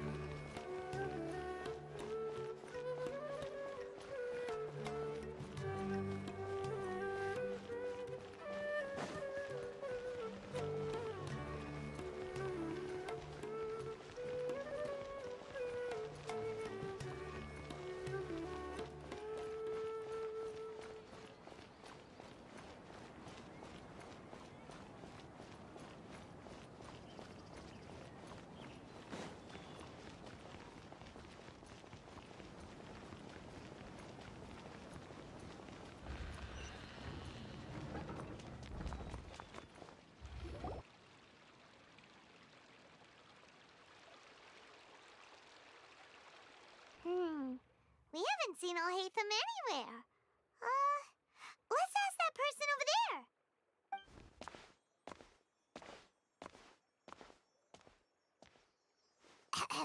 Hey there, have you seen Alhaitham around? Yes, it seems Scribe Alhaitham has gone to the House of Dana. You should be able to find him there. But you're already the second group of people I've seen looking for him today. He must be quite the busy man. Oh? Who else was looking for him? Mr. Cave was just here asking about him. You wouldn't believe how terrible their relationship is. And now you two are here. Don't tell me everyone's here looking for gossip about the sages. No way! We're strictly here on business. Ah, I see. Sorry, I thought maybe everyone's as interested in rumors about the sages as I am.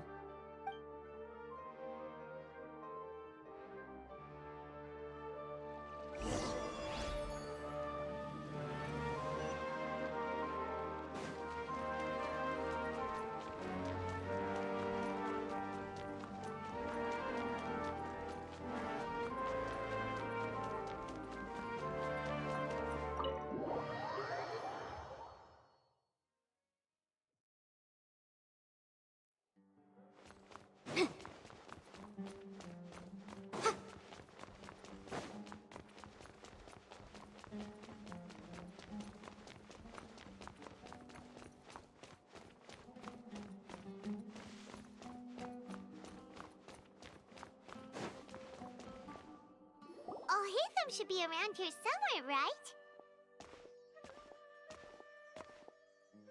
Oh, he's over there! But it looks like he might not have time for us. Just put down that worthless book and tell me what happened in the academia. This is not just some worthless book. Do you have any idea how difficult it is to find a physical book like this in Sumeru? It doesn't matter. It's probably just another thing that you used your authority to get your hands on anyway. Just put it aside. Listen, I came back today only to hear that the sages have disappeared. Oh, you sound surprised. I thought you would already know the inside story. Would I be here asking you if I knew? You're the scribe, not me. So just tell me what you know already. Well, I almost became a sage. Huh? Oh, don't sound too surprised now. You're the renowned Kaveh, light of the Kashara War. Besides, as a master builder and craftsman, chances are you'll be appointed as a sage too. Why do I feel like you don't really mean it? Huh. What makes you say that? Why would you question my heartfelt sincerity? Maybe it's because you've never said anything good about me before. Yeah, well, I share a similar sentiment, and anyone who knows you as well as I do would surely do the same. Oh, you... See? This is why I hate discussing anything with you. Your ridiculous and arrogant attitude always gets in the way. It seems that you really can't stand my personality. Ha! What was your first clue? Well, then you might as well move out of my house. Are you threatening me? Stooping to a new low, I see. Ugh, and don't change the subject. You, a sage? What a joke. The academia might as well just close tomorrow. Are they having a fight? Forget what's going on with the academia. Haven't you been busy with your construction project? Tell me, when are you going to build yourself a mansion? Don't get me started. I get angry just thinking about it. So, what great building did our master architect work on this time? Like I need to tell you. Keep your nose out of my business. No, I think we deserve to know. Where were you when Sumeru needed you most? I was in the desert for a large project, but considering Haravatat's utter ignorance of architectural and aesthetic matters, you probably wouldn't understand. Which is truly unfortunate. I can only pity the man who doesn't understand the first thing about beauty and romance. Unlike a true... hold on, wait a second. What do you mean by when Sumeru needed me most? Well, while you were out fiddling around in the desert, many people came together to save Sumeru from a crisis. Ha! And you think I'd believe that? Look, all you really need to know is that Azar and all his accomplices have all been overthrown. Huh? What nonsense are you talking about? It's no skin off my nose if you don't believe me. It's not like my Darshan was the one trying to apply for funding from the Grand Sage. Yours, though, on the other hand... You know what? I'll ask around. I'm sure someone knows what's going on here. You're dead if I find out you're lying to me.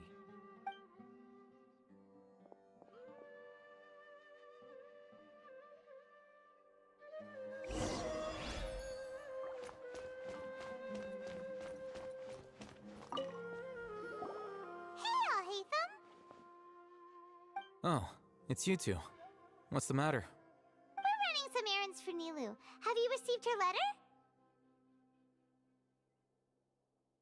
Letter?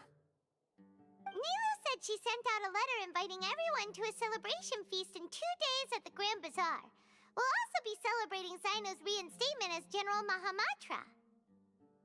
If she addressed the letter to all Haytham of the Academia, then the letter should have gone to my office.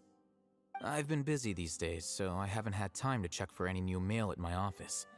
I only now have some free time to attend to personal matters. Have you always been so busy with your work? Of course not. I'm only busy these days because several sages have been dismissed recently and the whole academia was practically turned upside down. Kainari told us they all went to train in the Avidia Forest. Apparently they will spend the rest of their lives there. That is already the best possible ending for the likes of them.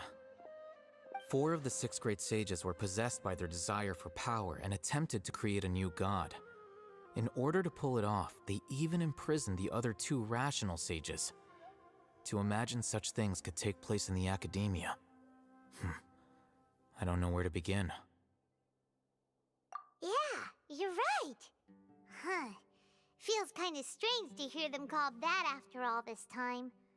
But then again, the 6 great schools sounded pretty impressive too. Yes, at least that's how they're supposed to sound. It's said that when the Academia was first founded, the Dendro Archon herself established the 6 great schools, each representing one of the 6 different types of wisdom. Numerous Darshans have sprung up and faded. Only the 6 Darshans attaching themselves to the 6 great schools have stood the test of time and obtained permanent seats in the Academia. Now, the 6 Darshans are nearly synonymous with the 6 great schools, and the leaders selected for the schools are the 6 great sages. Among the 6 great sages, there is one central leader, the Grand Sage. Unfortunately, only the sages from Vahumana and Amorta remain now. They were imprisoned for opposing Azar, and were only rescued after Azar's downfall. So who's managing things in the other 4 schools now? Do they need to find someone new? Yes. Normally, new sages are selected based on a strict set of criteria. Oh, didn't you just say something about becoming a sage? If they pick you, then we'd have a huge connection in Sumeru. Yes, about that. You didn't let me finish my sentence. The person in charge of personnel affairs nominated me to be the Grand Sage in place of Azar and help Lesser Lord Kusanali manage the Academia. But I refused. Huh? But why? Can't you be a little more ambitious? I'm not even interested in being one of the 6 great sages. Like I said before, I don't like being a leader. Oh, all right. So are you busy these days trying to find others to take the job? That's not my job either. I'm only responsible for handling important affairs within the Academia before the new sages take office. And the first thing I'll do is reject Kasharawar's application for funding. By the way, who was that other person just now? Is he your friend? Do we look like friends? Paimon doesn't know. That's why Paimon's asking. His name is Kaveh, my roommate.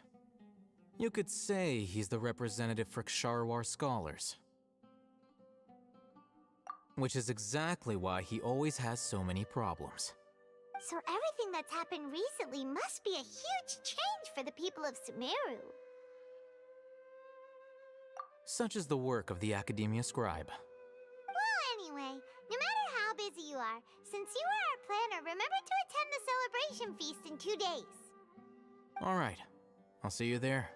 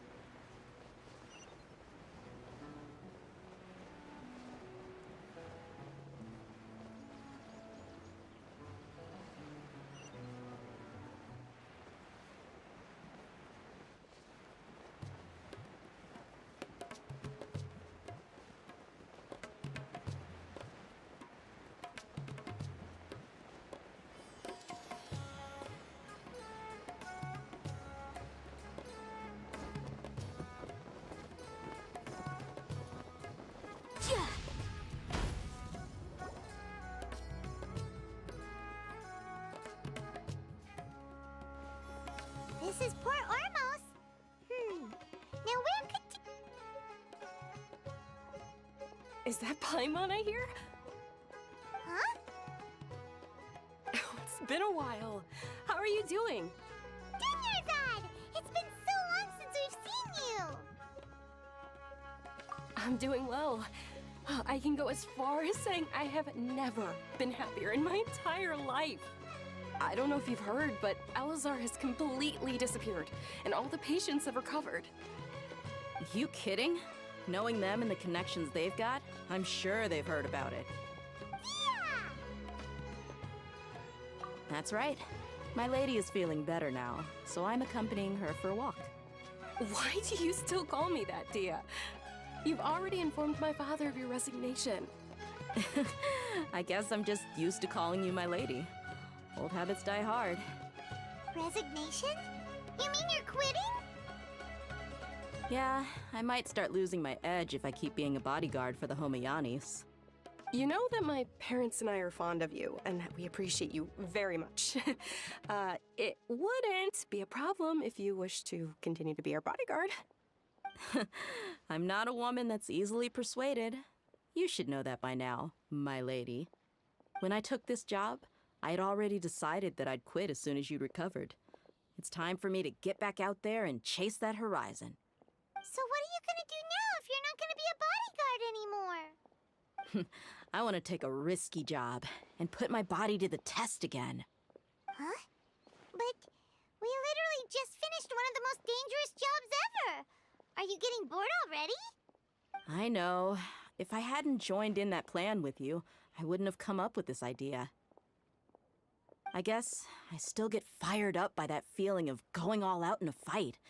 It made me realize that I'm still a mercenary through and through. Life is short, and I'm happy that I got to be a part of that operation. But the whole thing also made me realize that there are still many problems in Sumeru. And as a desert dweller, I'm still not completely ready to settle down on this side of the wall. Well, I remember a friend had someone bring you a message. You mean I'll hate them? I didn't expect him to still remember that. I thought he was joking. We just came from talking with Al-Haytham at the Academia.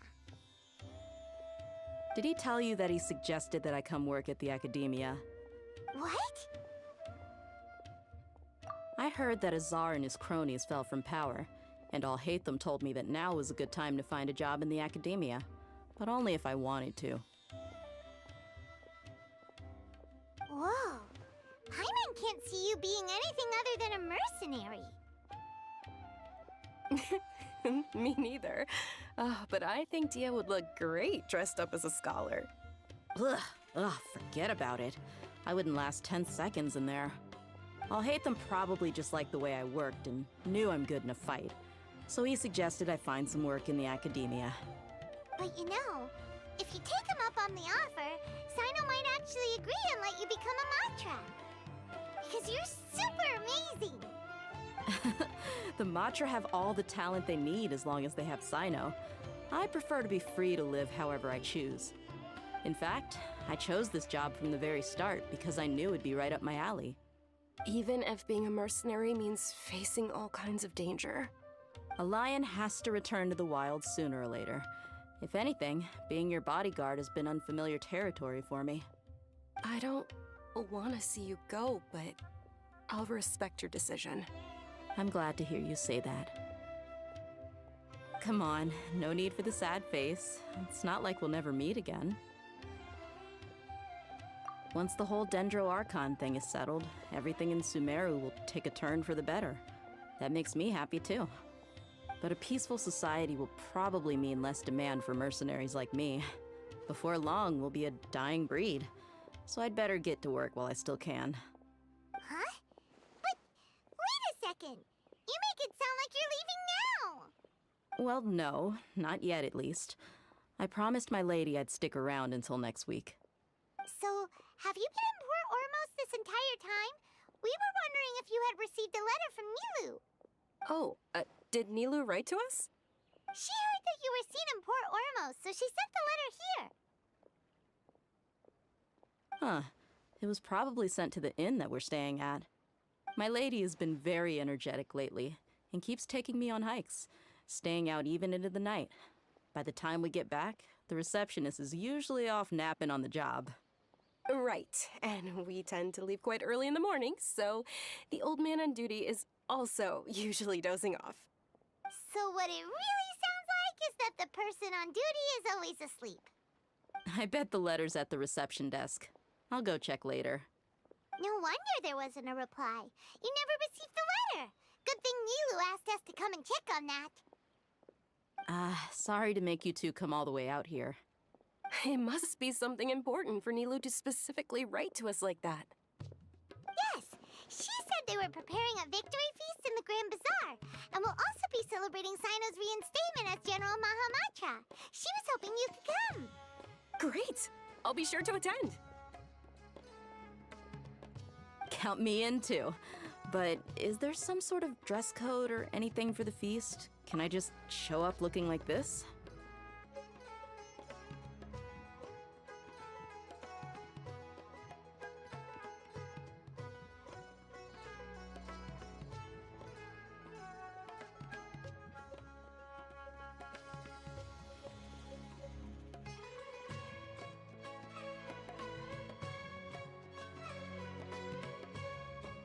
Since it's being organized by Nilu, I don't think she'll be too picky about that. If anything, I think she wants to see us as our most natural selves. All right, then this is how I'll show up. The feast will be held in 2 days, so don't forget. Sure. Thank you so much for letting us know. We'll see you there. Oh, by the way, do you happen to know where Sino and Raman are? The General Mahamatra always comes and goes without a trace. Normally no one knows his whereabouts. Oh. But last time we met, he mentioned that he had something to do in Aru village. You can try your luck there. As for Raman, your guess is as good as mine. I only remember he said that he had something to discuss with Sino. You can ask Sino when you meet him. Don't mention it. You'd better get going. All right, on to our next stop.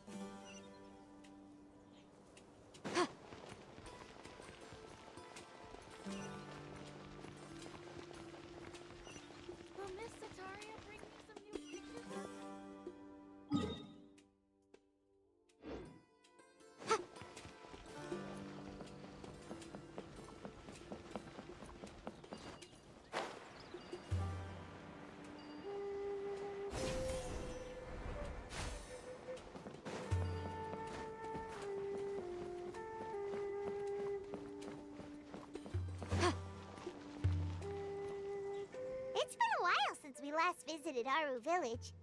Ah, there's Sino! What brings you here? We recovered well, and Tanari agreed to let us leave, so now we're out and about again. It seems Gandharvaville's medical treatment is still as good as ever. And Tanari is recovering well, too. That's good to hear. Yeah, you're the one who brought us to him when we lost consciousness, right? Thanks for that. You're welcome. Tainari has excellent medical skills, and Kale is quite attentive. It was the best place for you.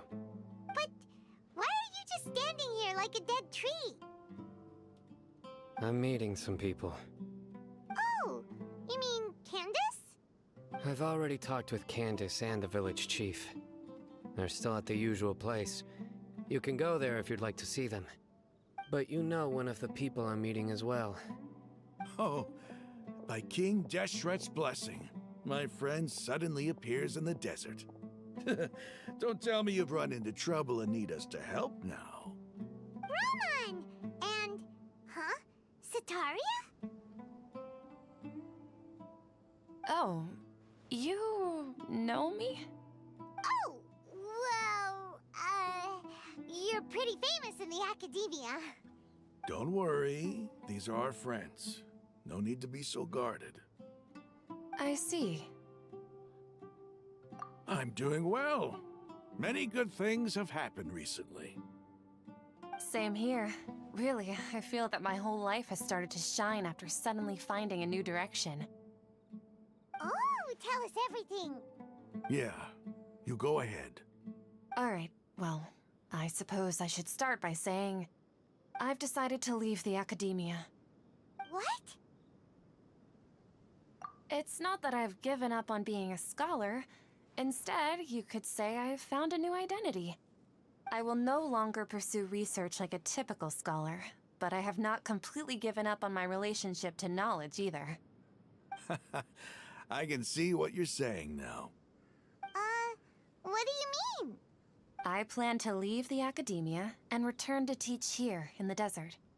Wow, so you want to become a teacher? Sataria will return to support education here and teach people from the desert. She can't teach everyone on her own, but there are many of us Eremites all over Sumeru.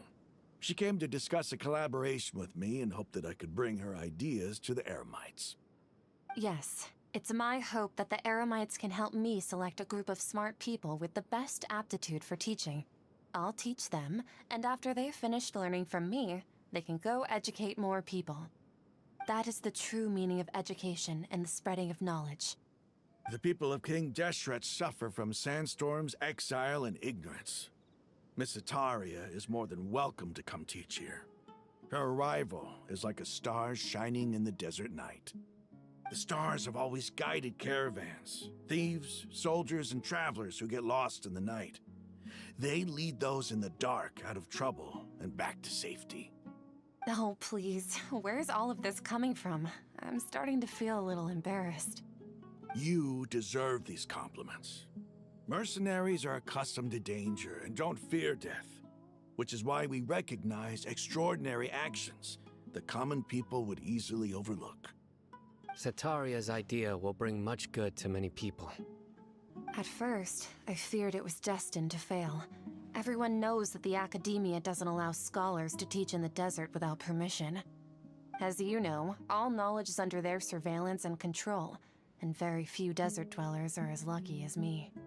But what I heard at that time has been haunting my heart, as if there were lightning bolts constantly bombarding my soul. Sataria, you tread a treacherous path, and the longer you ignore it, the tighter the academia's grasp on you will become. Sataria, why haven't you gone home? Never forget that the desert that belongs to you lies elsewhere. Miss. These words sparked something in me, and I knew that I had to bring something back to my people after going home. I gathered up the courage to approach the Grand Sage, only to find that he was no longer at the academia. Lord Sino told me that Azar didn't belong there anymore. Azar has received much-needed punishment. Though, if you ask me, it may have been too light. Lord Sino helped me obtain permission to leave the academia for the desert, and accompanied me here to discuss collaboration with members of the Eremites. My plan was able to go smoothly thanks to him and Rahman. You're all doing so much for the desert. Aside from that, I also have some other business to discuss with Sino. Lesser Lord Kusanali has allocated many resources to support and develop the desert. I've done some business for her, and part of it required the assistance of the Eremites. I applied for a few batches of educational materials from the academia, and sent them to several groups in the desert, as instructed by Lesser Lord Kusanali. I believe the people will make good use of them. That's exactly what the people here need.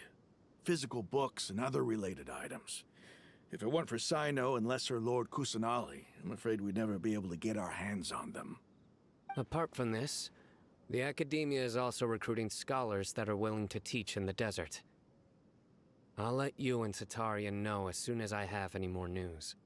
We must be persistent about this, and maintain these resources to ensure long-term effectiveness. This is the first time in hundreds of years we've had a glimmer of hope. I think this may be the turning point for the desert. Remember these words. Here lies our faithful priest, Kasala. His wisdom is a miracle among the people, deserving of high praise and admiration. I hope people with wisdom like that priest will rise again among the desert dwellers. Then we'll once again see the wisdom and glory that once shook the world. Enough about us. Are you here to discuss some business too? No, not at all. We're actually here on behalf of Nilu.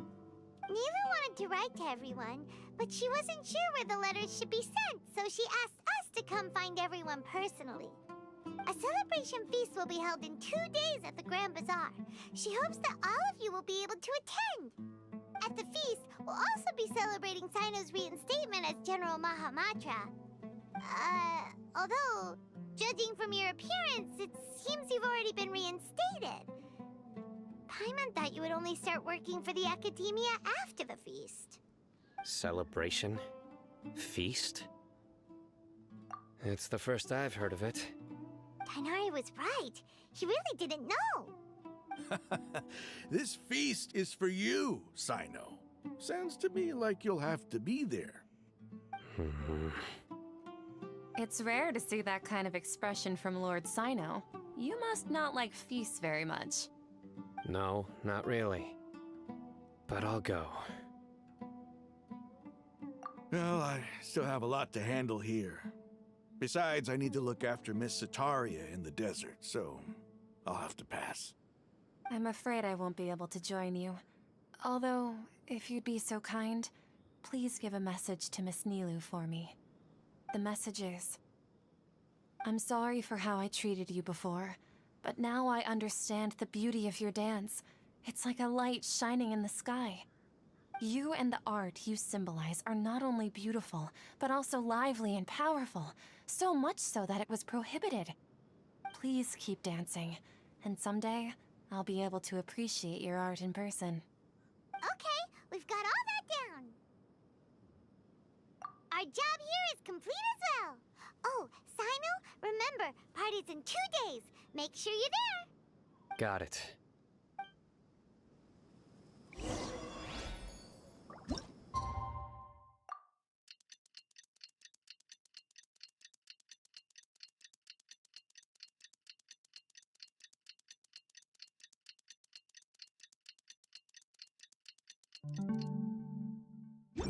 Today's the big day! Let's go to the Grand Bazaar and see how the celebration's coming along.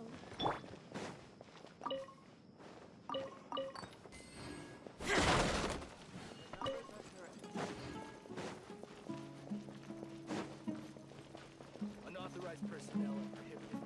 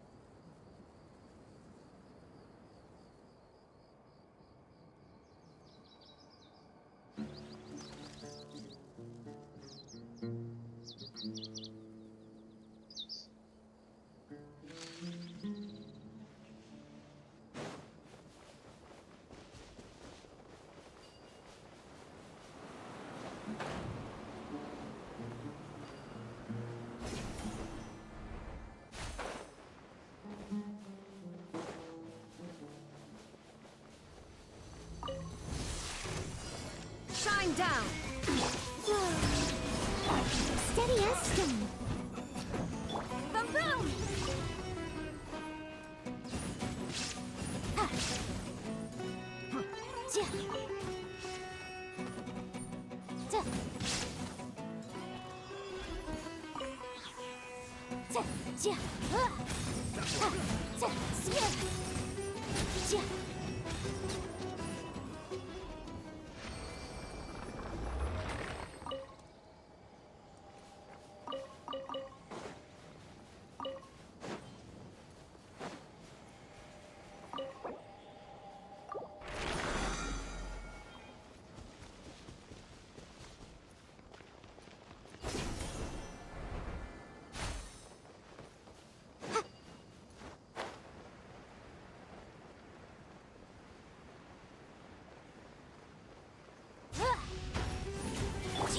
I must leave no stone. Illusion shattered.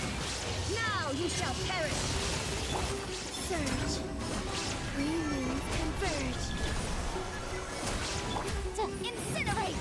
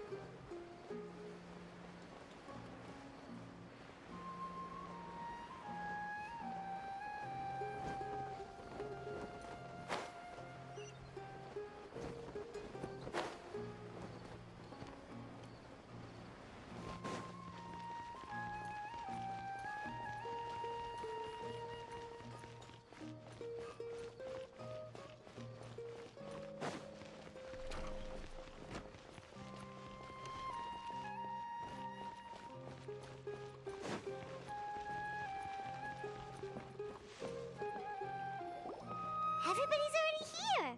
Looks like we're the last ones to arrive. You're here.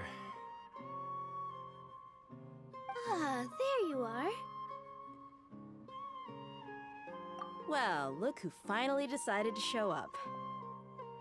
You look like you came here immediately after finishing up some work. I'm very happy to see you here. But we're not late, are we? It's just that everyone else arrived ahead of time. I propose that the last one who arrived be put in charge of today's speeches. Nah, there won't be any speeches today. Oh, really? Well, even better. Come join us over here. Let's share some great food and drinks, and chat about all sorts of fun things. Everything looks quite good. Wow! Paimon can't wait! Traveler, just look at all the delicious food here!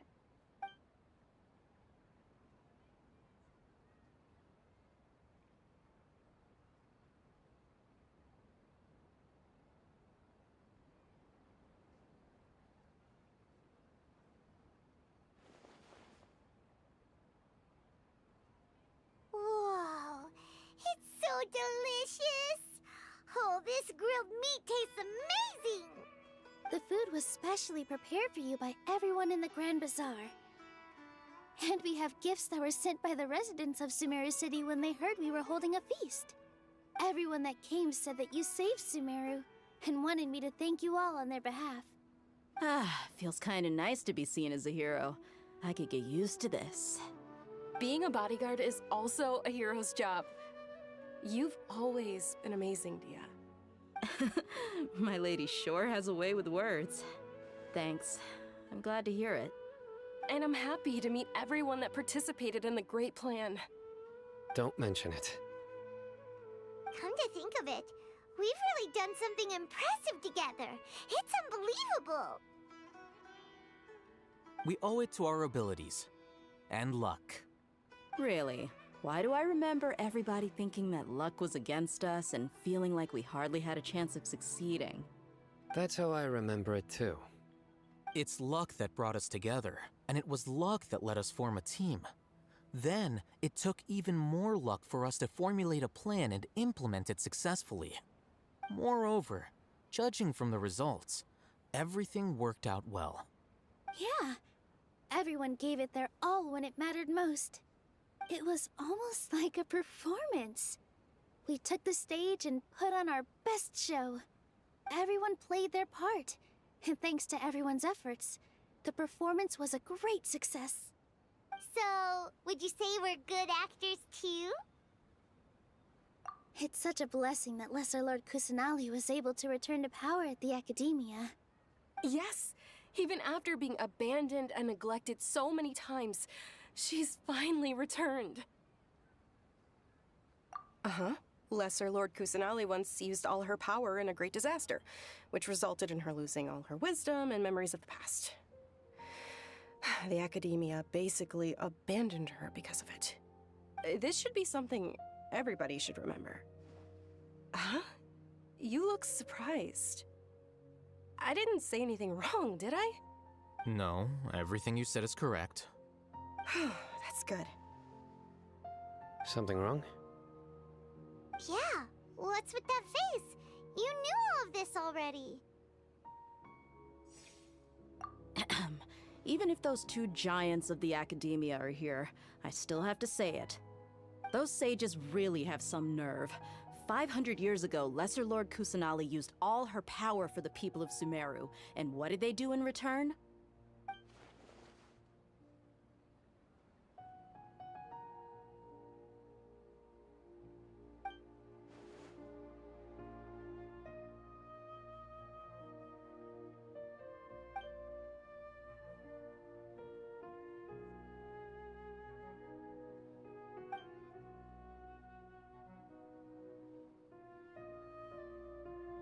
If you bite the hand that feeds you, don't act surprised when it turns into a knuckle sandwich, right, Sino?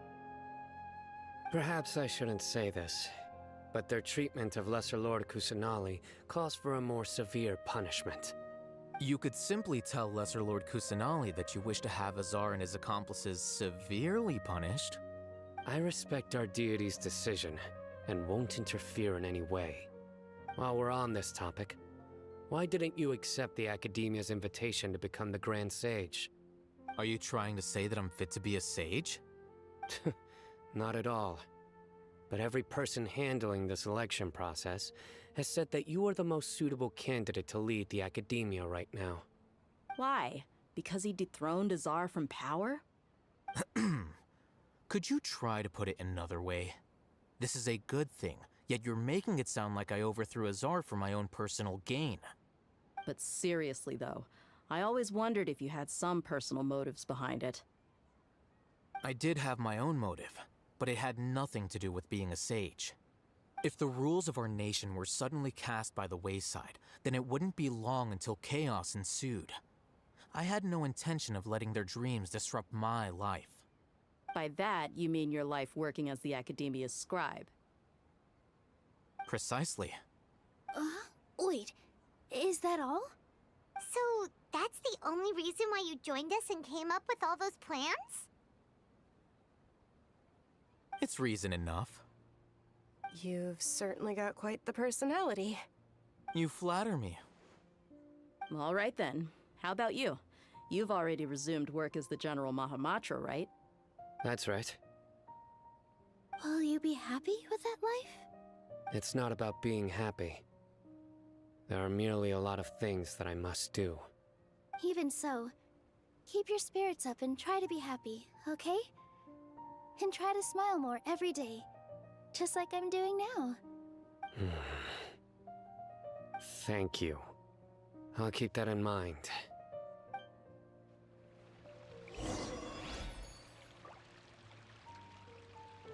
I seldom participate in such lively gatherings, but the atmosphere here is quite good. No, this gathering today has a unique meaning. The Grand Bazaar is lively because the people here feel happiness from the bottom of their hearts, unlike the farces at the Academia. That happiness is an emotion that'll be forever alien to those bookworms who have driven themselves insane by studying. I seem to have taken both keys when I left the house. Oh well.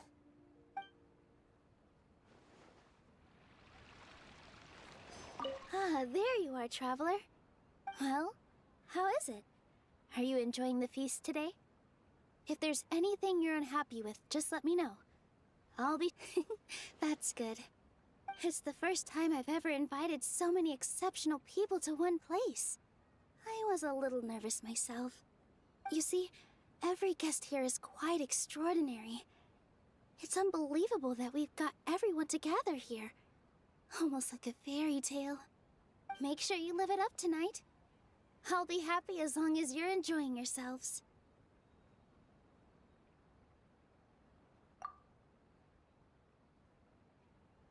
I'm honored to have her think of me this way. If I have a chance in the future, I would really like to invite her to one of my performances. I can't explain why, but I just feel elated right now. Thank you.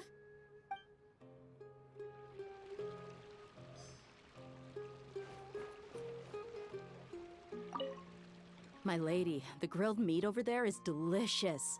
Have you tried it? Yes, I also tried some fruit just now. Oh, they're very sweet. What an amazing place to relax. No wonder everybody likes to rest at the Grand Bazaar. You said it. Oh, look who else is here. Hello! Oh, I'm so happy Nilou invited everybody. Oh, now I have the chance to meet all the heroes. Hey, less of that polite chit-chat and more eating and drinking. The feast is about having fun, not stuffy formalities.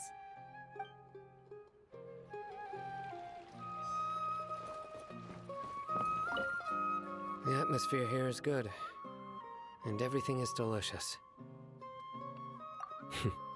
Yeah, I don't often come to such places, but it feels quite good. I have a lot to handle these days. Otherwise, I could show you around. There's always next time. We're friends after all. This feast is pretty good. I like it.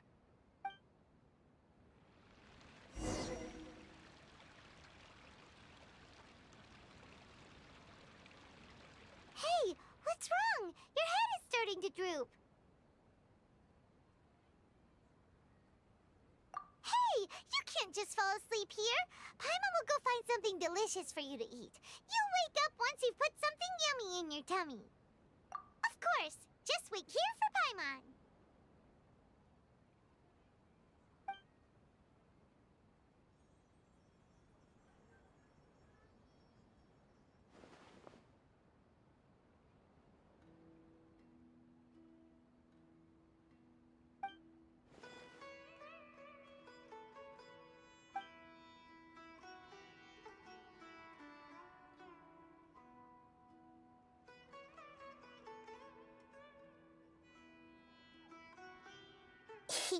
It's me.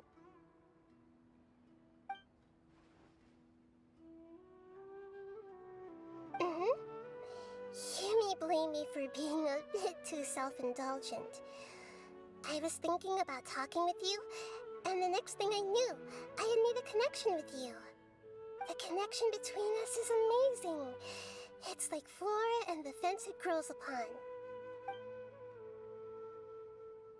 I heard there's an amazing celebration feast today at the Grand Bazaar.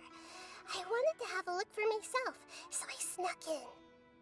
Lately, I've been so busy dealing with all the fallout from recent events, so I really haven't had any free time. Although you've already helped me with a lot, there's still one more thing I hope you can help me with. Please say thank you to everyone for me.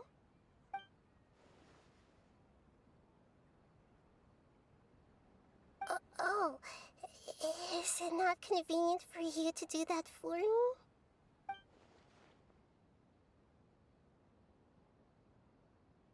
But if I just show up all of a sudden, people will become all quiet and stiff, won't they? What if I end up scaring them and ruining this wonderful feast? That'd be the last thing I want.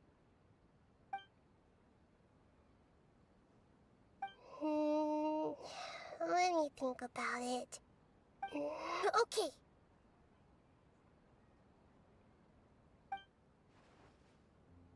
Yes, I have.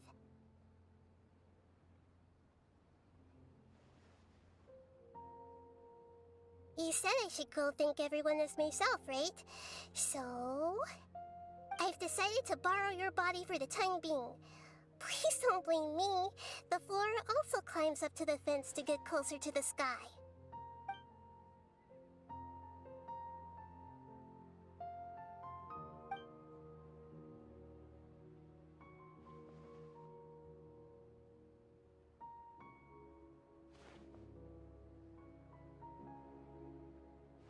Everyone! Are you awake now? Paimon was just about to bring you the food. It's me. Huh? That voice. Nahida? Hold up. What's going on? I didn't expect to have a conversation with the consciousness of Lesser Lord Kusanali in the Grand Bazaar. Interesting. Is this also a part of the feast? No, of course not. Are you... Lesser Lord Kusanali?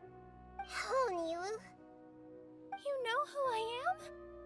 Yes, I already know every one of you. Nilu, Alhaitham, Sino, Dia, Paimon, and Dunyarzad.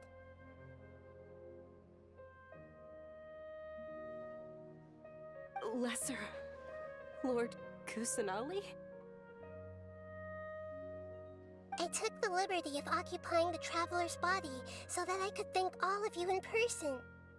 Thank you so much for rescuing me, even if that meant placing your own safety in peril and taking the risk of becoming enemies with the academia, the sages, the doctor, the balladeer, and even the entirety of Sumeru.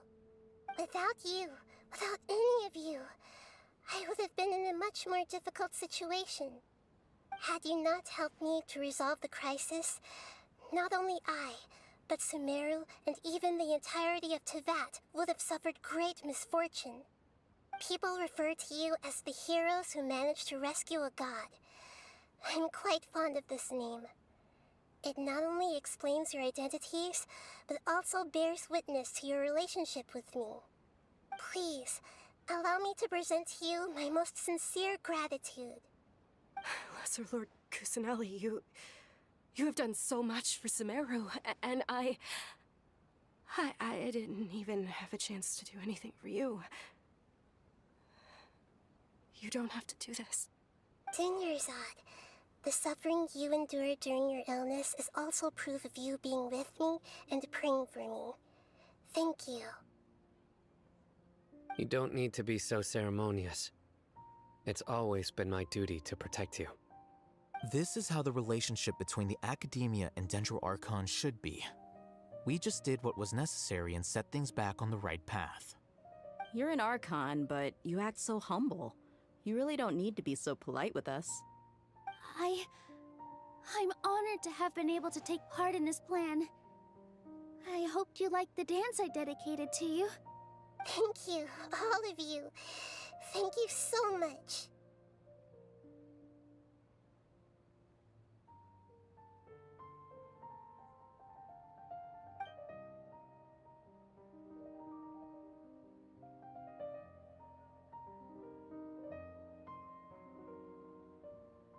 Yeah.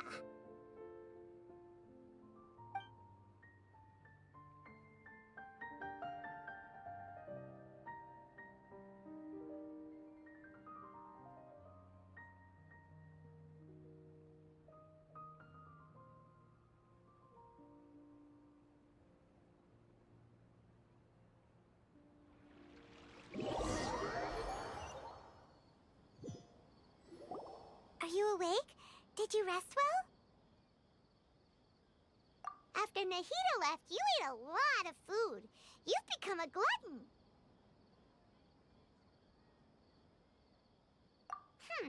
That just means you still have a lot to learn from Master Paimon, the Sage of Gluttony.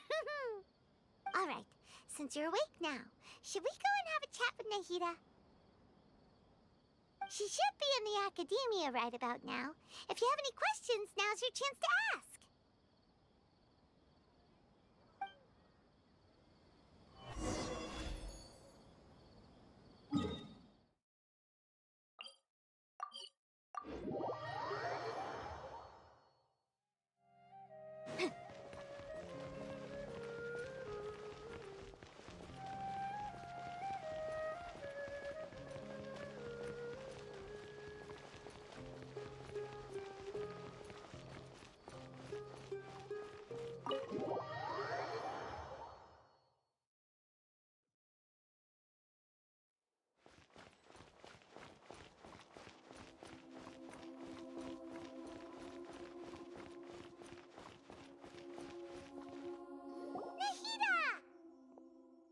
Hello, Traveler and Paimon. What a fantastic night.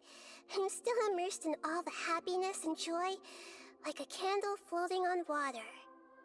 So are we, and that's why we're here to talk with you. Is there anything you want to know?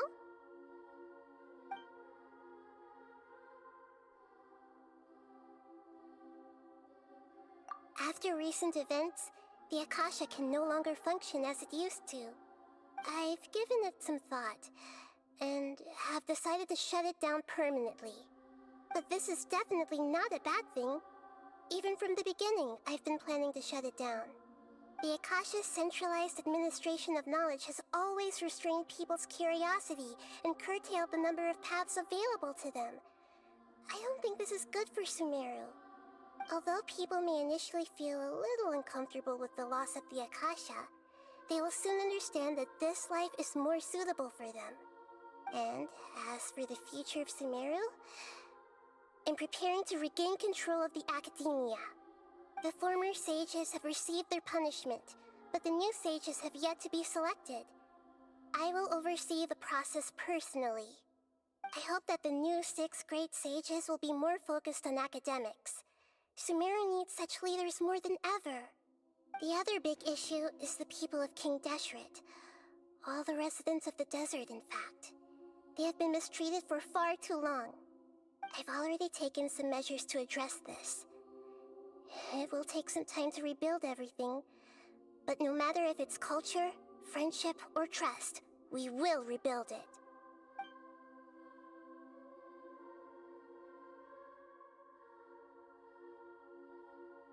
You mean, what happened after the doctor put you to sleep? You guessed correctly. The top-ranked Fatui Harbingers, up to number 3, possess power comparable to that of gods. I was no match for him in that kind of situation. However, in spite of the bad situation, I still managed to make a fair deal with the doctor. I'm sure you remember the entity that changed your fate, the Heavenly Principles. In fact, the Heavenly Principles has been quiet since the Conria disaster 500 years ago. I used this point as leverage against the doctor. I told him that the Heavenly Principles may be awakened if I destroy the Gnosis. Although it's just a bluff, he still fell for it. I assumed that the Heavenly Principles wouldn't just stand by and let such extensive damage to its laws take place. And as for what I exchanged for the Gnosis, the exchange served as both punishment for the doctor as well as a boon of new knowledge that I couldn't refuse as the God of Wisdom.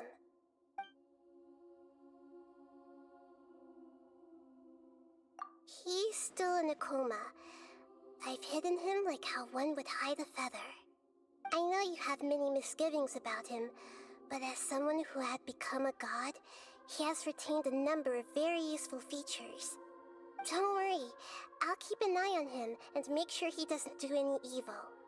In addition, there are still some mysteries left in him. Some things may be very clear from my perspective, but he is still yet to understand them himself. His future will be determined by fate.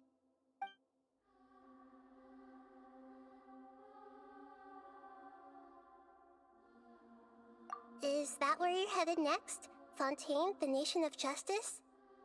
As far as I know, that nation operates in a judicial system. Does their Archon personally judge people? No, there's a Chief Justice in Fontaine. Generally speaking, the Hydra Archon, Focalor, won't preside over individual trials.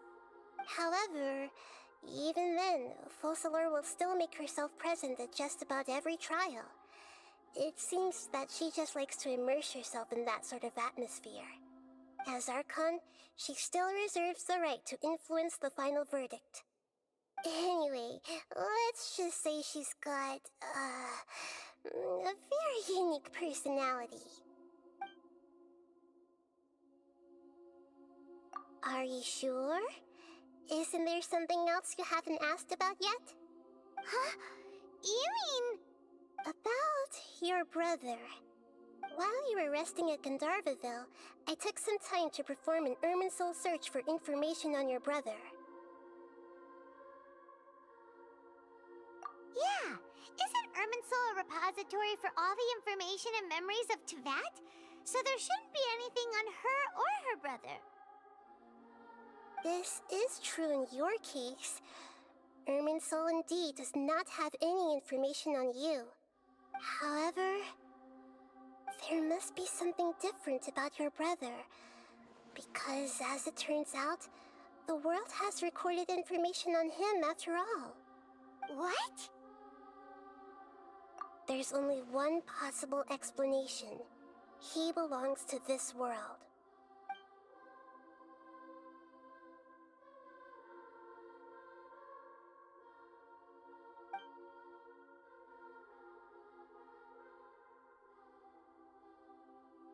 But nothing about this makes any sense!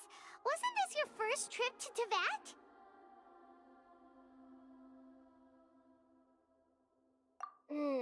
According to the records I was able to access, your sibling suddenly appeared in Conria. After the Conria disaster, he began his journey through the 7 nations of Teyvat. But just as his journey was about to reach its conclusion, the Irminsul records on him suddenly become fuzzy. What do you mean, fuzzy? Did something happen to him? All I know for sure is that somebody, for reasons only they can know, is deliberately obfuscating his fate.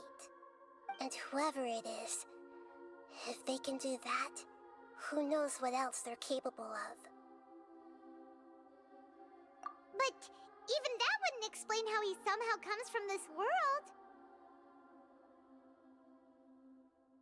Something else I noticed was that according to these records, the Fatui have not classified your sibling as one of the Descenders. What's a Descender? Paimon's never heard of it. Look, I'm sure you must be curious about the information I received from the Fatui in return for my gnosis, right? A very important part of the intel was about this world's Descenders. External beings, ones that don't belong to this world. Traveler, you are Teyvat's 4th Descender. Huh? So the Fatui count 3 other Descenders before the Traveler, and her brother isn't even one of them? That's right. My current hypothesis is that the first Descender was likely what we now call the Heavenly Principles. As for the other Descenders, I still need to verify their existence. It could take me some time. Paimon's head's about to burst from all this crazy new information. And yet, even knowing all this, I'm sure you must still have a lot of unanswered questions. I must say, I truly regret that I can't help you more as the God of Wisdom. There are many questions in my heart as well. I will need some time to go through each one of them. And soon, you'll also begin your journey anew and depart from Sumeru. I'm very interested in your future. It's a journey that can't be observed or recorded by this world. If fate is the ultimate knowledge, then your future will be the ultimate fate. Paimon's sure glad we got to meet you, Nahida. The pleasure is all mine. I can't thank you enough. Alright, that's enough talk for today. If you ever miss me, just close your eyes, and maybe I'll appear in your dreams.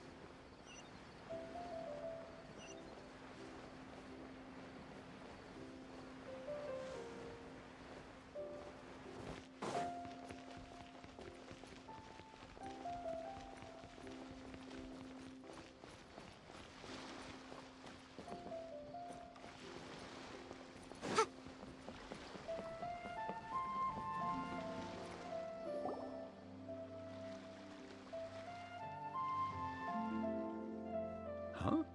Wait, you're that blonde traveler who's on a journey to all corners of Tevat, right? Who's asking? Do you need something from us? You bet I do. I was worried I wouldn't be able to find you. I have a letter for you, you see. It's from another Outlander. He was a crafty fellow, let me tell you.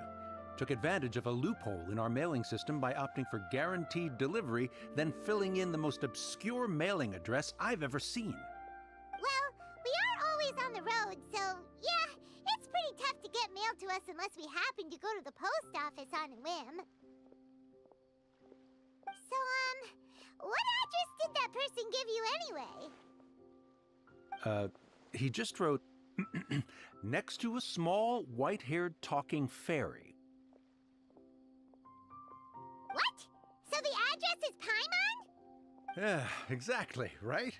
And if I failed to deliver the letter, I'd have been bound by regulation to compensate him. Really, he got me good. I count myself very lucky that I ran into you here. Of course, here it is. All yours. Come on! Paimon wants to have a look too!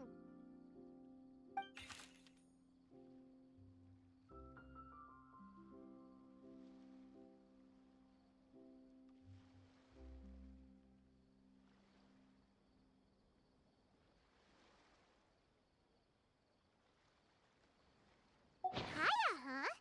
So he's here in Sumeru. Now that Paimon thinks about it, Crafty does describe him pretty well. From what he wrote in the letter, it looks like he didn't think there was much chance of it reaching us. Or maybe he's just being sneaky. Do you think he's making this sound like a miracle of fate so that we'd have to go meet up with him?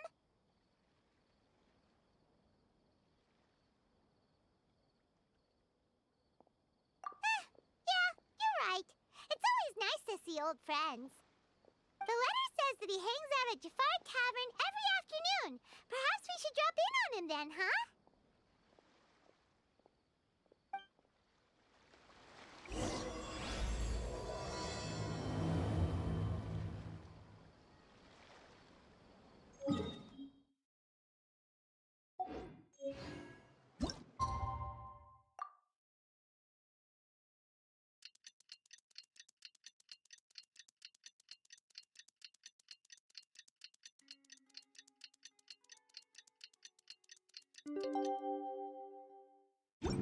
Kaya should be at Jafar Tavern right now. Let's go see him.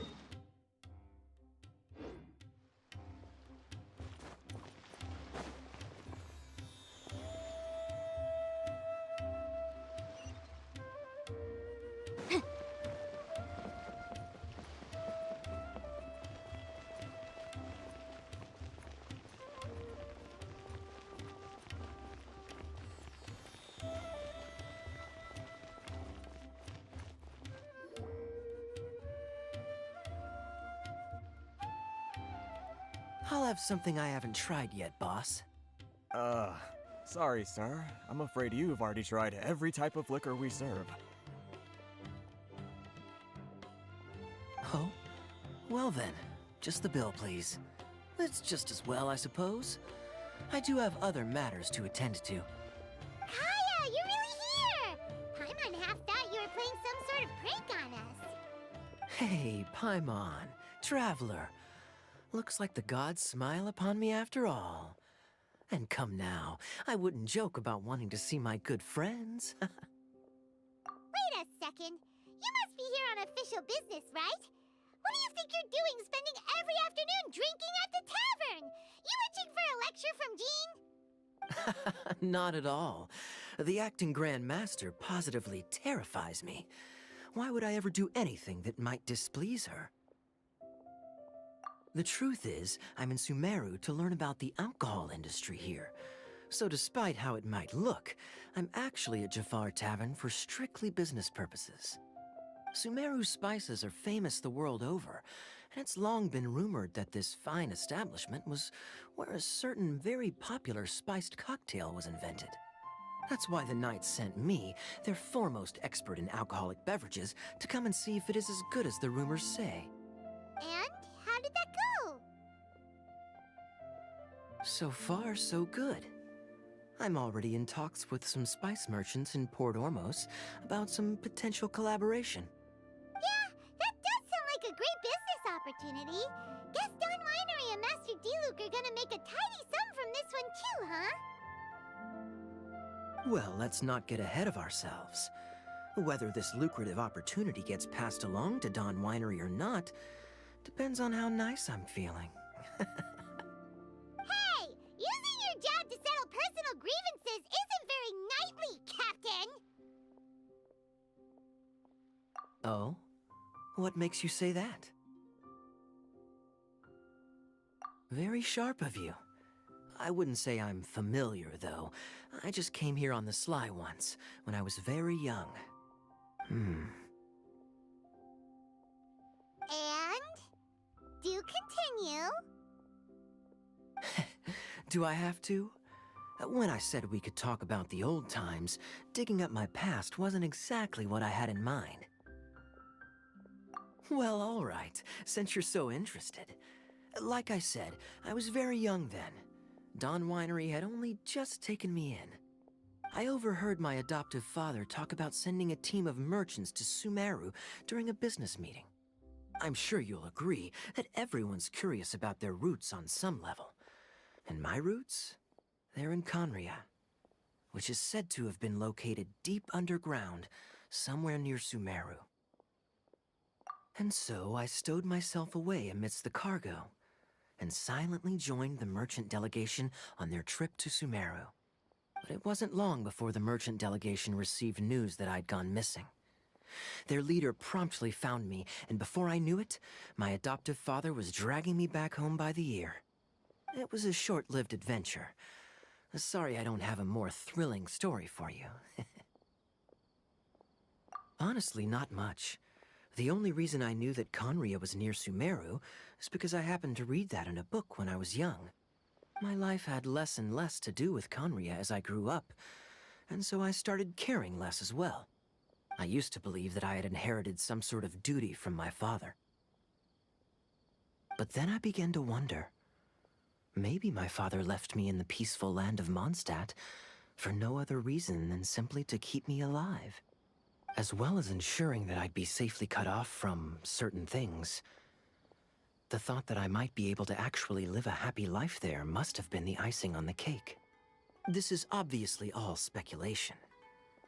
Simply put, I'm afraid that I'm not particularly in the know on this topic. These days, my surname, Alberich, is probably the only link to Conria that I have left. One death afternoon, please, boss. Tell me, what do you know about the significance of that name, Alberich? Dainsleif? Ah, you've decided to join us. I was wondering how long you planned on listening in. I believe I've seen you before in Mondstadt. Dainsleif, if I'm not mistaken. So you remember me. Then we are already acquainted, Kaya Alberich, descendant of the Abyss Order's founder. Huh? What?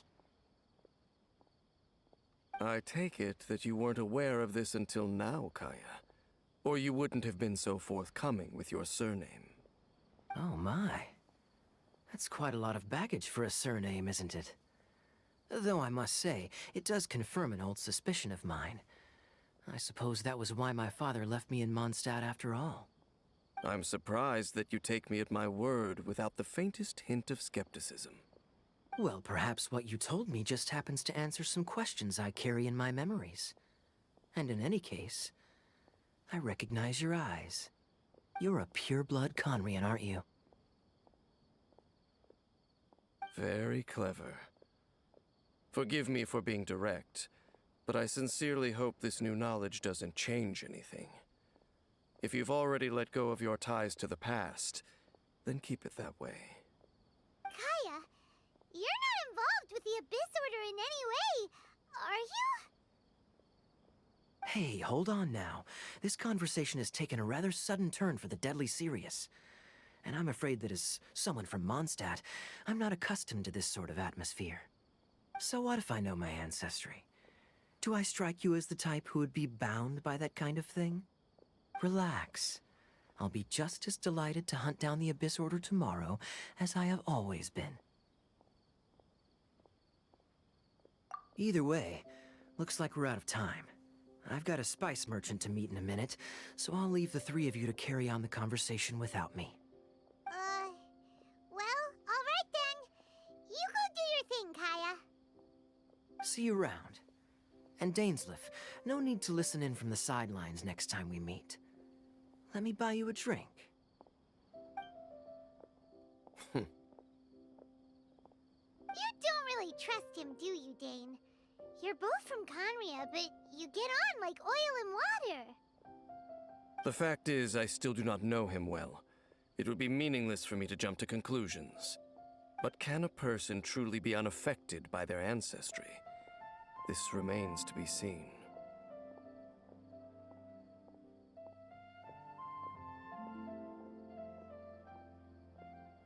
Well, I suspect that they call your brother their prince, precisely because there is a succession of sorts.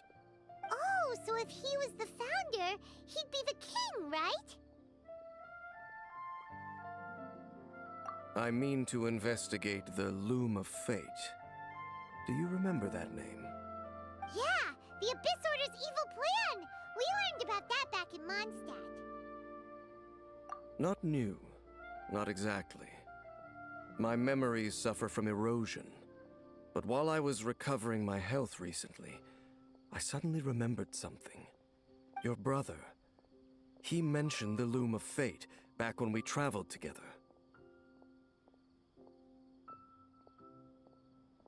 Apparently so. I was also quite surprised when these memories tallied up.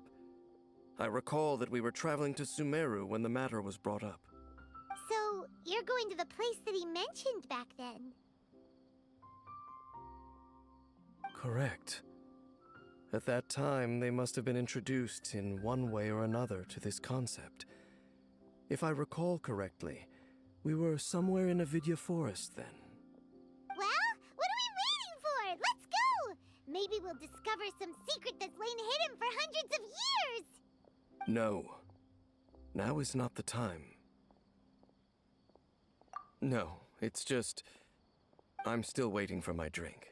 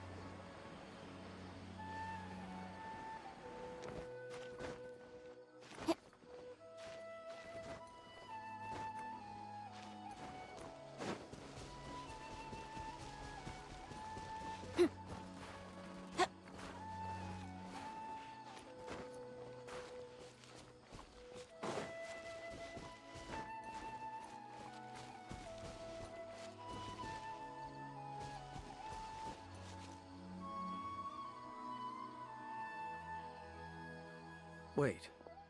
This place, it's familiar.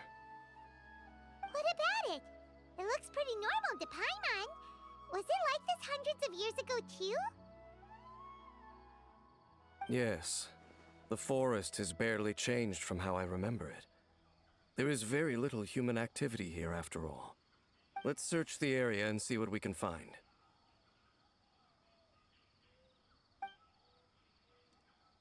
Is this a field?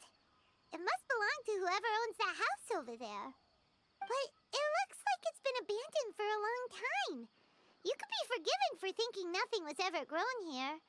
Or, wait, maybe nothing ever was grown here. It's an extinguished bonfire. Forest rangers, perhaps? Looks like it's been ages since it was last lit. And clearly they put it out carefully to prevent a forest fire, too. That's responsible. Nothing else stands out in this area. All that's left is that building. Come on. Wait, we're just gonna go barging in? What if someone's home? Unlikely. There are no signs of life in this area. We should be able to enter without incident. If you say so. Well, you lead the way then, Dane.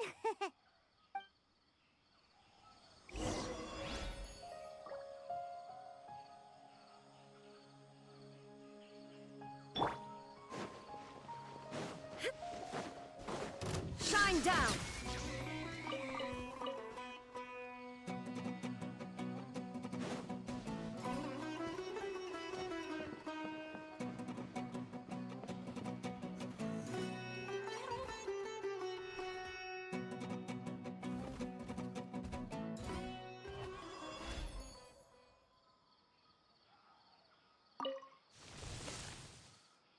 Huh. So there really isn't anyone home. Ugh. Hey, look! It's a bull! Guess whoever used to live here liked to cook, huh? Can't you smell it? There's a heavy scent of medicinal herbs in here. Oh, so it's a medicine bull? Seems you're right. You've got a good nose on you, Dane.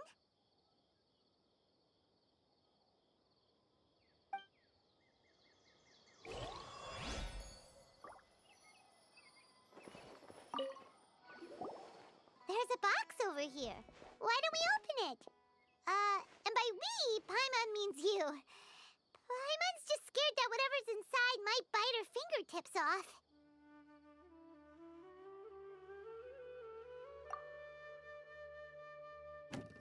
Huh? This is a mirror. It's broken too. Was this a makeup box?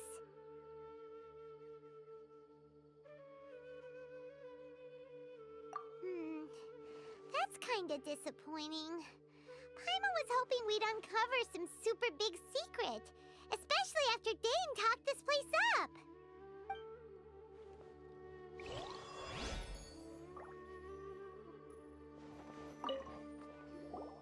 This bed looks pretty ordinary. Huh. There's nothing underneath it either. What sort of person would want to live here? It's so dark and damp. Can't be all that comfortable.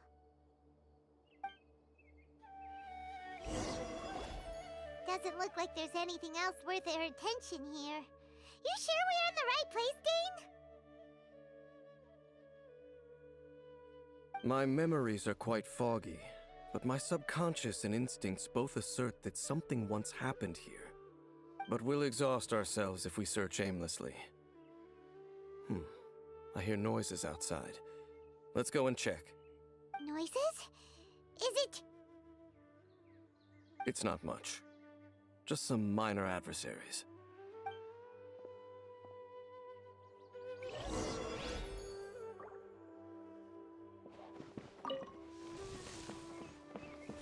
Monsters? Wow, Dane's ears are sharp, just like his nose. He's in surprisingly good shape for a 500-year-old. Although for someone who's as full of surprises as Dane, it's hardly a big deal. Anyway, let's beat up these monsters!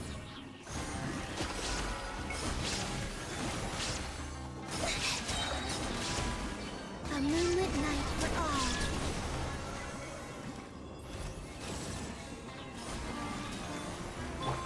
Leave it all to me, as a dutiful maid would.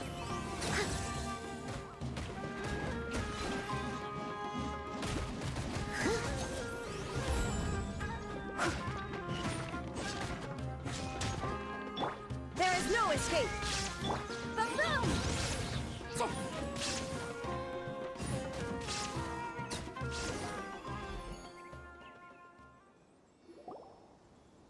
I doubt that the appearance of those monsters was wholly random. There must be something nearby that attracted them. A ley line anomaly, perhaps. But it seems to be more than that. Okay. I'll go slightly further out to investigate any issues with the nearby ley lines. I might be a while. You should wait for me here. What? You're going alone?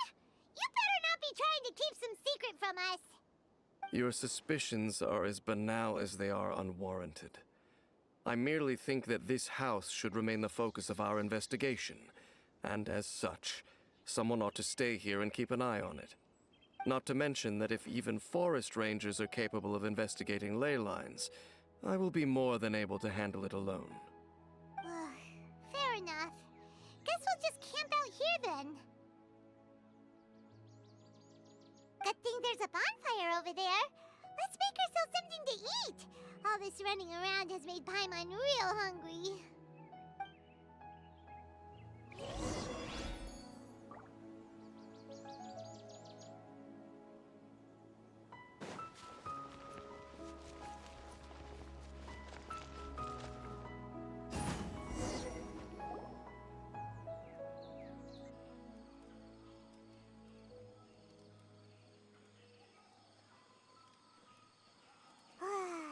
Cooking is as good as ever. Even if there was no other reason, the food alone would be enough for Paimon to stick with you.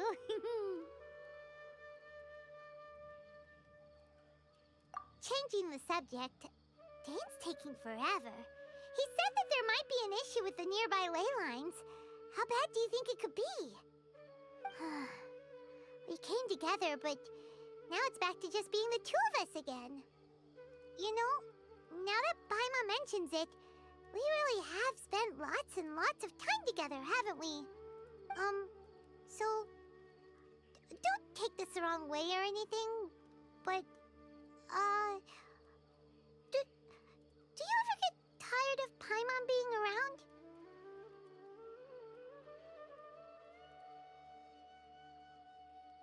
Oh, you stop it! Now you're embarrassing Paimon. So, next question. Don't know if it's okay to ask this, but Paimon's curious. What was it like traveling with your brother? The stars? Wow.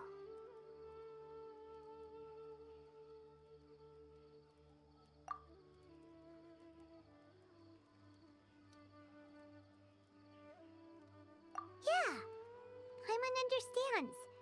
Being separated without even knowing the reason why, it's just terrible. But we'll find the truth together.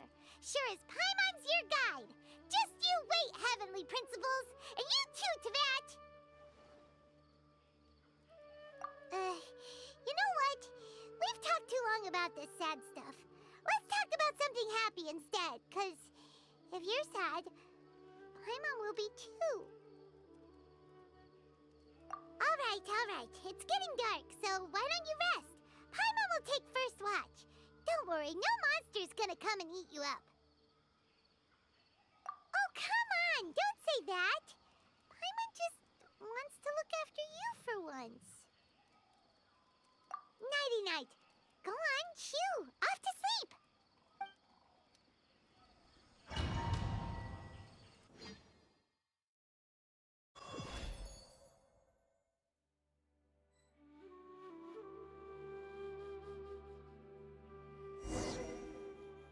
Hey, time to wake up. The sun has risen.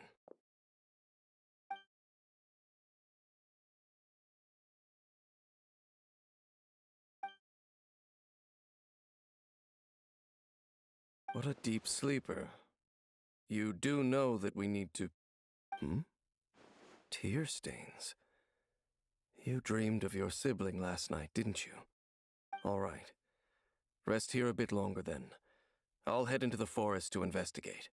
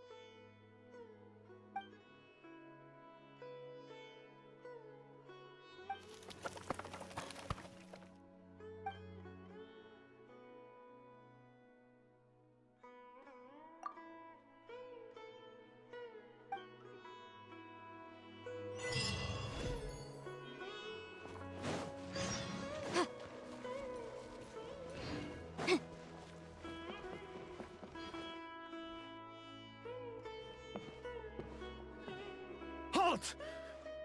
What do you think you're doing? This place is not whatever you think it is. Nor should you be poking your nose into my business. Begone! Your travel companion. You mean the one that was keeping watch by your side last night?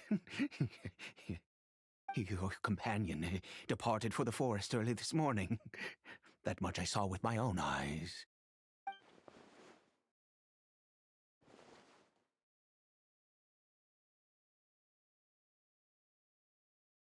What business is that of yours, hmm? All you need to know is that I claimed this place first, and what I do here is none of your concern.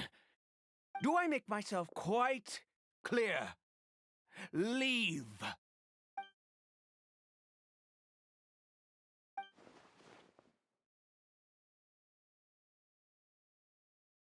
Well, what are you waiting for? If you must, suit yourself. I've been observing you, and you don't look like a forest ranger, nor someone from the academia. Still, I'm warning you, no funny business. Promise me that, and you can do as you please. Okay, fine. Whatever. Just move aside. I'm heading in. You... Oh, go on then. Have it your way. I knew I wasn't going to be able to hide this anyway. Just come in. But no overreacting to anything you see in here, okay? You understand me? Come on, then.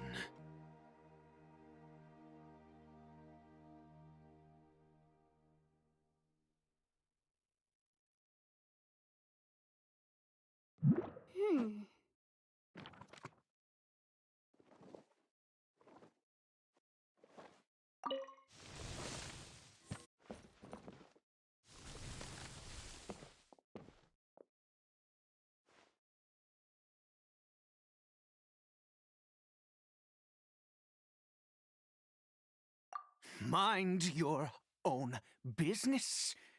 And don't worry, he isn't aggressive. How could he be? He was too young for anything like that. So don't you lay a finger on him. Just find yourself a corner to rest if you're tired or cold. Huh? You know Conria? Who are you, exactly? And how do you know I'm from Conria?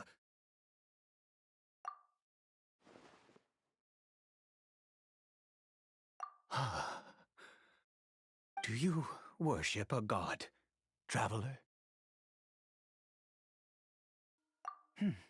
Sounds like you've had an eventful life.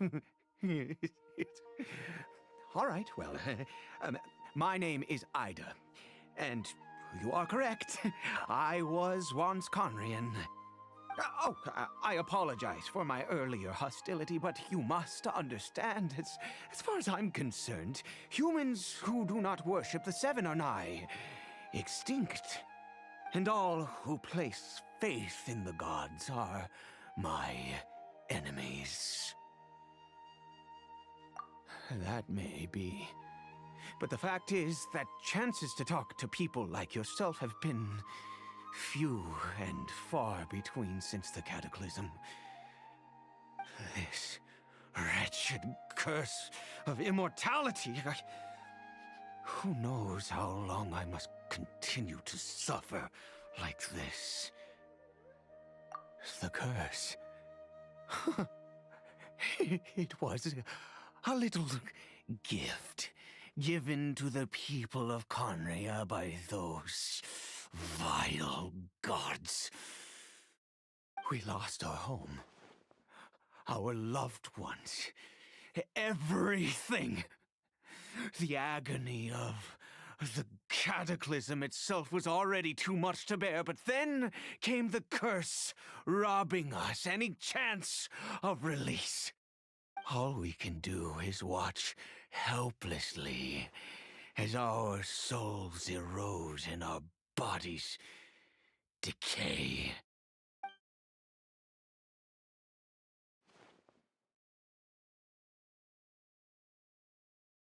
Because, although Conria began with a single bloodline, it was a home to others too. Any who forsook their gods and came to Conria were welcomed as our fellow citizens. When the cataclysm came, we pure-blood Conrians were declared the greater sinners. Upon us the gods placed the curse of immortality. But those whose ancestry belonged to the domains of other gods were punished with the curse of the wilderness as they fled, turning them into monsters. He is Kari Bear, my illegitimate son. How times have changed. I can say that out loud with no consequence now, but it was once a matter of unspeakable shame. I was a noble of Conria, by blood, but I resented the life that my family had arranged for me. And then, one day, I met a beautiful woman amongst the people. Her roots were in Mondstadt, but that mattered not to me. It was love at first sight. Kari Bear faced great hardship from the very moment of his birth, all due to my selfish desires, and I was never able to be there by his side for any of it. After all that, he turned into a hilichurl right before my very eyes. I always owed him much, and now at least I can finally be close to him. She was. We were separated. I do not wish to dwell on it. It could be worse. I suffer the pain of loss because I once had everything I could wish for. And now that I have lost almost everything, the little that remains I see with new clarity. If nothing else, at least I still have Kari Bear.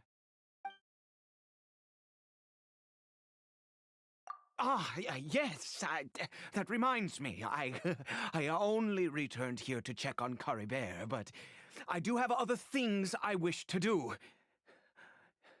You may come with me, if you're so inclined.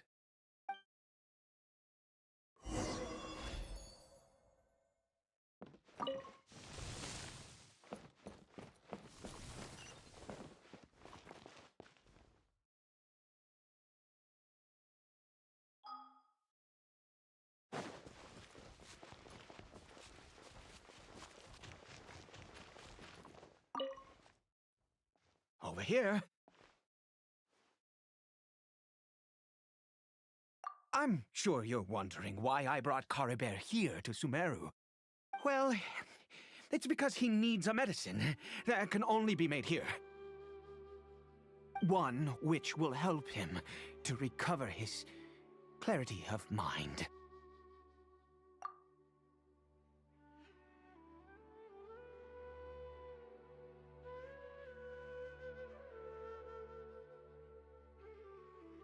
I do not hope to break the curse. I am well aware of my powerlessness against the punishment of the gods.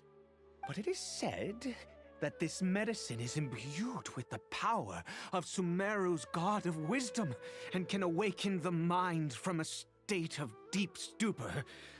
It has been used in the past to treat cases of mania.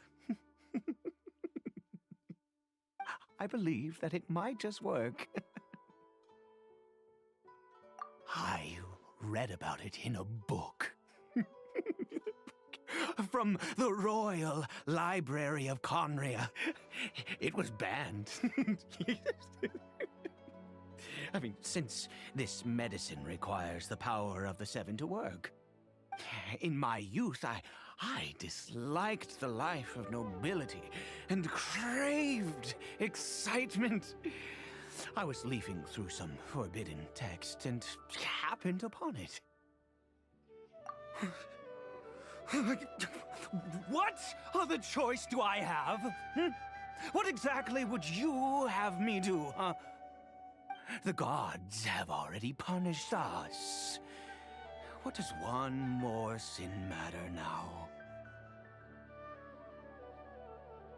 Never mind. As long as you understand. I'm sorry. I struggle to take control of my mood sometimes. Perhaps a consequence of having lived too long. As it happens, I am in dire need of some help to make this medicine. My hands don't have the dexterity they once did. I fear they may be decaying from within. All thanks to this curse of immortality. Okay. To start with, take this ingredient.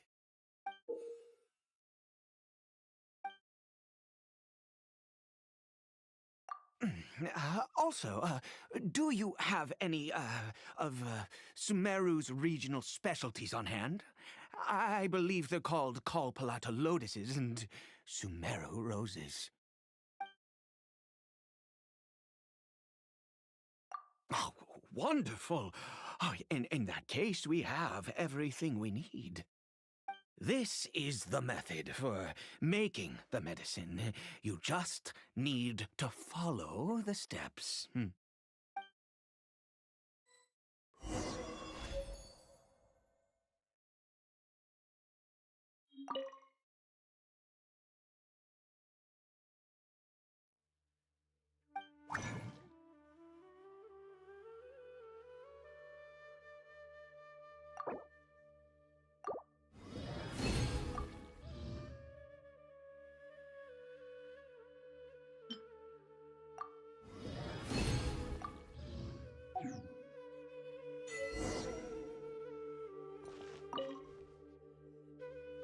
Is it done? Oh, splendid. Let me see.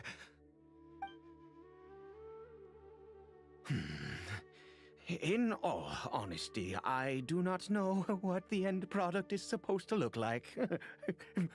The banned book didn't feature any illustrations. Well, the moment has finally arrived. Curses. No! We need to perform one final step to complete the medicine. I said before that this medicine relies on the power of the God of Wisdom for its restorative effects.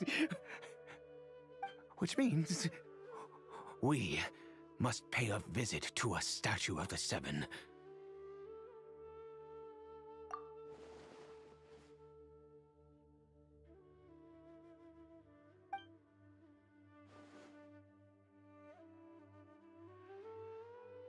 Let's go. Bring the medicine with you.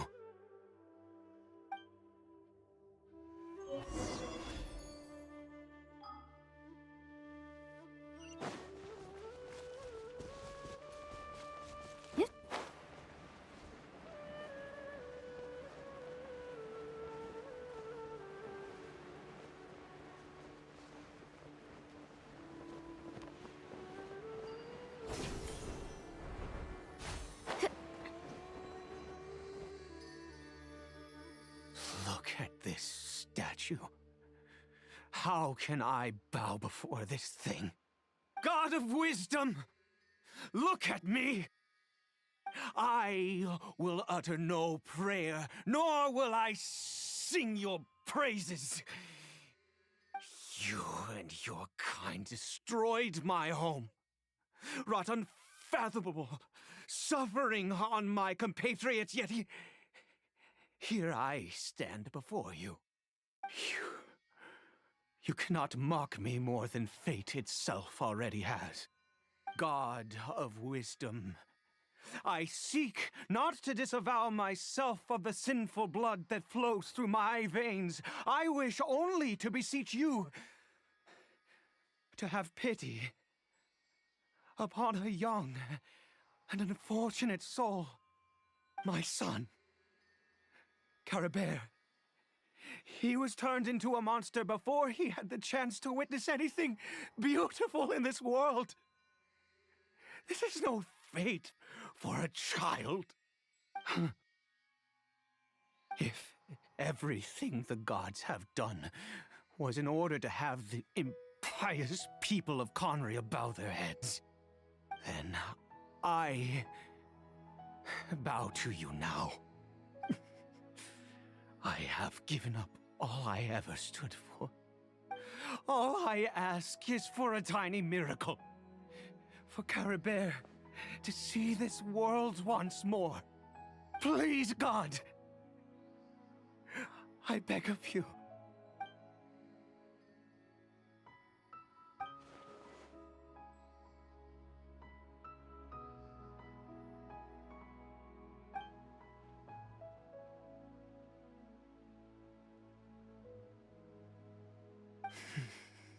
I have made quite enough of a fool of myself for one day.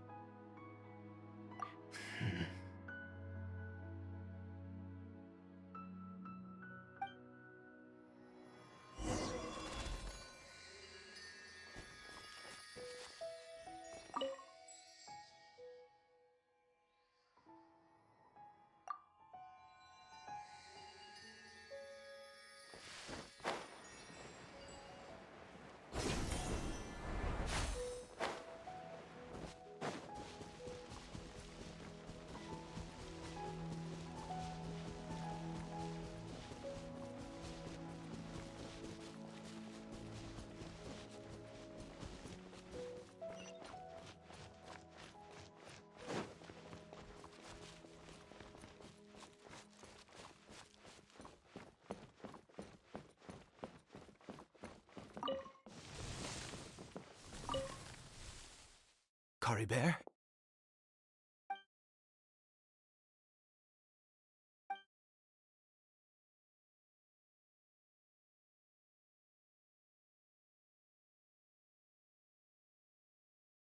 Well, we've prepared the medicine. We might as well try it.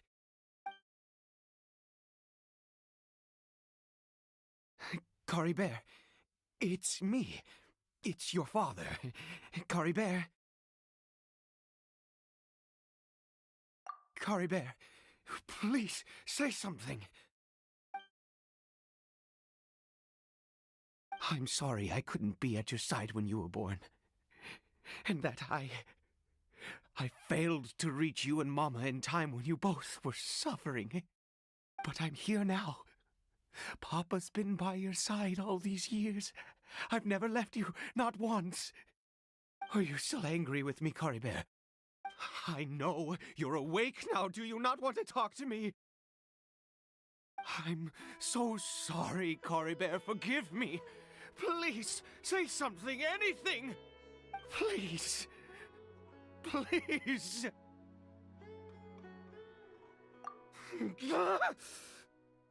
Oh, gods above! What more do you want from me? You took everything from here, and I still bowed to you. I'd give you my very life if only you cared to take it. But you won't even let me die. I knew it. I should never have trusted anything that had to do with the gods. I was just deluding myself. The gods of this world have never stood with humanity, not even for a moment. Other reasons. What do you mean? Huh. You really think so? Give up? No, never. And yes, you're right. I cannot let myself wallow in despair. Even if I must stay here with him for 50 years, 100, what difference does it make? I do not lack for time.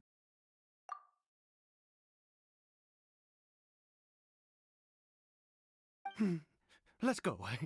We'll make another dose. The most crucial ingredient in this medicine is the unusual mushroom, which makes things complicated, but not impossible. I grow them in that field. The details don't matter, right?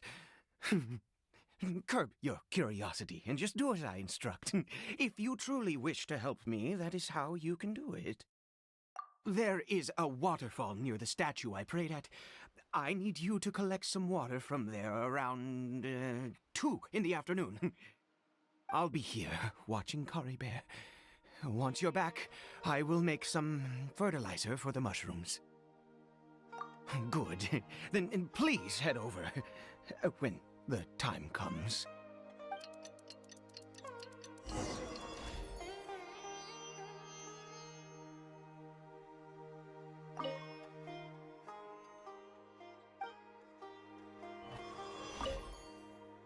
Please fetch the water. I'll be waiting here.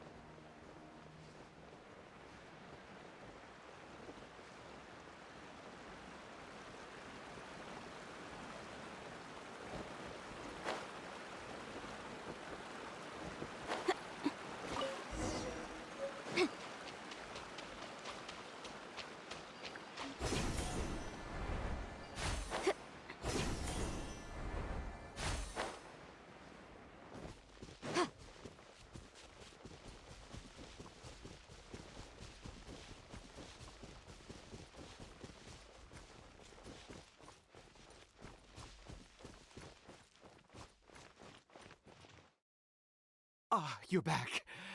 Coribear's condition is stable. By which I mean he still isn't responding. Anyway, give me the water.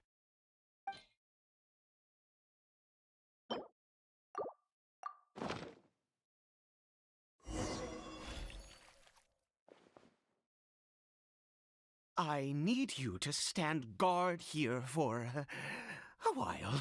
Whatever you do, don't let any forest rangers approach the house.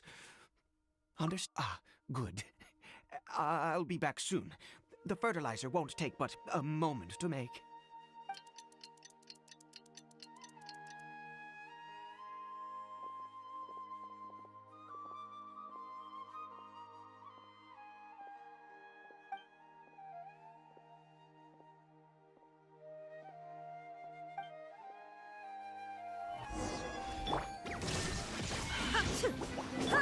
Incinerate! 3 moons converge. Illusion shattered. Breath of the flame.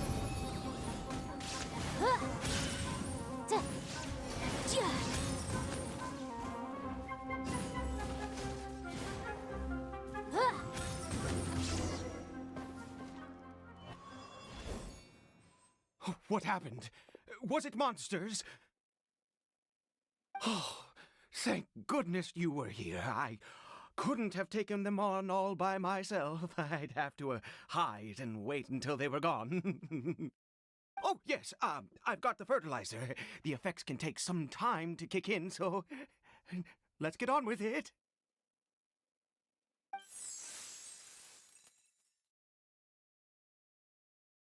Next, we pick the mushrooms and repeat the same steps as before to make another dose. I trust you still remember the method.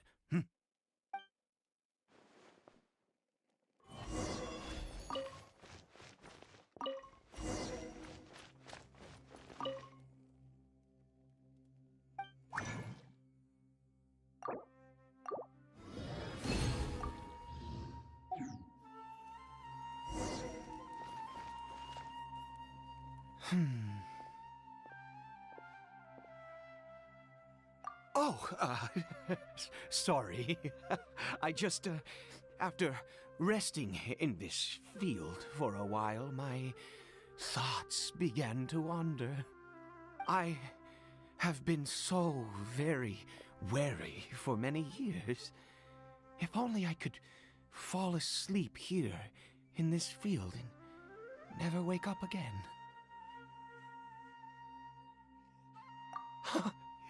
I do indeed. That's why it was just a fleeting thought. Thank you for your help once again.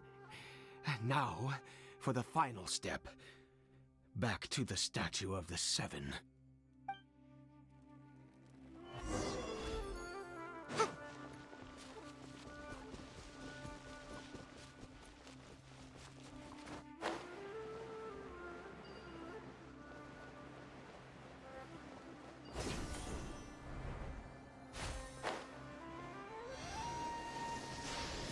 We're here.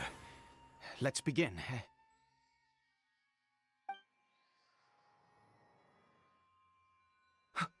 Wait a moment. Hey, what was that? Cory Bear! Oh no, he must have left while we were too busy preparing the medicine to notice.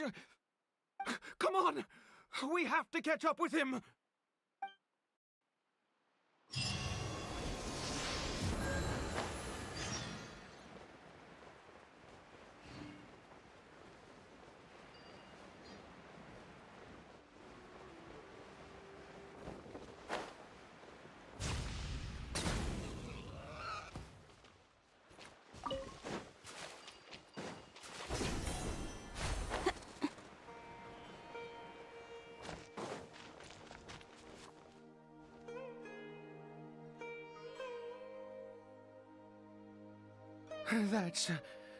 That's not Cory Bear.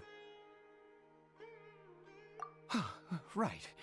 Cory Bear's scarf was a gift I once gave to his mother. I use it now as a marker of sorts. My eyes must be going. How could I not recognize my own son? This decrepit body of mine. Yes. It doesn't seem interested in us in the least. It seems intent on walking in that direction. Where could it be going? Yes. The more we know about hilly churls, the better.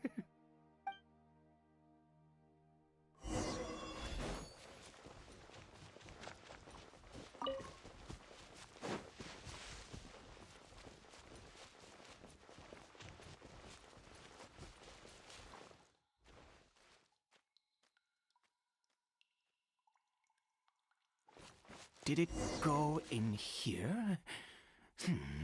Well, let's head in.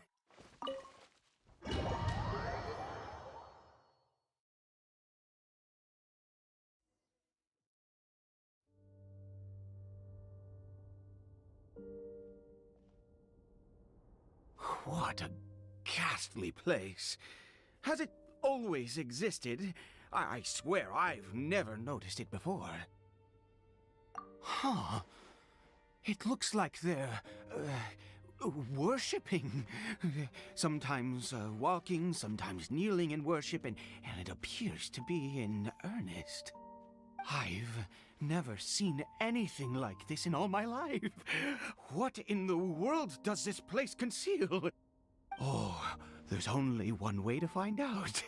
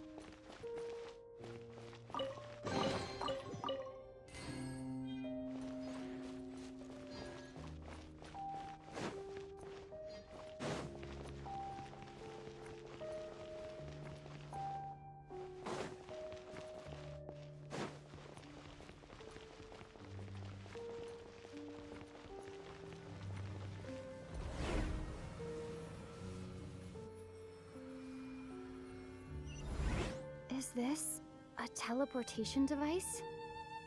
What energy is powering it?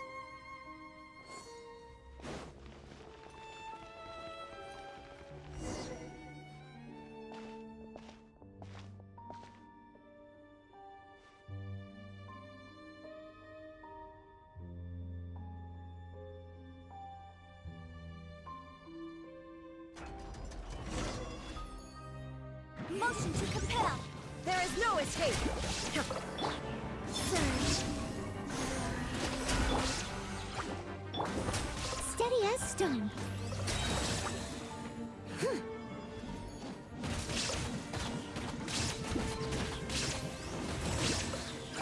Someone need... Illusion shattered. Boom! Yeah.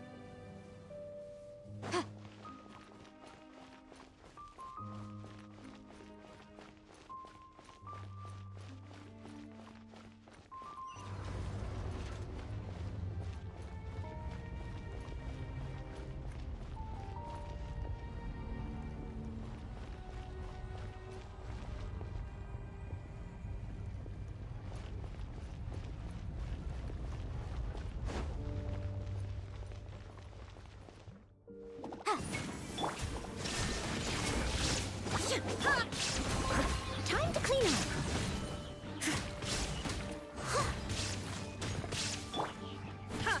Shine down.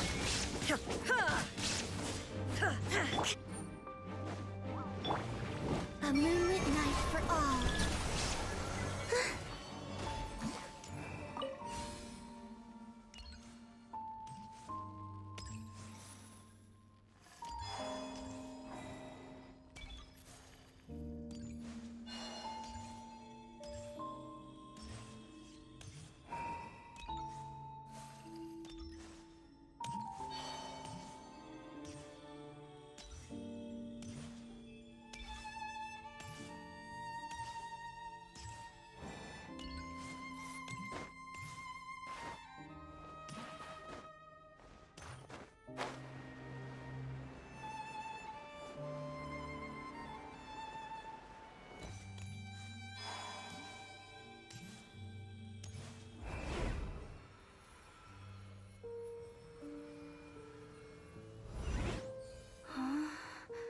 How did I get on the ceiling? Did the room turn upside down, or gravity itself?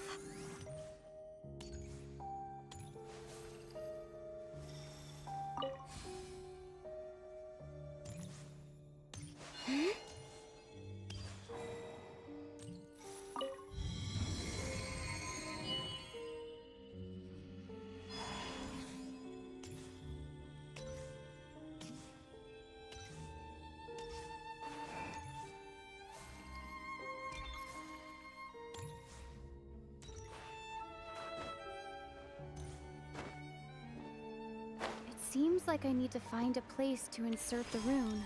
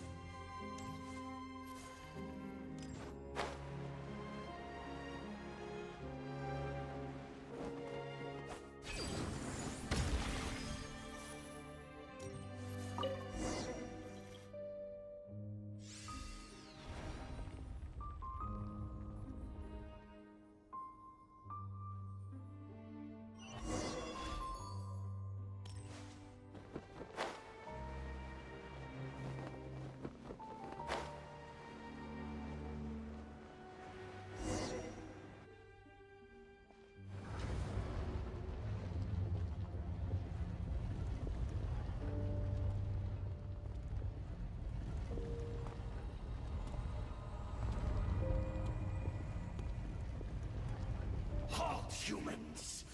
Fate has not granted you the right to enter this place.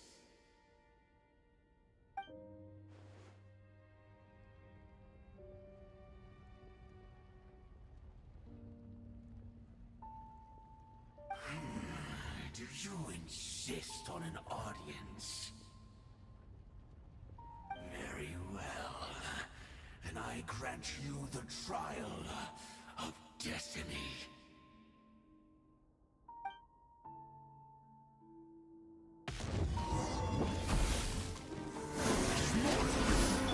I must leave no stone unturned. There is no escape. Motion to compel. Time for your arraignment. Torn to oblivion.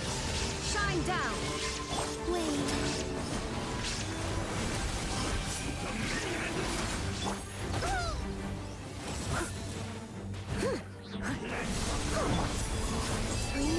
Converge.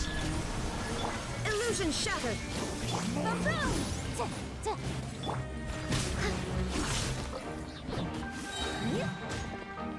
As a good knight should.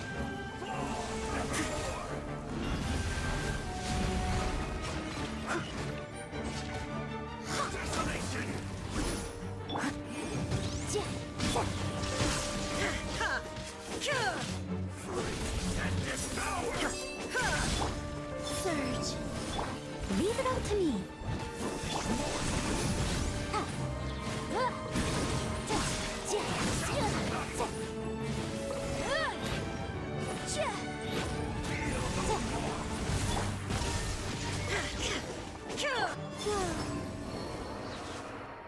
Who was that? He was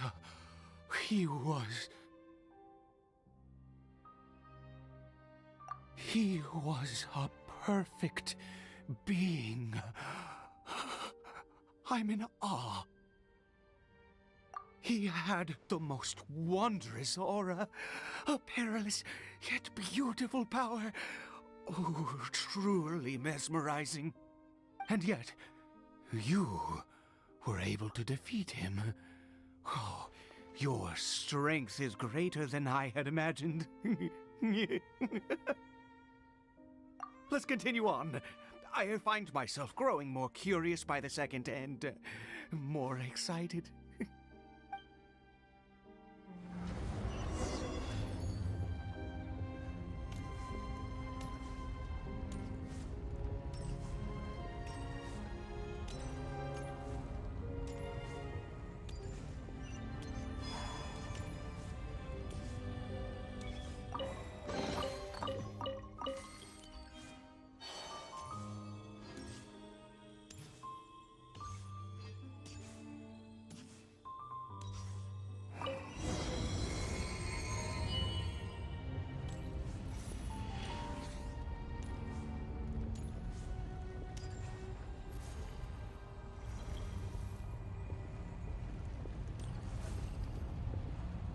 I think we've made it to the end.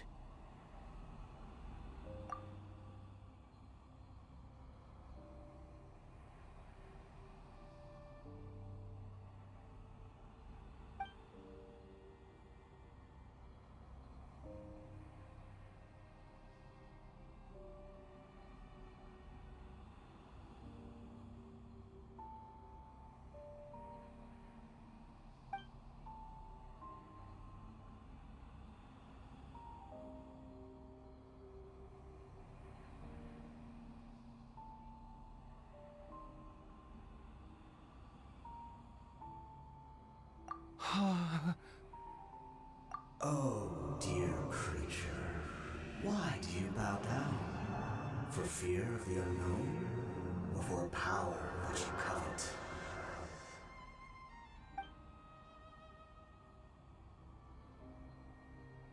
Oh, dear creature, why do you bow down? For I am no god, I am but a sinner.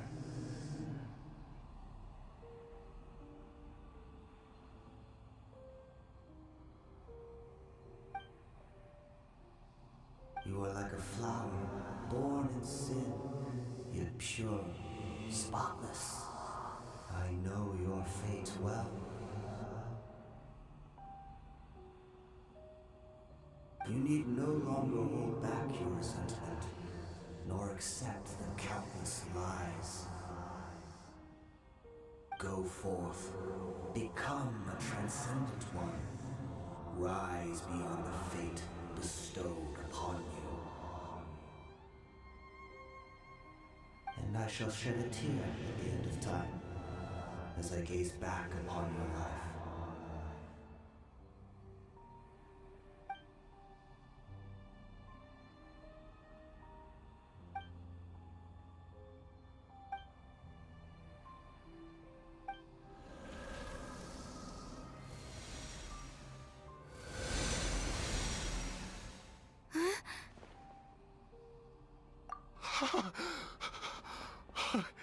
What just happened? When I saw that thing, my heart was instantly at peace. I was overcome by a sense of awe or joy, perhaps. I feel good. In fact, I feel better than I did before I came in here. How peculiar. Oh, is that so? All right, as you wish.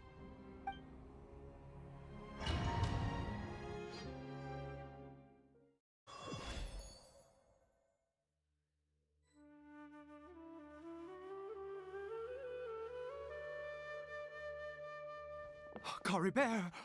Oh, thank goodness! He's still okay.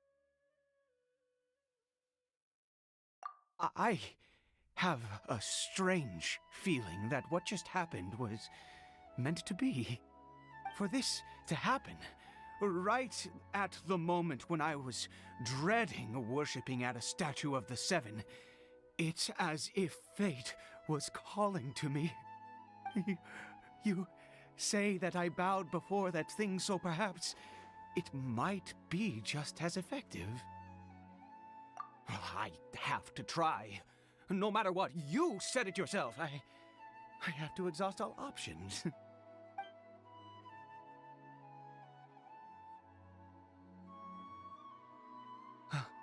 Cory Bear?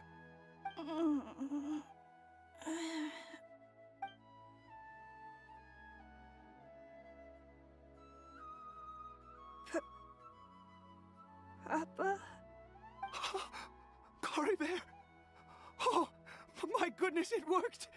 It's a miracle! Oh, Cory Bear, my dear son! You see, it worked! Cory Bear can speak again! Where's Mama? Mama is... Cory Bear, look at me. Do you know who I am? Of course. Your Papa. Yes! Salvation! Sweet salvation! Yes, yes! This is what this feeling is. How do you feel, Cory Bear? Are you fully awake now? Yes. It feels like I just woke up from a long, long sleep. I dreamed that I was hiding in a little room. I didn't dare go out the whole time, and I didn't want to either. Wait. My body! What happened to me? Is this me? Papa? What's happened to me? Don't panic, son. It's just... While you were sleeping, we went into a fairy tale world. There's no more Conria here. No more home. But, do you know what that means? No more red sky. No more end of the world. In this world, you have to be a little monster, but you get to stay with Papa forever. Am I dead? No, of course not. Look, Cory Bear, you still have Mama's scarf on your arm. That means she's watching over you, protecting you. So how could you be dead? Really? Yes, really. You've only just woken up, and this must all be very confusing for you. Just rest here for now. Things will get better. Oh, and, you have to promise me something. Never take off your mask. Understand? Whatever happens, you mustn't take it off. Okay, Papa. I won't. I promise. Not since that day have I been so glad as I am now. I can't believe this is really happening. I knew that placing my hope in the Seven was a waste of time. I even worshipped at one of their statues like a common fool. Never before have I humiliated myself like that. Once a murderer, always a murderer.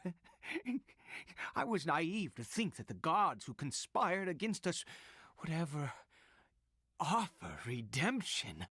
But the god we saw in that cave, now that was a truly mighty god. Nothing like one of the Seven. That wondrous power, it was truly enchanting. Surely that must have been the reason I bowed down. Now then, after one beseeches a god, and the god responds by answering their prayers, should they, do something to show their devotion? Piety is hardly my area of expertise. But surely I should honor the god that has honored my wishes. A sinner? Oh, don't be absurd. You don't know a single thing about him. How dare you utter such blasphemy? You and I have both witnessed his divine power. When has the Seven worked a miracle like this before? Never! He is a god, mightier than they, and yet you would call him a sinner. Oh, preposterous! No matter. Believe what you will. You cannot shake my faith. I am going to pay my respects with or without you.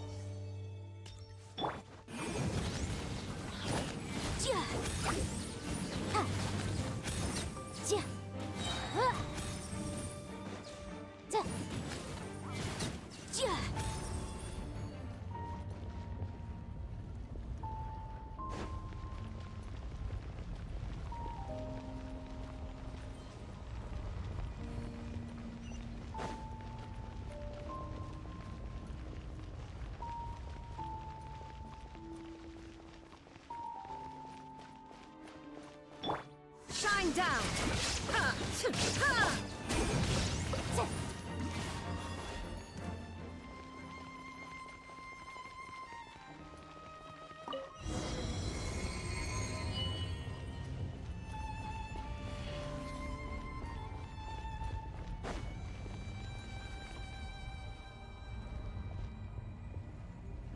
No!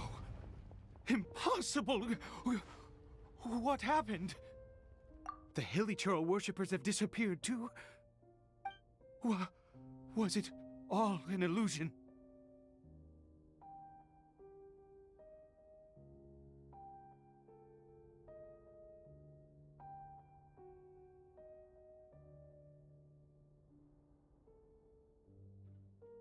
That's true. Yes, it can't have been an illusion. I still feel that awesome and wondrous power flowing through my mind and body. It was neither illusion nor coincidence, and certainly no dream. It was a wonder. Yes, a divine wonder. Let's go, traveler. There is surely a reason for its disappearance, and I do believe that someday in the future we shall see it again. Could he really have been a sinner and not a god?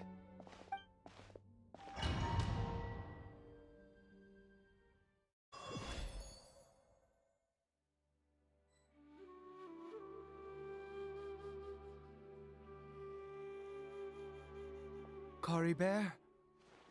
Where has he gone? Oh, no, no, no.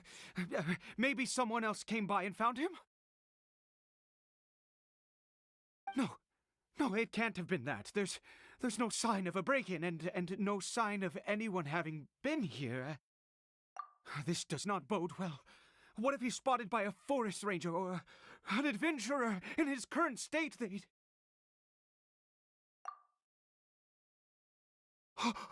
Wait a minute. This isn't how we left it.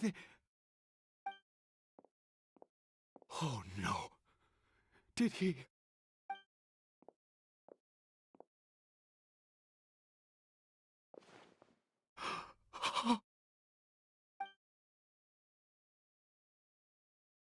The mirror! It's broken!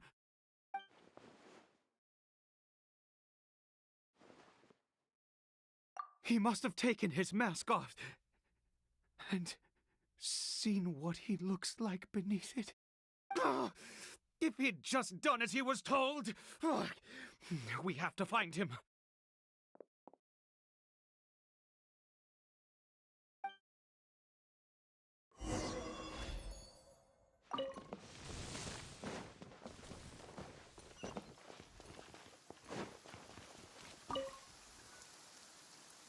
It's his scarf. He dropped it. Looks like we're going the right way. Come on.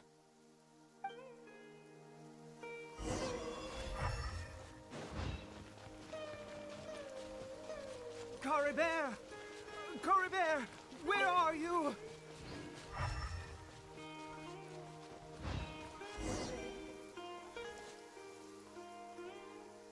Curses! Forest Rangers. Hey! Who are you? We haven't seen you around here before. What's your business here? Have you seen a hilly churl? A hilly churl should have come past this way. Have you seen it?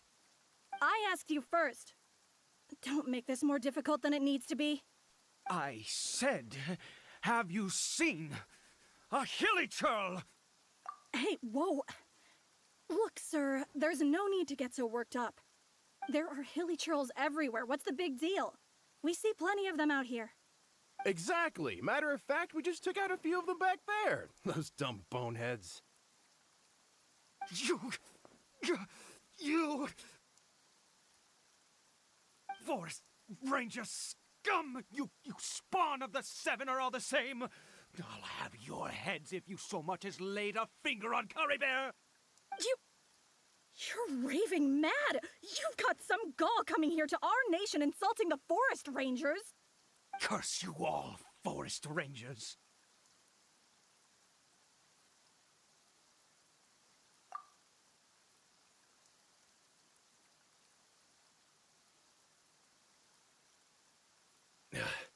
I don't get it. Why make such a huge fuss over a few hilly churls? Makes no sense. He'd only just regained his mind.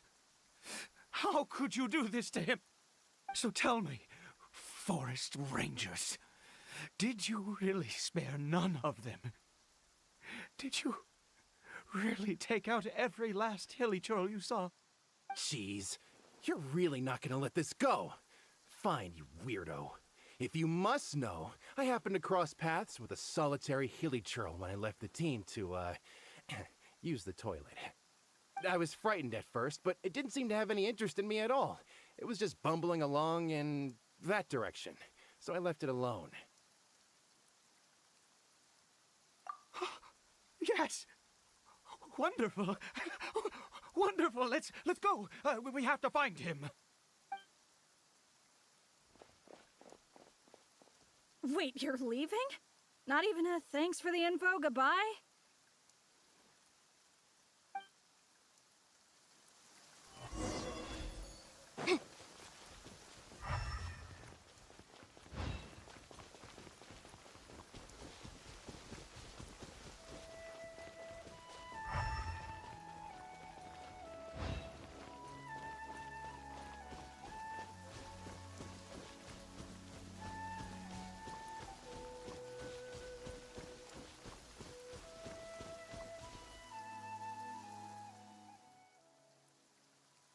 Caribert! Caribert, stop! It's me! It's Papa! Whatever you saw, it was all a trick. An illusion. I told you, we're in a fairy tale world now. Nothing here is real. Please, Caribert, come back. It's time to go back. Caribert? How could this happen? He regained his mind. He must be able to hear me. Surely. Come, Caribert. We have to go home now. Papa's here to take you home, all right?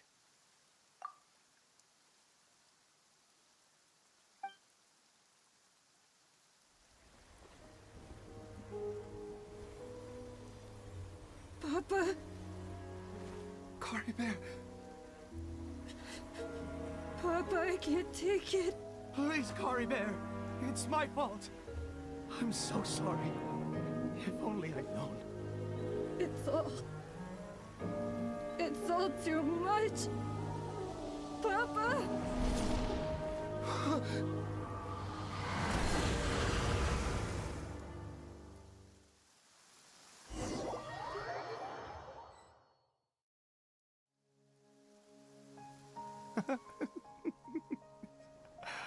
I see.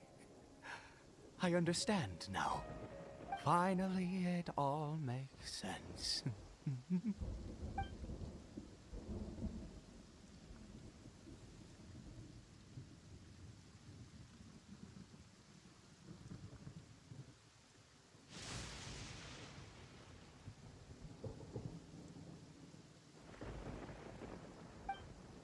Ah, Traveler, you're awake. Finally, we can rejoice together. Wait, no. Why am I still calling you Traveler? Oh, I have known your true identity for some time now.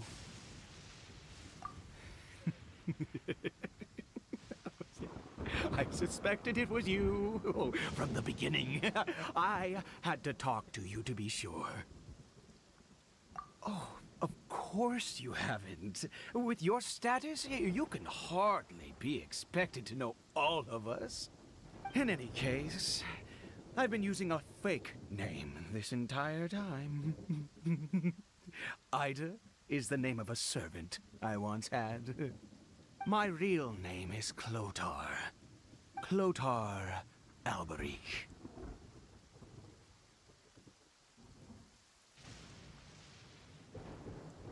You saw it too, didn't you? Unmistakable, the power inside Cory Bear and the power of the one you call a sinner. It was one and the same. Yeah. I am positive now. It's the power of the abyss, isn't it? Oh, at long last, I have seen it with my own eyes. That is no business of yours. A sinner. Yes. Salvation for a sinner can only come from a sinner. Cory Bear did not deserve his fate, but now it's wonderful. He will be able to weave his own destiny anew. Born into abject sorrow, he shall now become the loom of fate.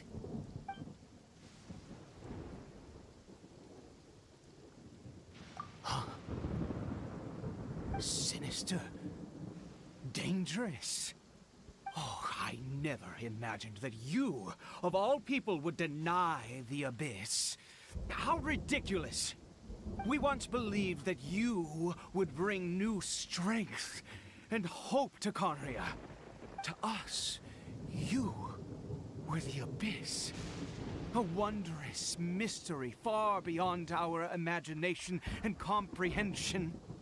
And the one who controls the abyss can control everything. We yearned for that future. We looked to you to take us there. But what did you bring us instead? Oh, Prince of Conria?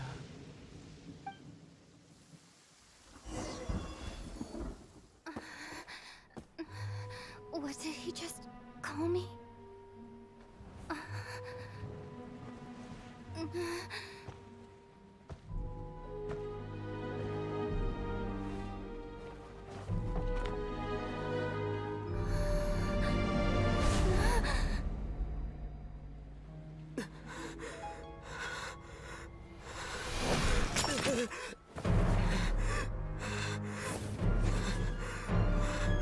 Traveler! Hey, Traveler! Traveler!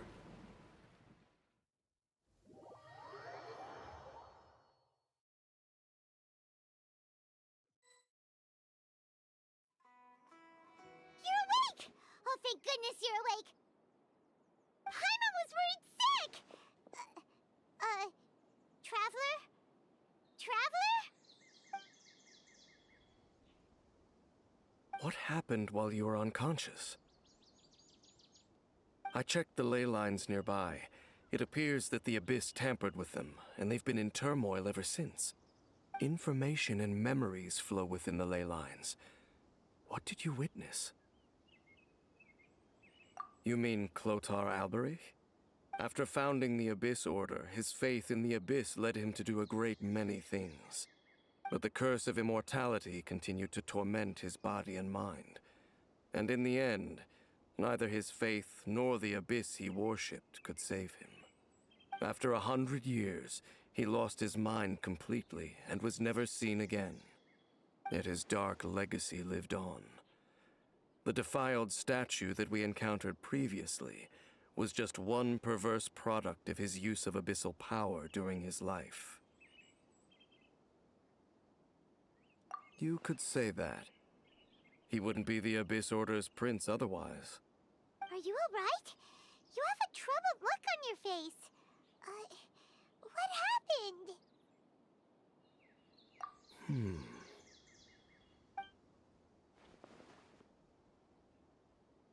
So you saw his memories from centuries ago through your own eyes. It all but defies belief. Still, as I'd suspected, the notion of the loom of fate did indeed rear its head during that time. And it seems closely connected to Clotar Alberich's son, Caribert, and what happened to him. And yet your brother never breathed a word of this incident to me. I wonder, was that the moment that he decided to go down this path?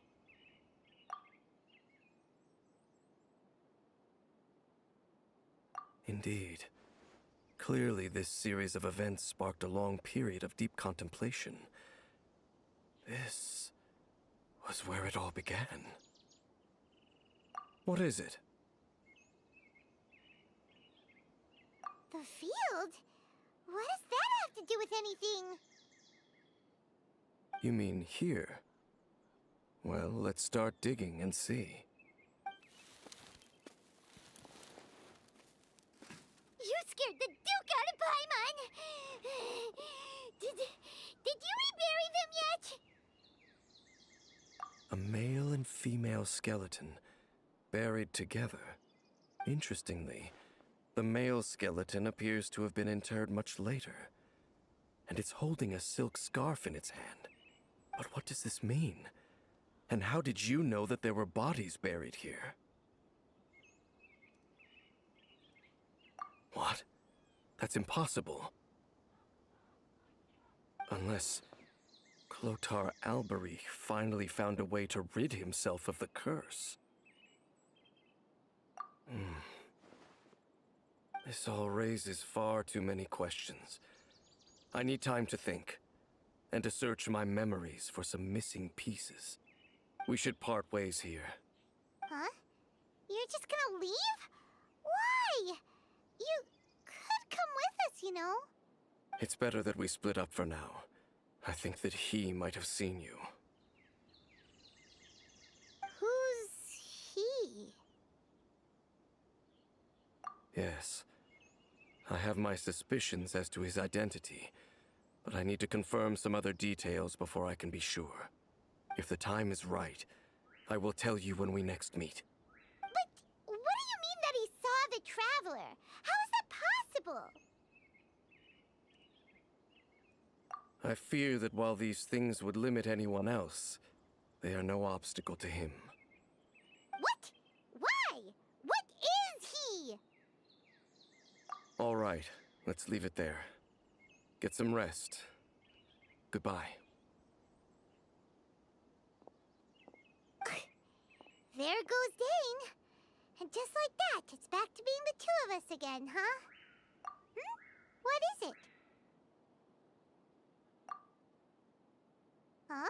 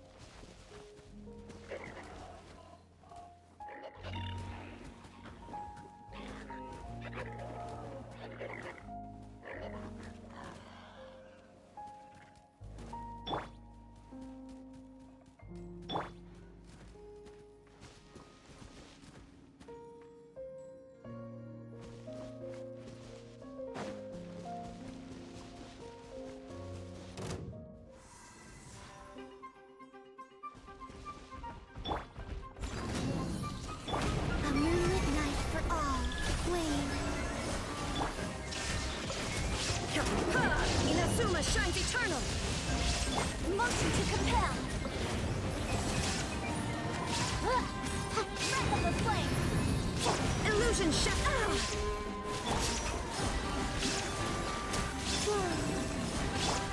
Steady as stone.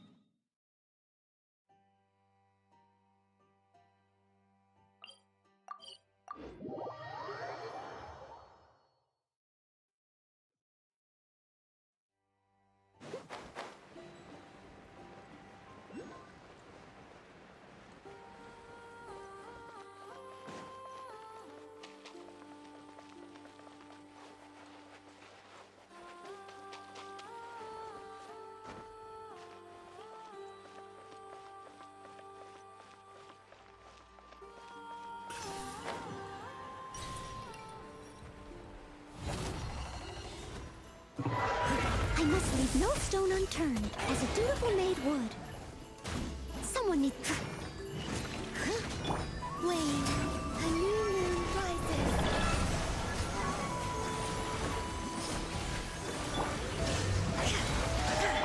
Around!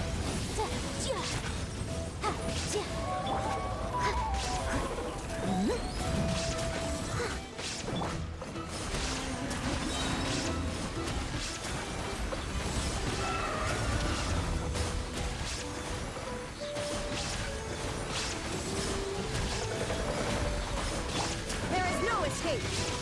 A new night for all. Now you shall perish. Motion to compel.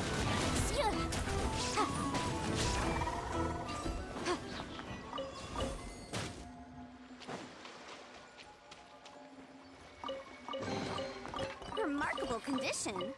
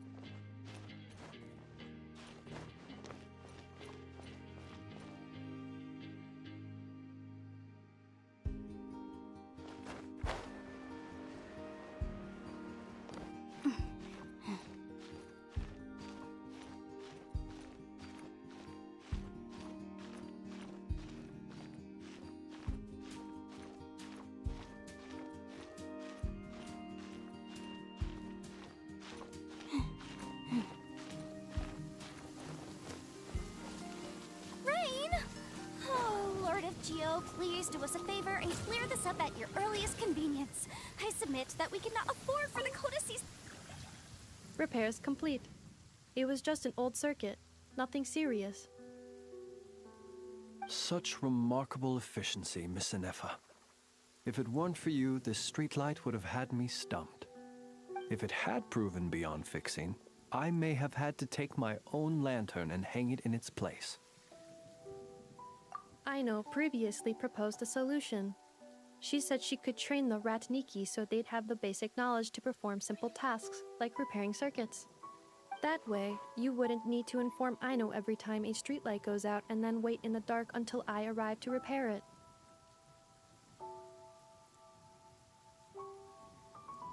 Yes and no. Strictly speaking, maintaining the brightness of the lights has been their traditional role. Before the use of kuvaki became widespread, the streetlights were powered by regular oil.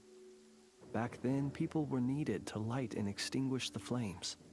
Because of how dangerous said streets were at night, the Ratniki took on this role. They already carried lanterns, in any case, and were adept at using them while fighting. But as I'm sure you've already noticed, the current streetlights are powered by kuvaki, and it's not so easy to light or extinguish them using traditional means. Because of this, whenever a light goes out nowadays, all I can do is stand here helplessly and wait for a professional to come along and solve the problem. Aino organized an engineering seminar, but all the Ratniki made excuses to leave halfway through. They said things like, I have an urgent task, or I need to go on patrol, or it's time for me to make a report. I didn't leave. It is, after all, disrespectful to the host to leave a seminar early. True, but the biscuits you brought were too much of a distraction for Aino. She stopped teaching completely. And then I was so busy trying to stop her from eating that I could not take over the seminar. So please, the next time you attend a class of any kind, don't bring anything sweet that might attract Aino's attention. And don't bring any toys either. I promise I won't. Please say it in full. The last time you promised not to bring anything sweet, you brought a toy, and Aino was completely unable to continue. I promise I won't bring anything sweet, any toys, or anything else that might unduly divert Miss Aino's attention. That's better. I'll notify you when she next holds an engineering class. For now, I have to pick some laka berries for her. Goodbye. Traveler, do you know of anything else besides sweet treats, toys, and small fluffy animals that might keep Miss Aino quiet for a while? Half an hour shall suffice. A companion? Oh, that is inspired. Perhaps I should ask Miss Nefer if she can send Miss Yehoda to accompany me.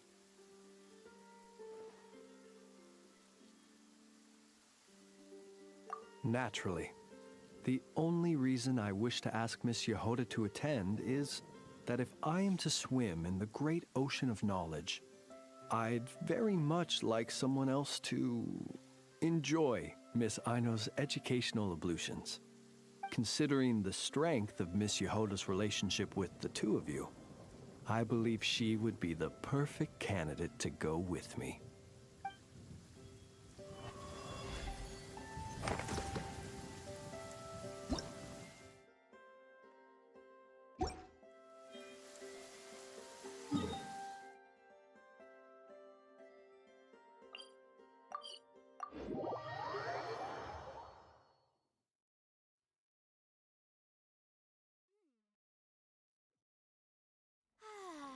This weather's got me in the mood for reciting some laws. Let's see. Commercial Law of Liyue, Chapter 27, Section 6, Article 3 stipulates that... Wait, what was it? Oh my goodness, I've completely forgotten. What is wrong with me today?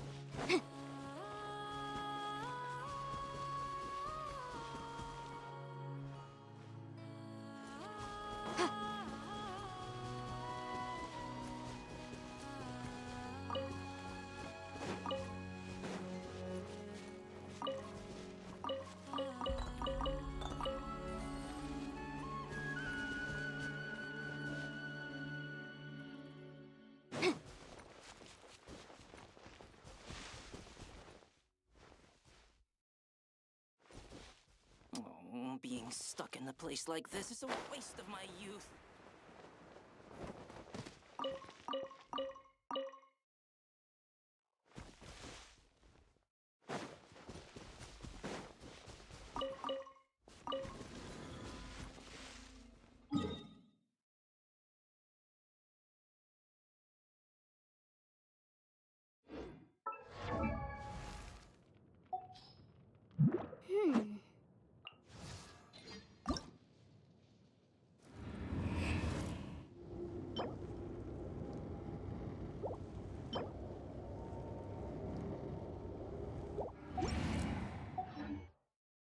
Sometimes.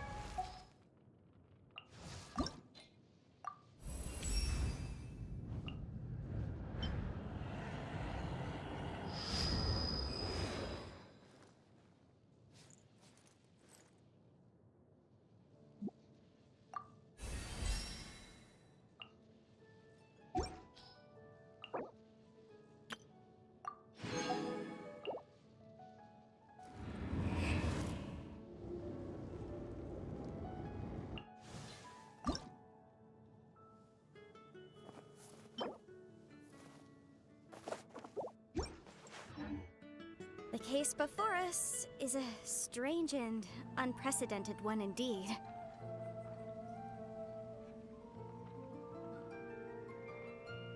Ancient alchemy truly is fascinating.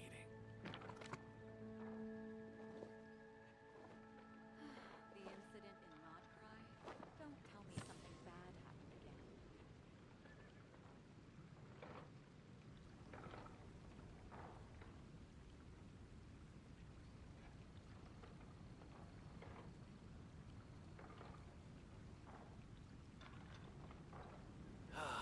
I'll remind you again.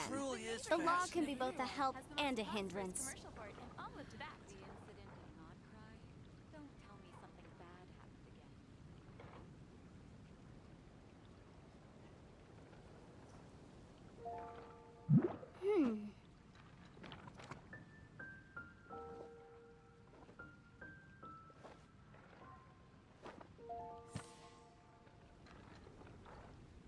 The neighboring nation of Liyue has the most prosperous commercial port in all of Tibet. Ancient alchemy truly is fascinating. The incident in Not Cry? Don't tell me something bad. Sometimes the law is compatible with human nature, but sometimes the two conflict. Balancing the two is a discipline in its own right.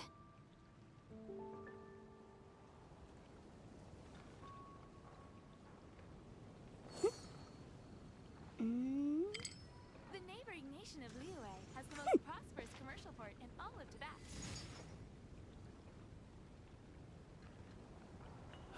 Ancient alchemy truly is fascinating. Don't tell me something bad happened again.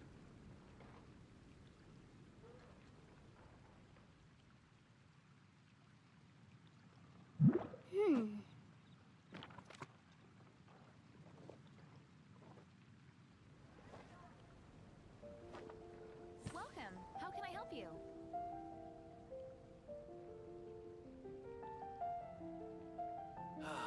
Ancient alchemy truly is fascinating. Don't tell me something bad happened again.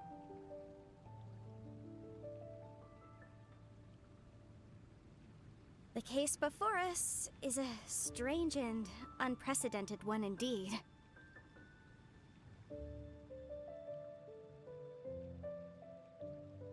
Welcome. How can I help you?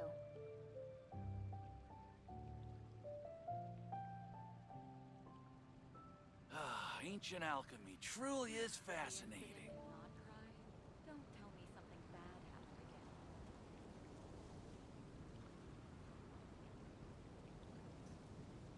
Sometimes the law is compatible with human nature, but sometimes the two conflict. Balancing the two is a discipline in its own right. In all of Tibet.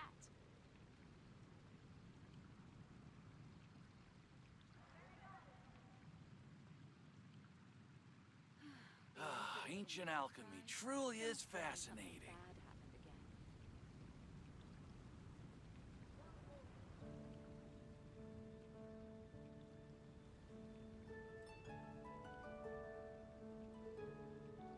The case before us is a strange and unprecedented one indeed.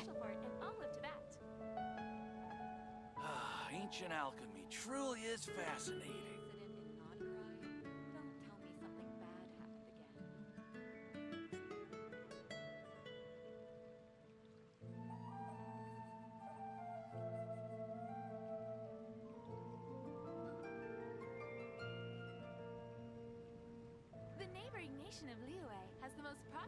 I'll remind you again. The law can be both a help and a hindrance.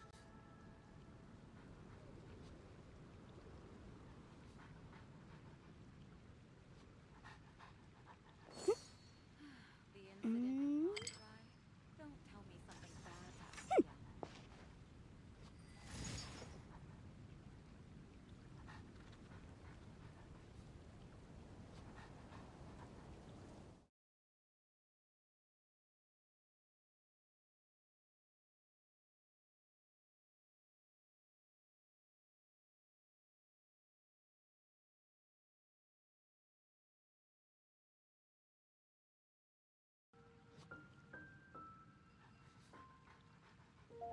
The incident in Not Cry.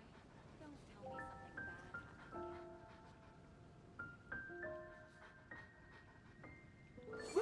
again. Ancient alchemy truly is fascinating.